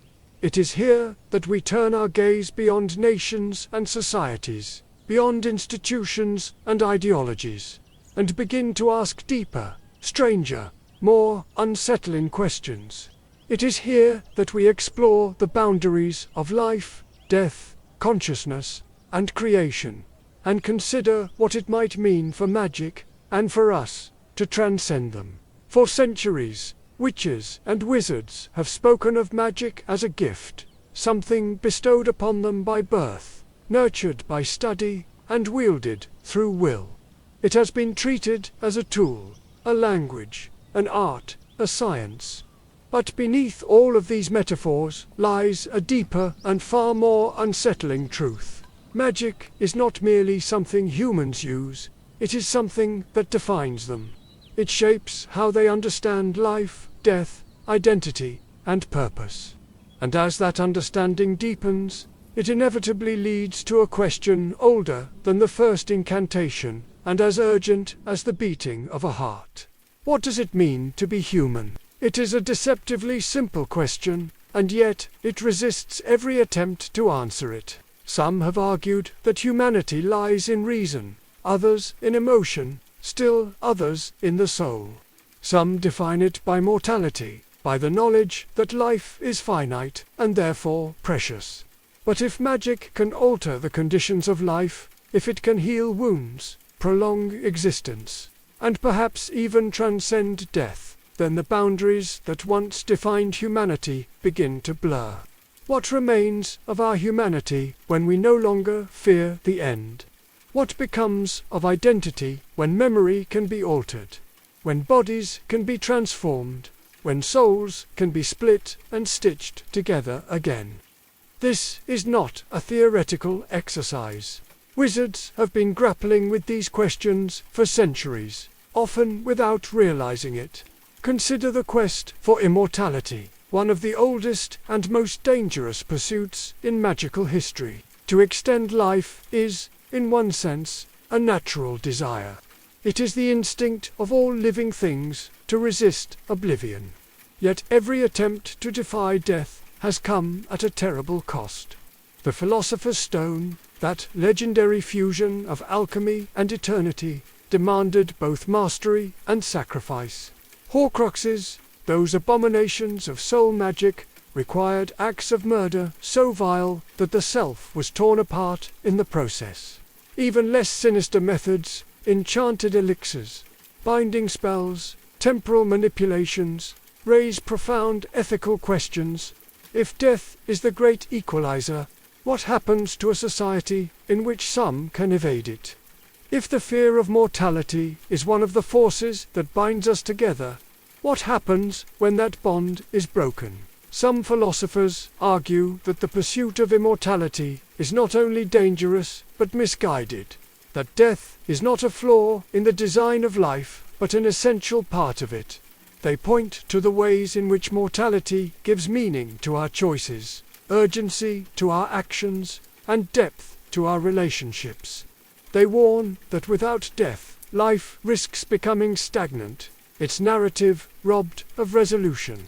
Yet others counter that the rejection of death is not arrogance but evolution, that humanity's story has always been one of transcending limits, and that to deny the possibility of immortality is to deny the very impulse that drives progress. Even if immortality remains elusive, other forms of transformation are well within reach.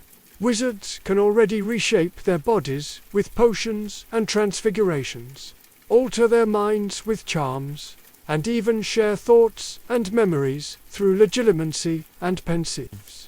Such powers raise profound questions about identity. If our physical form can be changed at will, if our memories can be edited like books, if our consciousness can be transferred, shared, or even duplicated, what anchors the self? Where does I end and we begin? The magical world has long wrestled with the implications of such transformations, though often in mythic rather than philosophical terms. Animagi, metamorphomagi, and even polyjuice drinkers embody the idea that identity is mutable. Yet these are mere glimpses of what might be possible. Advances in magical theory hint at more radical possibilities. The merging of human consciousness with magical artifacts. The creation of collective minds. The preservation of memory independent of the body. Already, some scholars speculate that magical consciousness may not be confined to the physical form at all, that spells, enchanted places, and even certain magical phenomena might possess a kind of awareness. If that is true, then the boundaries between human, object, and environment become porous, and the definition of being itself must be rewritten. This, in turn, leads to one of the most challenging and provocative questions of all. Are humans the only entities capable of magic, or are they merely one expression of it? Magical creatures have long demonstrated abilities that humans cannot replicate, phoenixes that rise from their ashes, dragons whose fire defies ordinary physics, dementors that feed on emotion.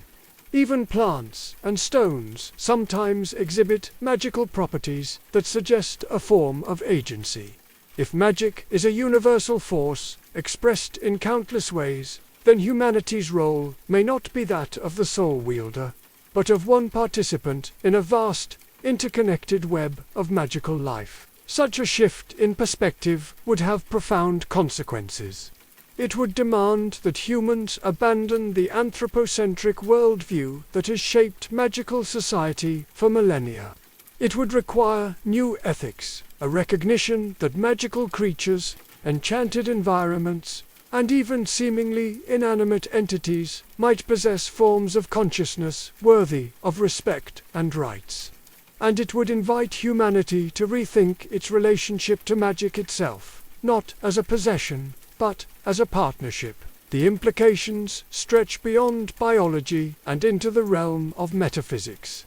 If consciousness can exist beyond the body, might it also exist beyond death? Are ghosts simply remnants of will, or are they evidence that the self can persist independent of matter? Can love, that most mysterious and powerful of magical forces, truly transcend mortality, as Dumbledore once suggested? These questions, long the domain of myth and religion, are now being approached with the rigor of magical science. The answers remain elusive, but the pursuit itself is transformative. It pushes the boundaries of what we consider possible, and, in doing so, reshapes our understanding of who we are. There is, of course, a danger in all of this. The temptation to transcend humanity can easily become a rejection of it. We need look no further than Tom Riddle to see what happens when the pursuit of immortality becomes an obsession, when the fear of death eclipses the capacity for love. We see it, too, in the arrogance of those who would reshape life without regard for its sanctity, who would manipulate consciousness without consent, who would treat identity as a tool rather than a truth. The posthuman future offers extraordinary possibilities, but it also demands extraordinary wisdom. Power without ethics is not progress, it is peril. And so we return to the question we began with: what does it mean to be human? Perhaps the answer is not fixed. Perhaps humanity is not a static category, but a journey, a continual process of becoming, expanding, and transcending. Perhaps our essence lies not in the limits we inherit, but in the choices we make as we encounter and surpass them. And perhaps as we step into a future where magic reshapes life itself. Our task is not to cling to an old definition of humanity, but to create a new one that honors what we have been, embraces what we are becoming, and recognizes the dignity of all forms of being. The future of magic is not simply a future of spells and potions. It is a future of consciousness, identity, and meaning. It is a future in which the boundaries between human and non-human, life and death, matter and spirit, begin to dissolve, revealing something deeper, more mysterious, and more beautiful beneath. And as we stand on the edge of that vast unknown, one thing becomes clear. The story of magic is, and always has been, the story of becoming. And with that realization, a new question emerges, one even more daring than those that came before. If magic allows us to reshape life and transcend death, what responsibilities come with that power? How should we wield it, not just for ourselves, but for the world around us?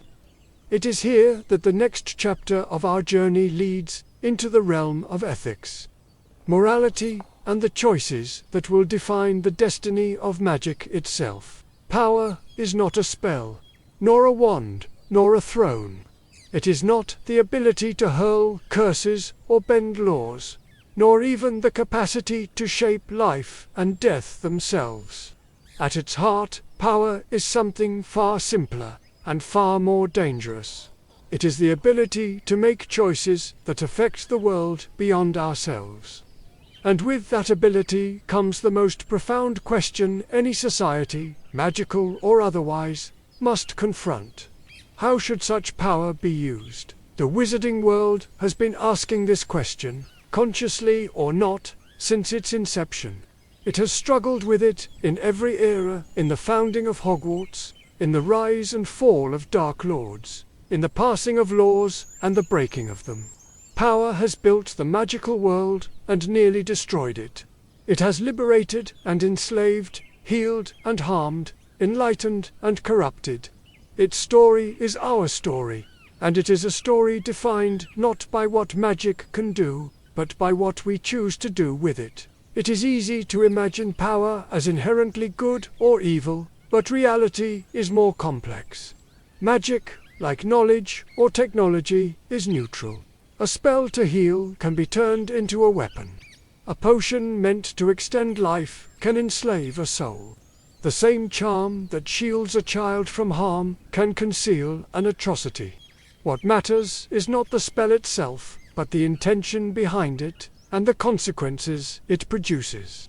Yet, intention and consequence are rarely aligned.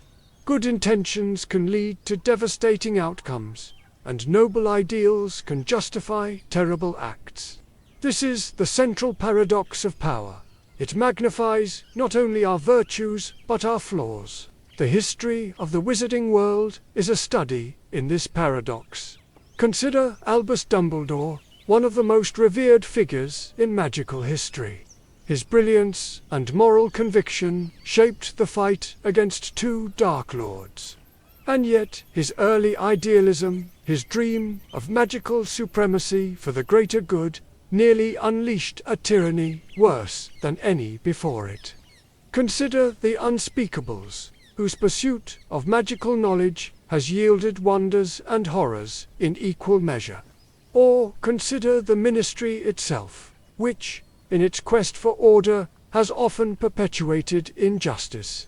These examples are not condemnations. They are reminders that even the wisest and most well-intentioned wielders of power are fallible, and that the line between righteous action and hubris is perilously thin. This is why ethics must evolve alongside power. As magic grows more potent, as it begins to reshape life, alter consciousness, and transcend death, the stakes of our choices grow exponentially. It is no longer enough to ask whether something is possible. We must ask whether it is right. Should we extend life indefinitely if it risks deepening inequality? Should we manipulate memory if it means erasing trauma or erasing accountability? Should we create sentient magical beings if they will suffer? Should we intervene in the natural order to prevent suffering, or does suffering itself have a purpose? These are not questions with easy answers, but they are questions we cannot afford to ignore. The tension between progress and restraint is as old as civilization itself. History is filled with societies that sought to master forces they did not fully understand, only to be undone by their own ambition.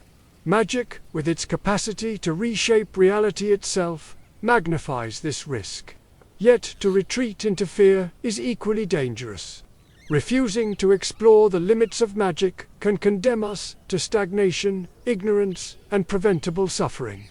The challenge, then, is balance. To pursue knowledge boldly, but wield it humbly. To innovate without arrogance.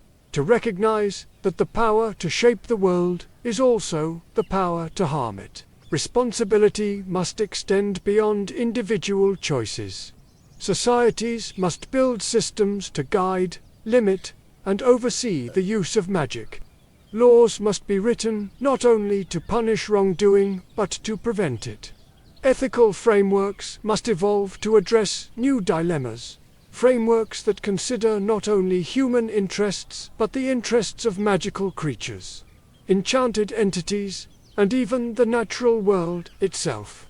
Magical education must include not only spellcraft, but philosophy, ethics, and history, so that the next generation understands not just how to wield power, but why and when. It is also essential to cultivate humility, the recognition that there will always be things we do not know and cannot foresee.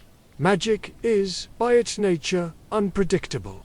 Its consequences ripple outward in ways we cannot always anticipate.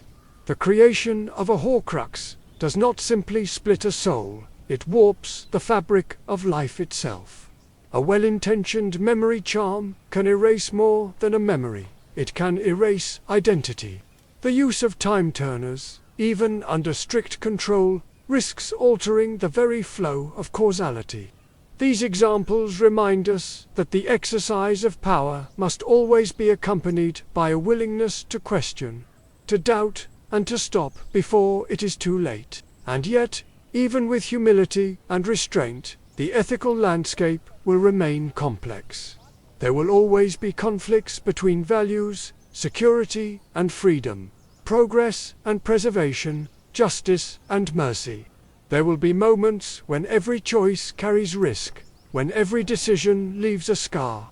In those moments, the measure of a society is not whether it avoids mistakes, but whether it learns from them, whether it is willing to confront its failures, make amends, and grow. At the heart of all these dilemmas lies a deeper truth. Power reveals character. It exposes what we value most, what we fear most, and what we are willing to sacrifice for our vision of the world. That is why the ethics of magic cannot be reduced to laws or policies alone. It must be woven into the fabric of culture, into art, education, storytelling, and daily life. It must be taught not only in classrooms, but in families and communities. And above all, it must be practiced, not as an abstract philosophy, but as a lived commitment to compassion, justice, and humility. Perhaps this is the greatest lesson the wizarding world has to offer, that power is not an end in itself. It is a responsibility, a stewardship, a trust placed in our hands by the generations that came before and those yet to come. Our task is not merely to wield it, but to wield it well. Not merely to change the world, but to change it wisely. And not merely to ask what magic can do, but what it should do, and for whom. The future of magic will not be defined by the spells we cast or the technologies we develop. It will be defined by the choices we make. It will be shaped by whether we choose domination or cooperation, exploitation or stewardship, arrogance or humility. And it will be remembered, as all ages are, not for its power, but for its wisdom. And as we consider these choices, another question rises on the horizon, one that goes beyond power and even beyond ethics. It is the question of story. How the next generation will remember what we built, how they will tell the tale of this era, and how those stories will shape the ones yet to come. That is where our journey leads next, to the myths of tomorrow, and to the legacy that will outlive us all. Every era believes its stories are the final word, that the myths it tells will endure unchanged forever.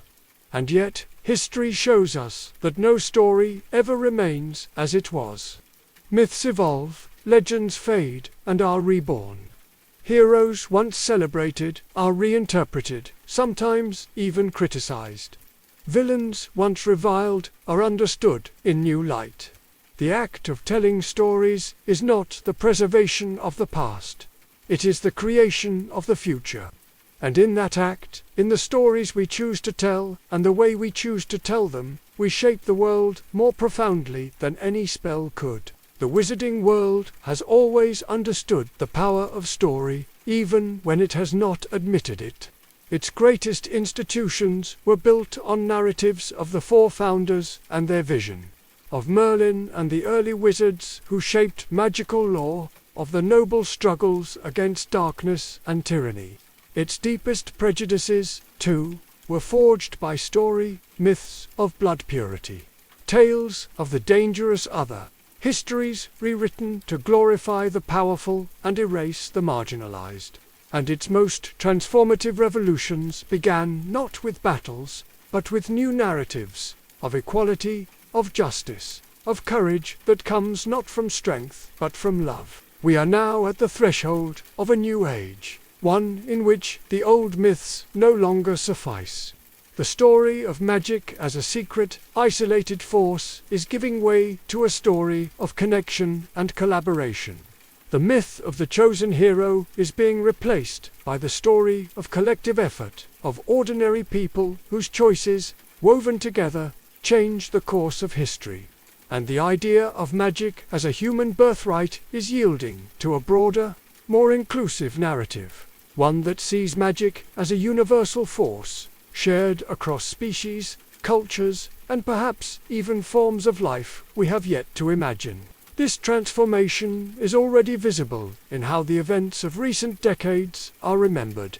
The Second Wizarding War, once framed as a tale of good versus evil, is increasingly understood as a complex struggle, one shaped by systemic failures, social prejudices and ethical compromises as much as by acts of heroism. Figures like Albus Dumbledore and Severus Snape are no longer seen simply as paragons or villains, but as flawed, deeply human individuals whose choices shaped the fate of the world.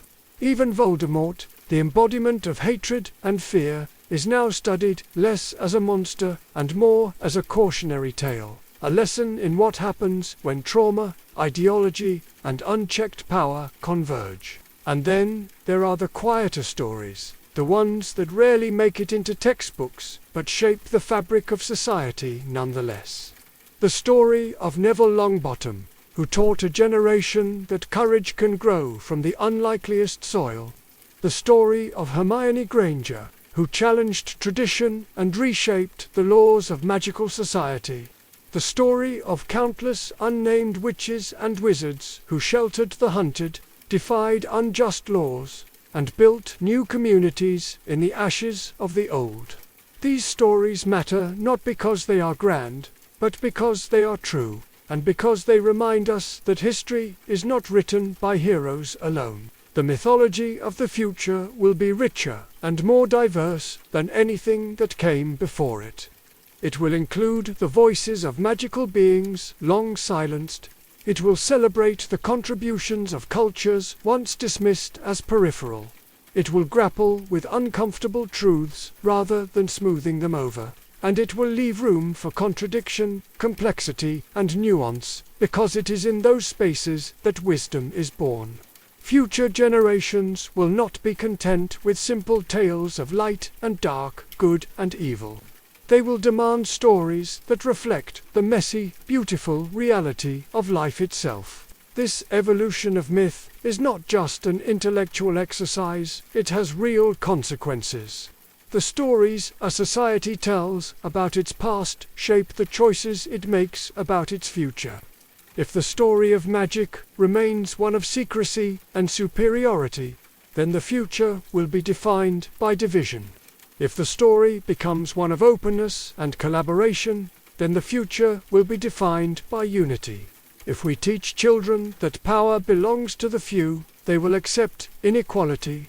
If we teach them that power is a responsibility shared by all, they will demand justice. In this sense, storytelling is not passive. It is a form of magic in its own right, a spell that shapes reality by shaping belief. It is worth remembering, too, that myths are not only told by historians, novelists, or teachers. They are created every day in the choices people make, the traditions they uphold, the values they pass on. A law passed to protect magical creatures is a story about compassion. A classroom that celebrates diverse magical traditions is a story about curiosity. A duel fought not for dominance but for peace is a story about restraint. Each of these actions, small as they may seem, contributes to the mythology of the age. And perhaps, in the end, that is the greatest lesson of all. The future of magic will not be written in prophecy, nor sealed in stone. It will be written in stories. Stories we tell, stories we challenge, stories we create anew. It will be written by children who grow up with different heroes, by scholars who question old assumptions, by activists who demand new definitions of justice. It will be written by artists and thinkers, by the forgotten and the famous alike. And it will be rewritten again and again as humanity and magic evolve together. We do not know what those stories will be. Perhaps they will speak of discoveries that reshaped the universe. Perhaps they will chronicle new forms of life, consciousness, or society. Perhaps they will tell of failures and tragedies as yet unimagined. But one thing is certain: they will be ours. They will carry forward the memory of who we were, the lessons of who we are, and the hope of who we might yet become. And when the future looks back on this era, on the wars and renaissances, the mistakes and triumphs, the questions asked and the answers still to come, it will not see an ending. It will see a beginning. It will see the dawn of a new mythology, born not of fear or conquest, but of understanding, compassion, and the unending human desire to reach beyond what is and grasp what might be. And so, as the final chapter of this story draws to a close, the true work begins, the work of dreaming, of building, of telling the stories that will guide us into the centuries ahead. The past is a memory, the present is a choice. But the future is a story waiting to be written. If you listen closely, truly listen, you can still hear it. The faint hum of magic, old as time and young as the beating heart. It lingers in the whisper of pages turning in forgotten libraries, in the hush of classrooms long after lessons have ended, in the laughter that echoes through castle halls that have seen 1,000 years of triumph and sorrow. It lingers, too, in quieter places, in the tremor of a hand reaching for another in the dark, in the breath drawn before an impossible choice, in the courage it takes simply to hope. This is where the story of magic truly lives. Not in spells or wands, not in prophecies or battles, but in people. It lives in their fears and their dreams, their failures and their victories. It lives in the small acts of kindness that ripple outward, unseen but unstoppable. It lives in the questions they ask about power, about justice, about what it means to be human, and in their refusal to accept easy answers. Magic, at its heart, has never been about bending the world to our will.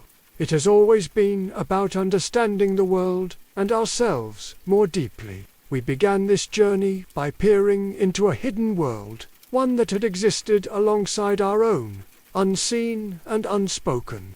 We traced its history from ancient myths to modern revolutions, from the ambitions of founders to the follies of tyrants.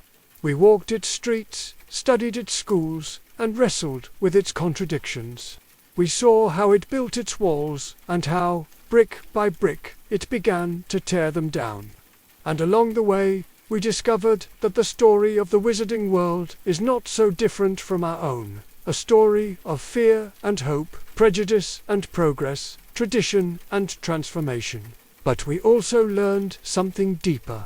We learned that magic is not confined to the pages of books or the chambers of secret ministries. It is not something owned by witches and wizards alone. It exists wherever human beings strive to understand what lies beyond themselves, wherever they reach for knowledge, or beauty, or love. It exists in the scientist who unlocks the secrets of the universe, in the artist who gives form to the ineffable, in the activist who dares to imagine a more just world. It exists in every choice made with courage and compassion. In that sense, magic is not a power we wield. It is a possibility we live. The wizarding world teaches us that history is not a straight line but a spiral, that the questions of one generation echo in the hearts of the next. It teaches us that power is not inherently good or evil, but that it reveals who we are. It teaches us that identity is not fixed, that change is not weakness, and that progress is not the erasure of the past, but its evolution. And perhaps most importantly, it teaches us that no story, not even one as grand as this, is ever truly finished. For stories are alive. They grow, adapt, and speak differently with each telling.